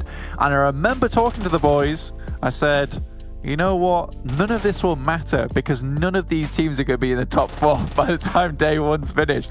And that's exactly where we are right now. And that is just finals for you. Finals are the craziest thing that happens. And it's just so strange because we do have so much money on the line here. And you have these teams that do so well over 3 weeks.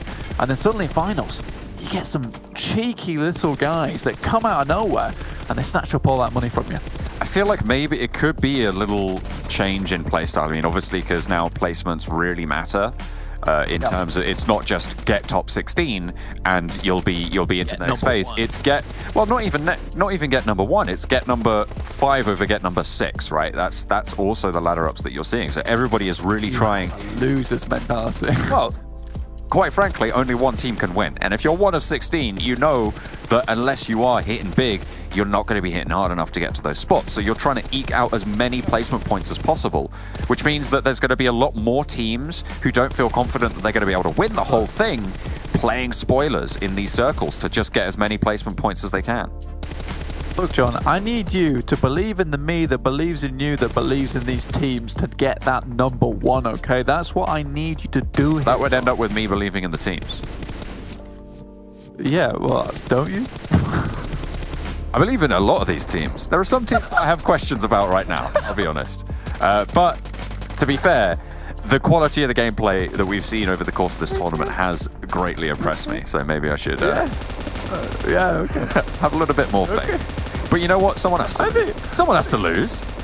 Yeah, okay, that's fair. That is fair. But at the end of the day, if you get this far into the finals, you're not really a loser. You are an absolute champ. You know, you've got very, very far. This is a very rough selection process coming through PMCO, PMPL. Even if you got invited back to make it to the top 16 again, you know, it's no easy feat. Like, this is a long format tournament that we have going on, which leads into several others. You know, if you made it this far, goddamn, you are good. Nexus Gaming looking pretty good themselves. We'll see you guys in a few over on the analyst desk.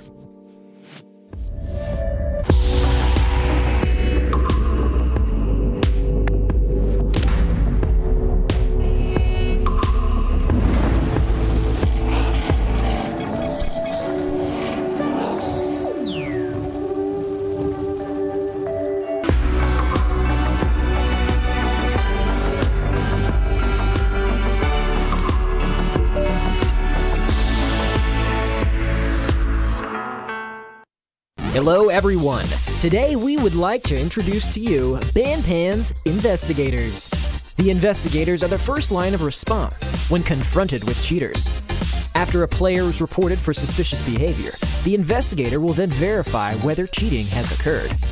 Up till now, Investigators have been hard at work every day resolving player complaints, establishing themselves as a key component in maintaining a pleasant and fair gaming environment.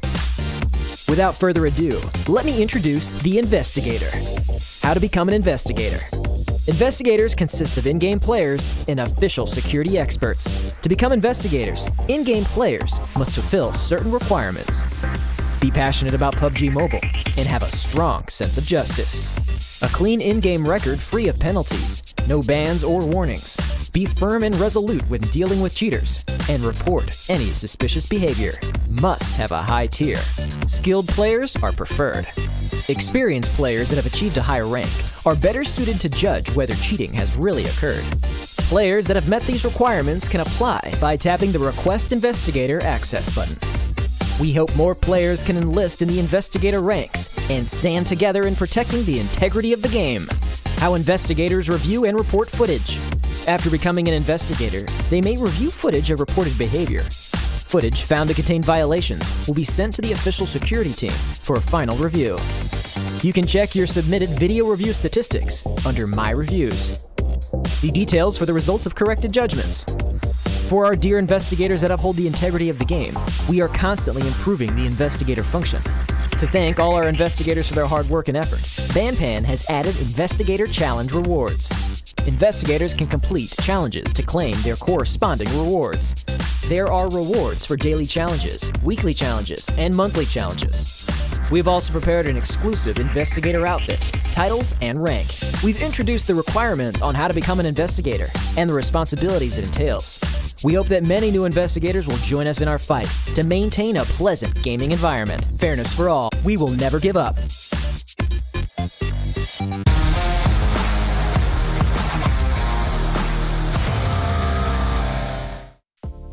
Welcome back, everyone, to the PUBG Mobile Pro League Western Europe Season 2.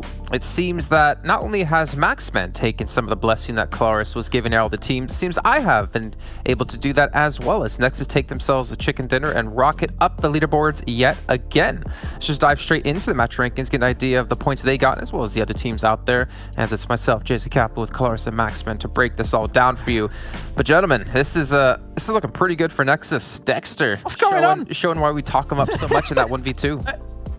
Is this a fever dream? Did somebody pinch me and wake me up? Is this the real first day of the finals? Nexus Gaming is blasting up towards the top here. 21 points coming in from them. I mean, just in general. Like, yeah, of course, Game Lord's up here, which is nice. Kind of, we expect that. But 3 people. Vodafone Giants is up here. What's happening, Jason? What's going on? I think, you know, I think it's just the universe balancing things out, because you put so much of your energy into the universe, you know, with the teams that were winning, and it's just kind of the way to balance it.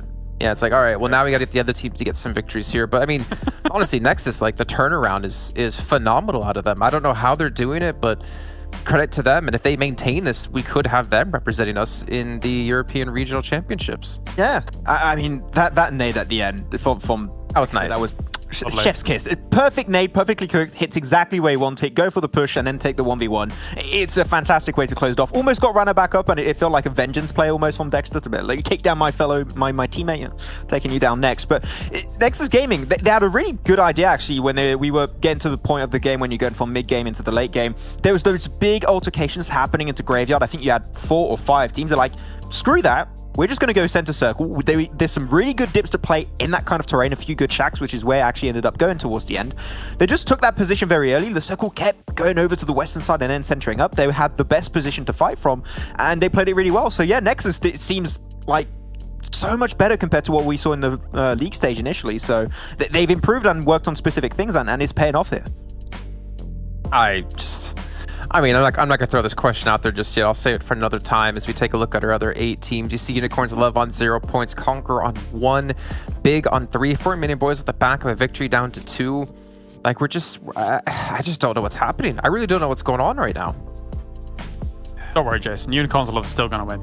But yeah, beyond that, Dexter, just absolutely looking amazing. Result. Yeah, I don't know what's going on, Jason, but you also, I think Super Young Roster was one of the teams that you were like, maybe they should be showing up here as well. And right now, you see Result really putting up the results. Very, very impressive. And Max, what was omelette du chicken dinner for Dexter and Omelette du poulet au dîner. That's the Omelette one. du poulet au dîner? I don't know. There it goes, right? There you go. French accent. Yeah. Stop making French your identity, Max. All right, you got a better brand than that. Oh yeah, It's top damage in the last match, and we're gonna see actually some interesting numbers. Yeah, some Sanhok numbers coming through. That's a bit of a weird one. I mean, you had so much action that was happening towards Graveyard. I'm not really surprised to see this much damage being up there because that fight took, I think it took 10 minutes until the fight actually ended properly. But Vodafone Giants, I was impressed because they lost, I believe it was 2 players that lost very early in the first few minutes of the game to Excuse Me.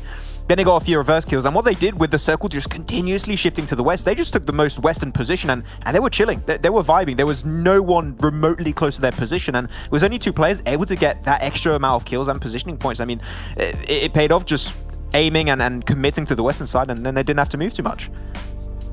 Yeah, honestly, this is... I'll put the question out there now, because why not? Are these teams who are sitting towards the top of the table now, are they just playing exceptionally well? Or are the teams who were at the top previously just not performing when it comes to the finals? And I feel like the easy cop-out answer is a little bit of column A, a little bit of column B. You know, it probably is the best answer. But to have a turnaround like this just seems really weird.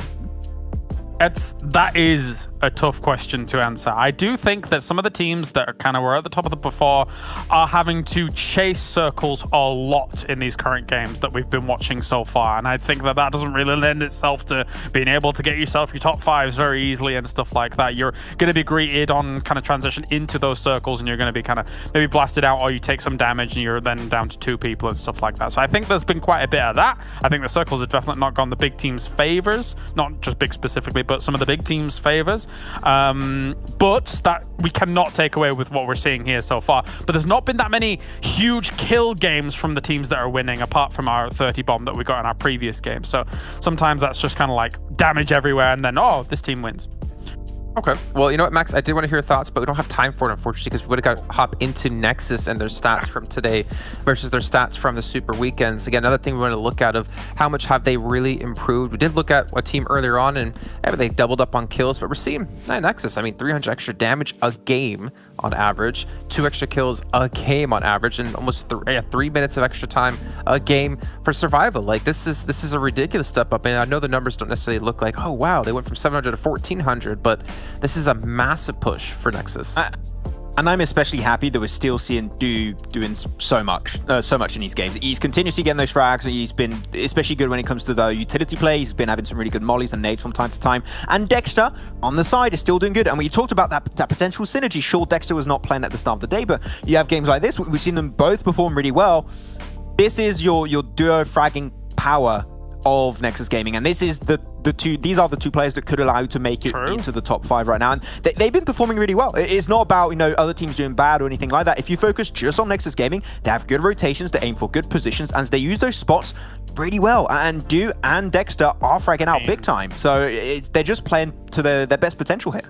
For Nexus right now, if there was any case to always have Dexter fielded, it would be this game. If Dexter is not fielded, they don't get the chicken dinner here, Jason. So, yeah. Yeah.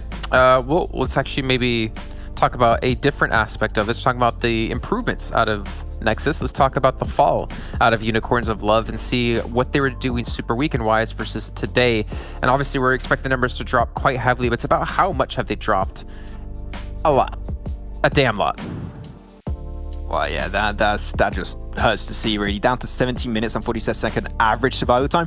Yeah, as you said, right, Kalaris, the circles aren't really going in their favor, but when you look at the third Super Weekend, there was not really an issue for them. They would chase down the circles properly, get into good spots, take down teams on the outskirts of the circle. It wouldn't be an issue, but it seems now, if the circle's moving away from Unicorns of Love, they're trying to chase after it, but they just can never get into a good position. So, and especially when you're seeing every single game, Eastern Stars, they're having results, maybe not the most insane results, but again, more points than Unicorns of Love. That gap for the PMGC must be way smaller now. I don't know why I did that. That was weird, but yeah. Is that in French? Don't worry. Loaf? They're currently loathing their position in this tournament, I think is fair to say. They're having a hard time. I think there's been, not only circle chasing, but also there's some positions where they've been slightly disjointed and things like that. Maybe today is where they kind of gather speed and we see them come out tomorrow, but they need to be picking up speed fast, Jason, fast.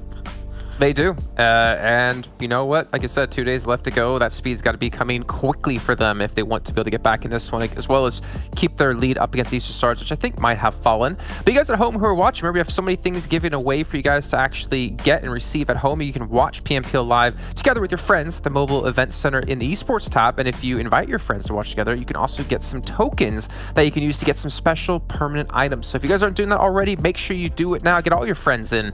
And you know what? I'm going to get some friends in here to watch the match with. We got John Allen and Blake join us once again. What's up, Blake? Wait. Like, if I can introduce ourselves as you, Jason. What's up, Blank and John? So, what are your thoughts about that, John? Oh yeah, I think that definitely is a thing. Definitely happened. Yeah, I think that worked out well, Jason. Actually. Thanks, Jason. I'll see you next time. Oh, he's gone. He's gone. Oh, he's gone. He's just left. He's jogged on into the ether. Fantastic stuff coming through. Thank you very much, guys of this. Of course, we do love Jason, really. Although, I'm not sure about calling him a friend. I'll have to figure that one out. You did discuss that with me before. Wow. Does he actually denied you friendship? What do you think about that, Blank? Oh God, I don't know. That feels hurtful, bro. That feels hurtful. We don't like that. No, but we are heading into game back again on Sanhok to finish out the day. Happy days overall. We got a Camp Alpha over on the west side, heading all the way to Mung Nai. Lovely little stuff. Tap Mock also available. This is obviously playing past don't really matter too much, but for certain teams it's good because you get them getting dropping out towards the big side. Also, Eastern Stars happily can move over towards Boot Camp, as well as TSC and be dropping towards that center side for Romanian Boys in Paradise Resort as always. For now, anyway. See if they move later on. Unicorns of Love going down to the southwestern aisle. Looking for potentially a little bit of a split there. Fresh, dropping short of the bridge, maybe looking for a vehicle to regroup with the rest of the team.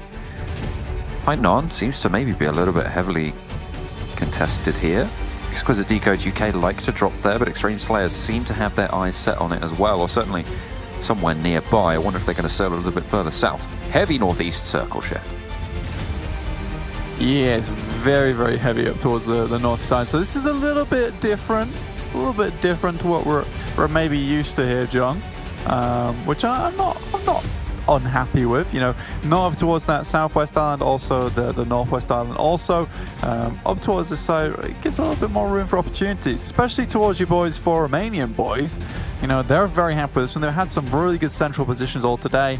And they take up these very, very high priority spots around the map, including Paradise Resort, but we already got super young roster and Unicorns of Love. Seems to be always these two having a struggle. I think Fresh has dropped quite far away from his teammates, and now he's got to work some magic. I'm not entirely sure why he went for this far of a drop, right? It felt like he should have known that there were players here. He should know that there's things going on. He's running around desperately trying to find a better gun than the pistol, but this guy is moving well right now. Unfortunately, there's only so far you can go before the guns find you. Look at that, geared up to the teeth. There's really not much you can do. I mean, it felt like Fresh that he should have known there's players here. He should have seen parachutes from Super Young roster. Dropped short, didn't drop with the rest of the team. Unicorns are lovely to play. You know, it could be a problem that he had with his parachute, perhaps. But you know, whatever happens, you know, we'll give it the benefit of the doubt. But realistically, if that was intentional, I don't really agree with that play whatsoever. I think Unicorns of Love had a lot of time to figure out the Super Young roster and play on this side, and I don't particularly think that scouting mission from Fresh was all that good. You know, there's not a huge amount of loot down here, but there's enough compounds to go around, but perhaps Fresh wanted to get some early information, didn't expect Super Young roster to do such a massive split towards Ruins. You know, that's the only thing I can think about. Unfortunately, it would be Super Young rosters inviting a friend from Unicorns of Love to join them in Ruins for just a little while, but you can also invite your friends to win some gacha on October 27th running through with that 2021 special crate box. You know, jump into your esports tab, check it out, see what you got for yourself. Maybe you can win yourself a beautiful little PMPL outfit. Pog Champ. Fantastic stuff coming through. Xtreme Slayers all the way down south over right on the south coast there. And Charlie, they're home right now. We'll have to cross, we'll have to go up further north. And a real rush on proceedings for any of those players.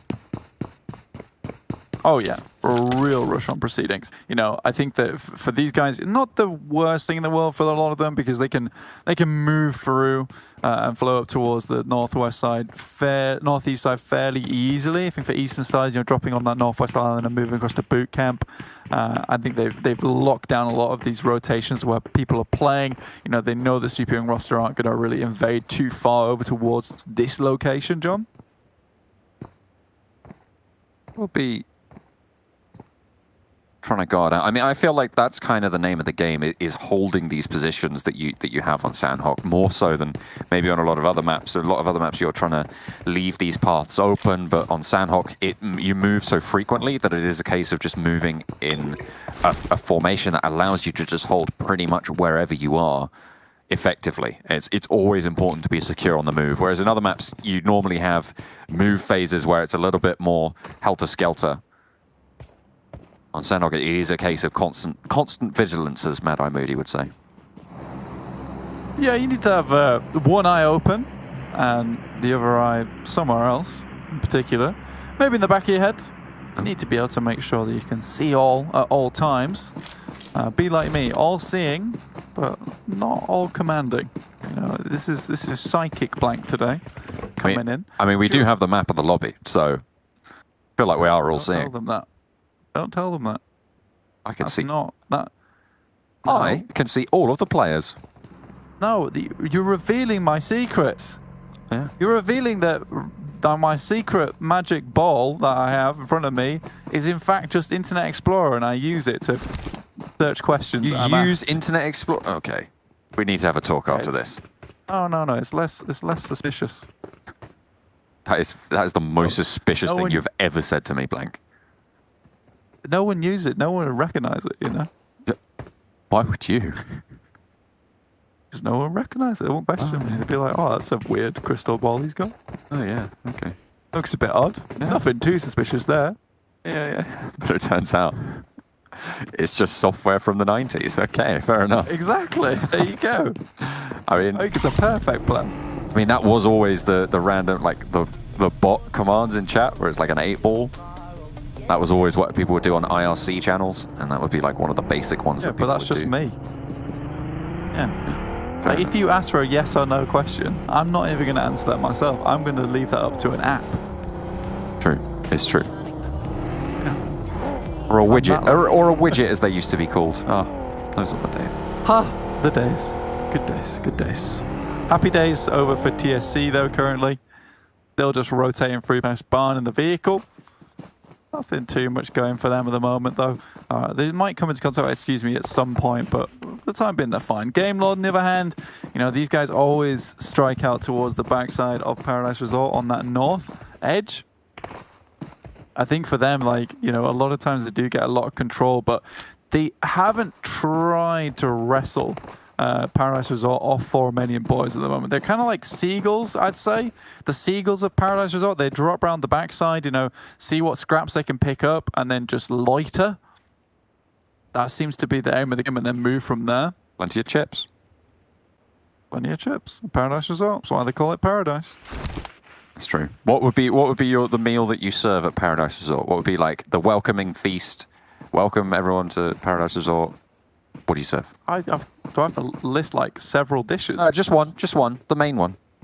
Probably a Rogan Josh, actually. Ooh, chicken. I make a mean Rogan Josh. Yeah. Okay. Get that chicken dinner out. Get the chicken Rogan Josh.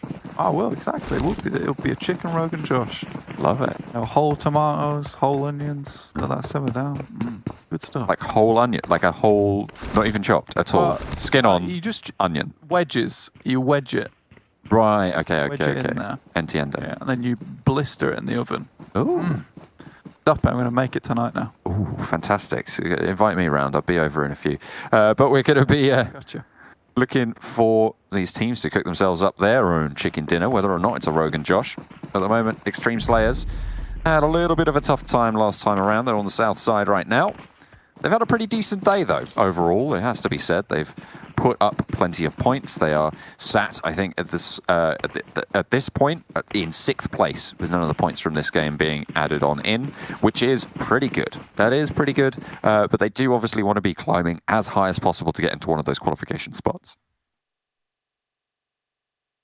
Yeah, I think that what's most interesting for me at the moment, though, is first and third place is split by 4 points. You can see it right there on your screen there. 73 to 69 for Romanian Boys, and Game Lord lagging behind at 55 points. So, geez Louise, you know, Vodafone Giants, Nexus, for Romanian Boys, all really striking out towards the top of the leaderboard. Now, go on. I was just going to say, do you remember the last time we had a northern shift on the circle and Unicorns of Love stayed out in the blue and then they just died really early on? Oh, yes. You know, they actually put a funny clip of them on Instagram. So that's happening again. So that's happening again right now. In the finals, we'll see what happens with the party bus. You know, I don't know. I will talk about it later. After this fight. After this fight, because at the moment, Xtreme Slayers are caught between Team Doom and Exquisite Décode UK are caught between Team Doom and Xtreme Slayers, whilst trying to push out from the blue on the eastern side of Quarry. This is difficult terrain. This is a very difficult push, and the fact that there's a team behind you means that it's almost impossible here. So getting through, even as one player, would be a success in this situation for Exquisite Décode UK. Ideally, they wouldn't have been put in this situation, but here they find themselves, and now they need to worry. Yeah, they absolutely do need to worry. I think for Exquisite Décode UK as well, specifically just talking points as well, John, like they're sat down towards 5th place at the moment with 49 points. Like, this is a good position to be chasing from-ish.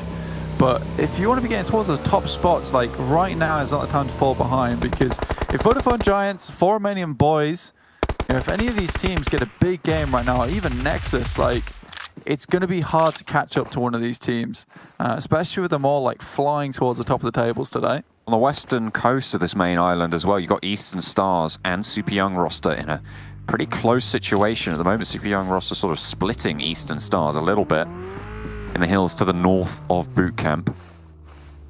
Vodafone Giants looking to push through TSC as well.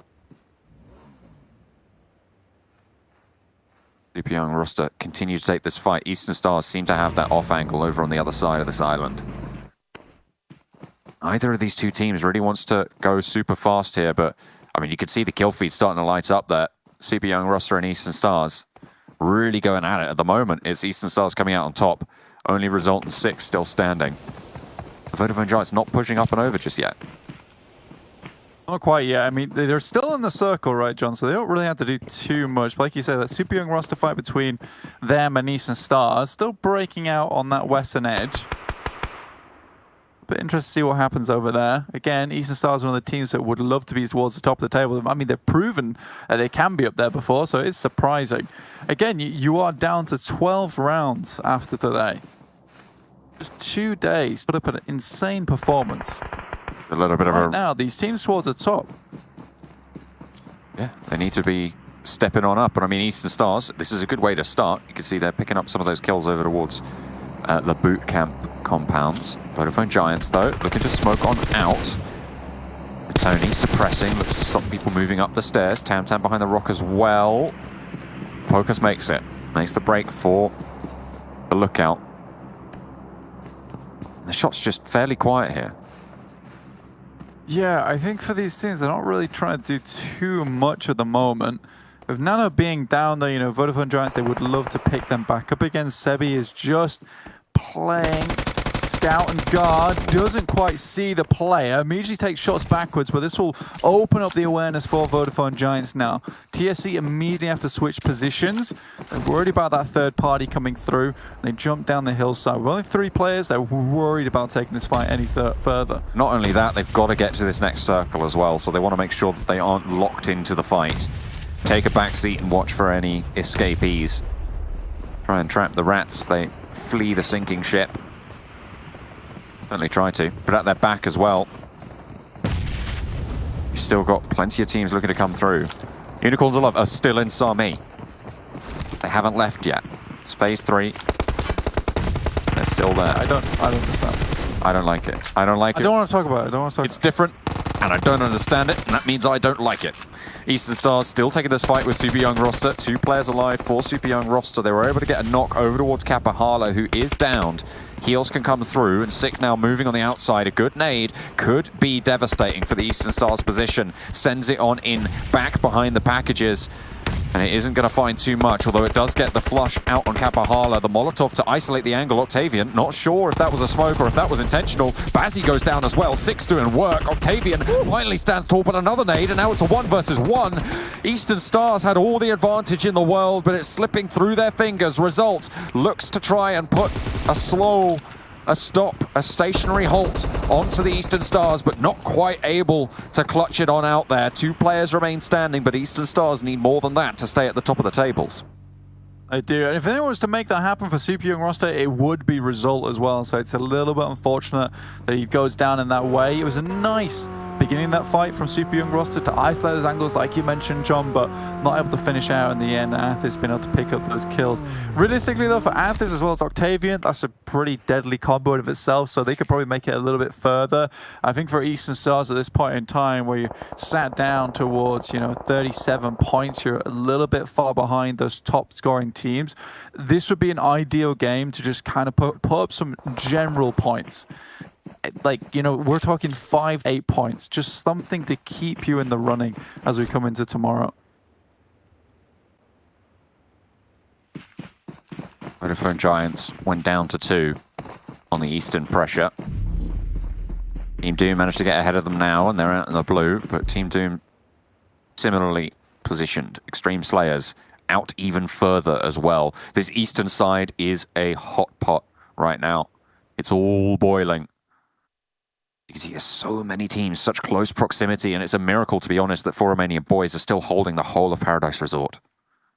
It's so difficult to get into that position though. I mean, Game Lord know this firsthand. Is like, you try and move up past those rocky outposts. In 4 Romanian Boys, they spend the majority at the beginning of the game getting onto those rooftops around Paradise Resort so they can see out on all the angles, just use it to scout, set up those off angles afterwards, and then find those shots. Honestly though, this is probably the worst circle for them going forward as it heads all the way up towards the north side. Conqueror's quite happy with this one, and ChasMac Gaming ready to take control. They had a great end to their Super Weekend last week, and honestly, it was a lot down to that patience and making it towards those end of the games, then cleaning them out finally. I want to see a little bit more of that coming through from them. Breaking news, Unicorns of Love out of the blue now. Just sailing past Tap Mock and actually getting ahead of a lot of these teams into this next circle. They've got across the road, they've got into some position, and it's working currently. We'll see if it works out fully. Team Doom, again, taking a knock. Pocus, low, needs to start to heal up. Can't really take any more damage here. Can't afford to. This Team Doom suffer pretty heavily. Exquisite Décode UK looking to move through the middle as well. On the roadside, and everybody's taking shots. The spray. Looking for the knocks, and they go up in flames yet again. And that's 2 kills found for Vodafone Giants. 3 kills on the game. Yeah, I mean, if he flushes out, 0 as well. Very nice, good shots coming through from action, and Team Doom's kind of, doomed themselves in a way. Vodafone Giants, Ulysses, all the way in the back. Don't know if he's got meds. Or, yeah, I reckon he's just medding up right now. That's boosters. He's guzzling at the moment. Let's try to stay alive. Take out someone. Yeah, 11 first aids. So that they dropped all the meds over to Ulysses. And he's going to try and heal out in the blue. I mean, if he can get a flush, great. If he can pick off a player from Team Doom, even better. But he's looking to try and out-heal the blue here. Because there is a lot of teams ready and waiting to fall right now. Could potentially get Pocus, but I very much doubt at this point in time. Nexus currently holding out the boys from Excuse Me down towards that southeast edge. To do too much. Again, another one of our big teams in the running so far. Difficult territory. A lot of teams thinned. You can see the numbers there. 5 teams with 2 or less players. Or 6 teams with 2 or less players. 5 of them are out in the blue. Very, very difficult scenario for them. Now they have to crunch in past everyone who's already ahead. LMV shutting down the eastern edge. Extreme Slayers have managed to get through with 3. Excuse me though, they're on the southeast side and they have to challenge for 4 Romanian Boys movement in the same direction, as well as Nexus Gaming right ahead. Yeah, I think for Nexus Gaming, they have a really good spot. And they've slowly retreated into the circle, right, John? So it's not been a case of being caught out on that edge, as a lot of teams tend to do. I think Team Doom has definitely suffered that same fate versus the guys from Vodafone Giants. So this time, at least, you have a case where they've gone into the circle and can make something happen with it. I think that was Vodafone Giants been taken down by Xtreme Slayers themselves. Yeah, Vodafone Giants 4 points on the game. Still 5 points on the game, sorry. A very good day for them so far. Should be pretty happy. Whether or not they'll keep that top spot for Nexus Gaming remains to be seen. I don't think they're going to be able to, though, here. With Nexus Gaming at full 4. Already taking shots over to 4 Romanian Boys. Looks pretty good for them right now. Game Lord as well, guarding out on that position on the west, but they do need to start to strike forwards. Rana, the forward outpost for Nexus Gaming, giving them a foot in the door. Yeah, I think for Conqueror as well, up towards the north side, like, they'd swung past Cow on a botation. It's worked out massively well for them, and they've taken a really big split on these compounds. So really good stuff. Now LMV is going to try and make their way in from the eastern side. You can see that right there. But at the moment, just so many teams dying towards this south side. Unicorns of Love have managed to get a really good spot in a really good situation and move now into a really nice edge of their circle. Conqueror, sure, they have a dominant spot right now. We'll see if they're able to hold moving on forwards. Nexus Gaming, they lose a player at the back with both Vodafone Giants and 4 Romanian Boys going down early as well. This is their chance to open up a little bit of a point lead towards the top of the tables. If they can keep on going, if they can get more and more. 4 kills so far. And Rana makes it into the next circle. The shift goes over to the Unicorns of Love. Wow, look at that. Just about, John. What a shot. What a shot from across the way. Nexus Gaming. It's a beautiful shot. Staying alive. I felt like that might have been them, but the knocks were responded to very, very effectively. The smokes have bloomed and a nice position found. 5 teams remain. I believe we've got Game Lord healing out in the blue, as well as Eastern Stars, still with Athis somewhere. I'm not entirely sure where. I think that's going to be far out in the blue as well. Yeah, I think for Athis, probably down towards boot camp at the moment. Had a few bodies to take down. Now, Nexus trying to make their way in, but Conquerors, like we said before, had something to do about it. I think for Reeves in particular, really nice play from him. Moved out of the compound, down towards this southeast side. Are really causing a lot of chaos for these teams, just purely because he was able to get that forward outpost and now taking down teams as they make their way in. Nexus are going to struggle as they do finally go down. And now it's just Narvalo off in the distance, Unicorns of Love, as well as 1 player from Game Lord and Eastern Stars. Goodness me. Yeah, that's just 2 solo healers. This is the main fight, though. Unicorns of Love versus Conqueror. Bold decision to get in the buggy and go across the hillside there. Reposition coming through from Lin. But they get the presence in this next circle as well. They get the shift. Narvalo going low on the first aids as well, just getting those heals off. Lin does go down in the meantime, and Conqueror look to put their presence known on these hillsides. Eastern Stars still healing on out. Couple of first aids left. I saw there in the back pocket for Narvalo and Game Lord. In the meantime, it's Conqueror looking to get these ridgeline, and this is a really effective position. Rolkis needs to try and get some knocks here, needs to have some presence. One first aid, this is going to be the last one coming through. Narvalo already down, and Eastern Stars outlast it. Very, very nice stuff coming through. And Eastern Stars claim that third place, but the fight rages on in the circle. And now we have full attention over towards these guys. Unicorns of Love versus Conquerors. Unicorns of Love played a similar type of position versus, excuse me, on our angle. And they were outclassed and outmanned in that situation. So Unicorns of Love, if anyone can do it during this situation, it's them as they open up with a big nade. GK first once again. Big moves from him. Following it up, but there's the off angle. There's a side position coming through from Conqueror. Needs to be dealt with. Reeves going very dangerously positioned there out wide. And another knock, another heap of damage from the nades. Pours over the ridgeline as the Unicorns of Love mount up to finish the day strong. Vito down, Reeves alone out in the grass. And the Unicorns of Love, they stay out in the blue for so long, but my God, they know when to strike. And they rampage across the hillside once more. It's the Unicorns of Love to put points up on the board. And you boys can put on your party hats now, because that was one hell of a party bus rocking into that circle right at the end there. You know, get those toots on board as well, because by God, that was a lovely game coming through from Unicorns of Love. I think it was difficult to say the least. And I didn't want to talk about it because I wasn't sure if it's going to work or not. We saw how it went last time, which was not great. I think I said atrocious, but this time it was bloody amazing. Really, really good stuff, Unicorns of Love. Also, similarly, I think it was a bit of a weird game, really, John, overall, with a lot of the movements were made. Unicorns of Love even losing fresh early is such a strange one to me. I don't think Conquerors should have lost that, though. Unfortunately, Unicorns of Love, they have GK first. It's true.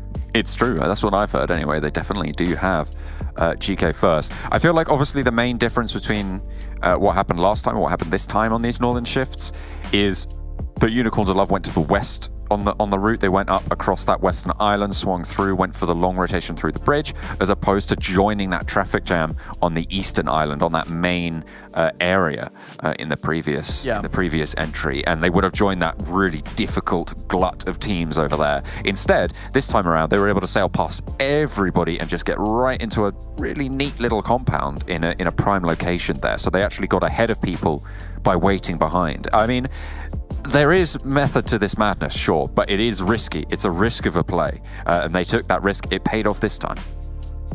Yeah, I think so, and I think it really does depend on you knowing the rotations like the back of your hand right at the end of the day, John. So it is a little bit rough, but you can do it. I think that, going forward into these games, I'd like to see a little bit more from Unicorns of Love, but less on our angle and less on a Miramar. I don't think it works there. I think that, out the entire league stage and now watching it here in finals, I think you have a very efficient case study and argument to say that it doesn't work. I think that, there needs to be a reevaluation that's made here, maybe some changes at least. But I do think that, so far it's still been a very, very, very weird little start to our finals with some of the names that we never thought we'd see up here at the beginning being right at the top.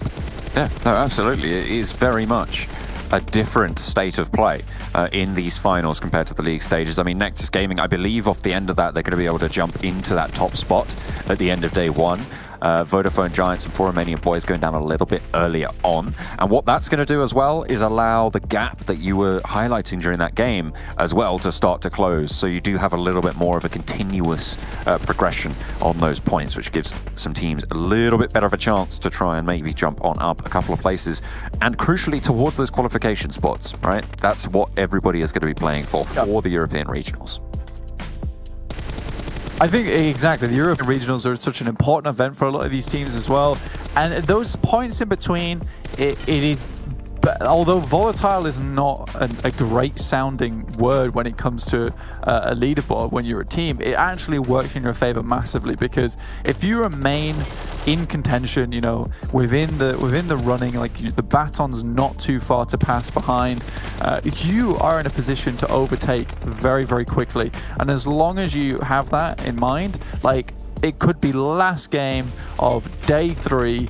You could spike out and be taking home that first place. So as long as you are just not letting that front mover get too far ahead, you'll be just fine. Yeah, absolutely. I mean, it's difficult to catch some of these windy movers as they keep on going through the desert of these finals. But it is important to be able to have that opportunity, maybe even more so than staying consistent sometimes. Maybe you throw 1 or 2 games caution to the wind. I'm not entirely sure. We'll see what these strategies can develop as, but it has certainly been a crazy day. That was our last game for the day, so let's head on over to the analyst desk to take a look at the state of play. We'll see you in a few.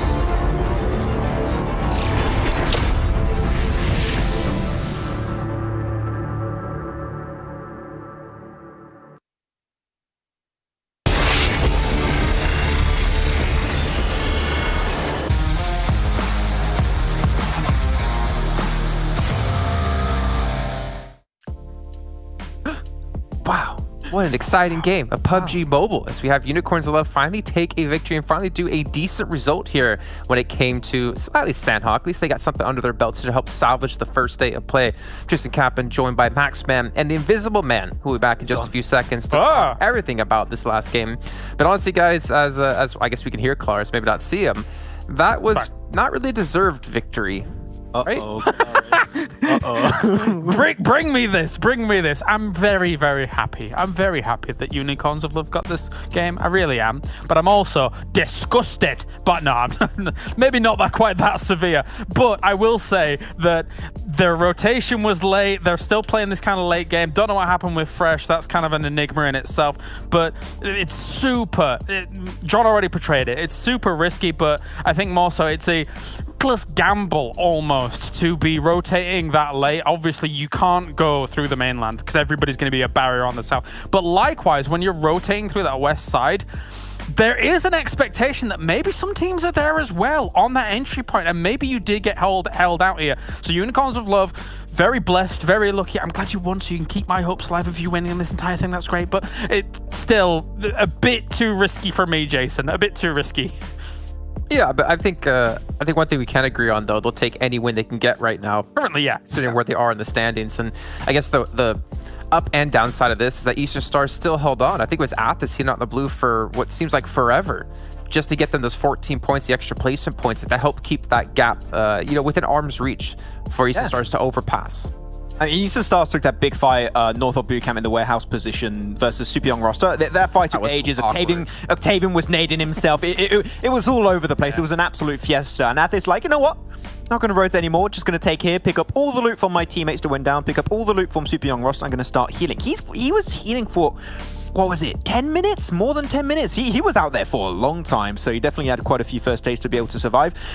Eastern Stars created a small little lead in the PMGC points, at least started to reduce that gap, but that win alone allows Unicorns of Love to create a little bit more of a cushion into that first place, but it's still not big enough of a cushion. Tomorrow, or even day 3 of the finals, it will still be all over the place. Speaking of big, only 4 points in this final round of the day. Exquisite Décode as well down there at 2 points. Super Young roster with 3. We're unfortunately seeing a couple of teams who were towards the top. But, you know, look at Xtreme Slayers as well, starting to slip just a little bit. But I mean, that is only 1/3 of our games overall in the finals anyways. We do see here our top players on the last round. We have Clink up there, we have Jammas up there, Shadowin as well. I almost wish healing was taken into account when it comes to our MVP, because I would assume Athos would be #1 with like 5,000 healing. I mean, the funny thing is up until like top four teams alive, we barely even realized Athos was alive. We're like, dude, even where is he? Pyramid's like, oh, this is really good out of Unicorns of Love, because they're gonna, you know, lead up against Eastern Stars, and then you come in like 3 minutes later, like, wait, Eastern Stars are still alive. Yeah. The thing is that you're that far away. He was in the warehouses north of boot camp. That is miles away from any action that is going on. So he must have had extreme amounts of meds to just be sat there and chilling. But I mean, that's Sanhok. Well, he did have what, like 7 bodies to work with? Yeah. So just picked maybe everything. Just okay, well, I mean, still well done either way to get them up there and again keep their hopes alive for getting towards PMGC, or more importantly over towards the European Regional Championship to get into PMGC.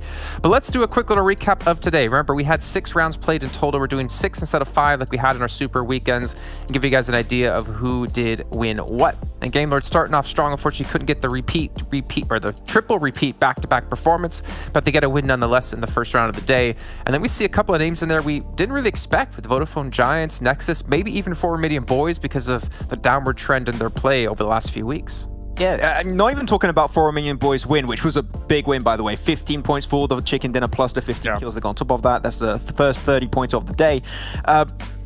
They've been really consistent.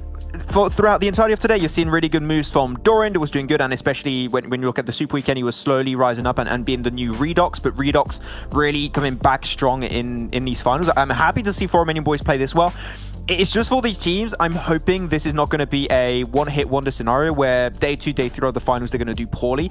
They have improved, that's clear, but now the teams at the bottom are going to be a little bit more desperate, because they're like, well, we need to make it to the European Regional Championship. There's no reason for us to not make it. We did so good into the league stage. We need to catch up, and that level of competition is definitely going to hinder teams such as Vodafone Giants, Romanian Boys, Nexus. It is going to get a lot harder to play tomorrow and on the 3rd day, I'm sure. Yeah. All I'll say, Jason, is day 1 has been absolute chaos. It's been difficult to analyze because of just kind of the variance in which we've seen these teams approach things. It's also been difficult to break down exactly how the likes of Nexus have been able to get to some of these final positions and where they've been able to work things out. But I mean, hey, great for them. As I say, I would like to see maybe just kind of a bit more of a rise from our previous strong teams in the next day, which then will make the lobby amazing, because we've already had such a rise from the teams that we didn't expect. Yeah, honestly, I look forward to that as well, because if it does happen, day 3 is going to be insane, where it's going to come down to, you know, probably a tiebreaker at some point, definitely a couple of points here or there. But guys, I know we've had 6 rounds today, and I don't expect either of you to get this correctly, but I'm going to give you the opportunity to surprise us. Who is the MVP of the day? I talked about consistency of Romanian Boys. I'm going to have to go with Redox. He was top above Do at some point. I think it might be between Do and Redox, but I'm going to go with Redox, yeah. I was going to go Redox as well, but you know what? I'll pivot and I'll go Nexus, and I'll go Do. Okay. Well, I don't know what it is about today, but you two seem to have swapped luck. Let's take a look at our MVP, Redox. I was be the MVP of the day. Clarus, you should have trusted yourself, man. I should have. I mean, he had big standout days, so it makes sense. It's all over the place in the standings. It's all over the place in the prediction. Like, what's happening? It's Freaky Friday. There's a coincidence here, Max, if you think about it, right? The top teams aren't performing today and the bottom teams are. you would normally predict, or your prediction. Am I a bottom bad. team? Ooh. Am I? Oh, okay. Yeah. You're a bottom maybe team. I'm a bottom analyst. Okay, I get it. Maybe the fact that like you both are like reversed your fortune, it's allowed the teams to reverse their fortune. I'll have to look into that a little bit more. But man, at the end of the day, it's been amazing to see that the bottom teams are actually rising up and have a little bit of competition. And we mentioned at the start of the show, right, how every single team, even on the second page, had those one big impressive moments throughout the league stage, and that if they play at their peak level, they could contest with the top teams very easily. They're all just showcasing that is in fact a reality in which we are now in these finals, and that Romanian Boys started off strong, got a little bit weaker towards the end, but now they are back into their peak performances. Nexus Gaming, they had those changes where Dexter was not playing, Do stepped up, now you have Dexter and Do. It's an explosive cocktail that's been given to us today, and we'll have to see if it transfers to day 2 and day 3, but it's been definitely impressive, and I don't know what to expect for the next days. Some of those sprays were nutty. Very nice. Yeah, the double D's doing work. Let's actually take a look at overall standings to get an idea who is in first place. Though I think, kind of expect it to be Nexus, if I'm not mistaken. But Vodafone Giants, they were sitting in first place until that final round, and we can see they've only fallen to second place. But Nexus to be the #1 team at the end of our first day of finals, I can tell you out there, I don't think any of us expected that. Not at all. 50 placement points across 6 games. Never mind the 32 kills that they've been able to put up here. This is a monumental step up from Nexus Gaming. I mean, hats off to them. They deserve a round of applause for this day's performance. And yeah, I can't fault it, Jason. It's been looking really good. Yeah, they've been looking good for Romanian Boys. Game Lord, I mean, they kind of bounced back in that last game. Exquisite Décode had the one really good game of the day. But the important part is Eastern Stars ahead of Unicorns of Love. Now, albeit by 9 points, but that means they're 9 points closer to passing them in the race to PMGC, where one team, or the top team in points overall, will get themselves a slot directly into PMGC. So you don't need to play at the European Regionals to qualify. You'll have that spot done, which makes you that much more threatening, I think, going into the next event if you do qualify. But let's take a look at our second page and see some other teams. Like, we don't have Big in the top 8, which is kind of a big standout, a team that had the MVP of the league play. Unfortunately, LMV not having a great day today when we've seen the impact they had in week 2. Conqueror as well, only really having that final round as a good result. And that's the surprising thing. All of these teams have potential. We already touched upon this, but as you said, Big is the very big outlier on this second page. We expected way better from them. 2 first games was 2 games where they got 0 points on both of those, so very unfortunate start. And they just have been losing players for reasons that really we shouldn't be seeing in the league stage, and even less now. And it's just all over the place. As you said, right, it's hard to put into words because it's been such a weird day to see the bottom teams doing so well, crazy. and the teams such as Big struggling to get himself into good positions. Unicorns of Love maybe trying to chase a circle and struggling to do so. It's weird to break down, and Kalash, you talked about it earlier, right? I think we're both gonna have to rewatch the entire day to actually know what the hell is going on, because this is very confusing. I'm like, normally I'm keen on VOD review, but I'm very keen on this VOD review because I want to watch how the big teams went out some of these games, but I also want to see how the rotations have been and the circles patterns in relation to some of the teams up at the very top. But this has been a very interesting day to go back and study based on the previous performances from this 16 teams. I think the question tomorrow is going to be, was today just an outlier for some of these results? For Nexus doing well, for Vodafone Giants doing well, for Unicorns 11, Eastern Stars not really quite performing. But one thing I can tell you is we're going to take a look at our race to PMGC and see the point difference between our top 2 teams at the moment currently when it comes to points. And if anyone else is even remotely close to challenging the likes of that, which is going to be Game Lord, I can tell you pretty much not going to have a chance to challenge this one, but it's only, what, 18-point difference? Yeah, it's really close, but it just goes down to 1 game difference between these 2 teams. Eastern Stars get himself a really big chicken dinner there. Good question. I wonder, actually. That would be insane to have 2 seasons of PMPL and both teams are tied. Oh, I haven't looked into that, actually. I think it hasn't happened in any other region. I have not seen a tiebreaker. So if it does happen, I'll have to look into the rules. I'll try and get the info for tomorrow, but that is something to take into account, yeah. I can understand why you wouldn't have that off the top of your head, because to consider the numbers that we're working with here, literally 4-digit numbers, to then get to a tiebreaker situation will be absolutely bizarre. But I think it's nice to see Eastern Stars kind of closing that gap a little bit. I still hold true, Jason, that Unicorns have love are gonna win this week, this final. So maybe we won't have to get to that. But they looked disastrous today. Apart from that last game, which again I think is just a fortunate recovery. But they have to come back into day number 2 and 3 stronger. Have to. I'm really scared, Bax, that if Unicorns of Love don't come out first, he's just gonna rip explode. And burn every pink shirt he owns. Yeah. I don't even want to imagine what would happen, man. The universe will just implode on he's itself. just gonna take and burn up. Like, come on. Even Floof's little costume is not safe, Jason. You're correct. Just anything pink in your house, you're just gonna like just throw away. But no, I mean they looked better towards the end of the day. I think that's something we can all agree on. And again, I feel like tomorrow they should be able to bounce back, but I wonder if the pressure will potentially get to them. But either way, I mean Eastern Stars, like we haven't really seen them come out in full force yet either.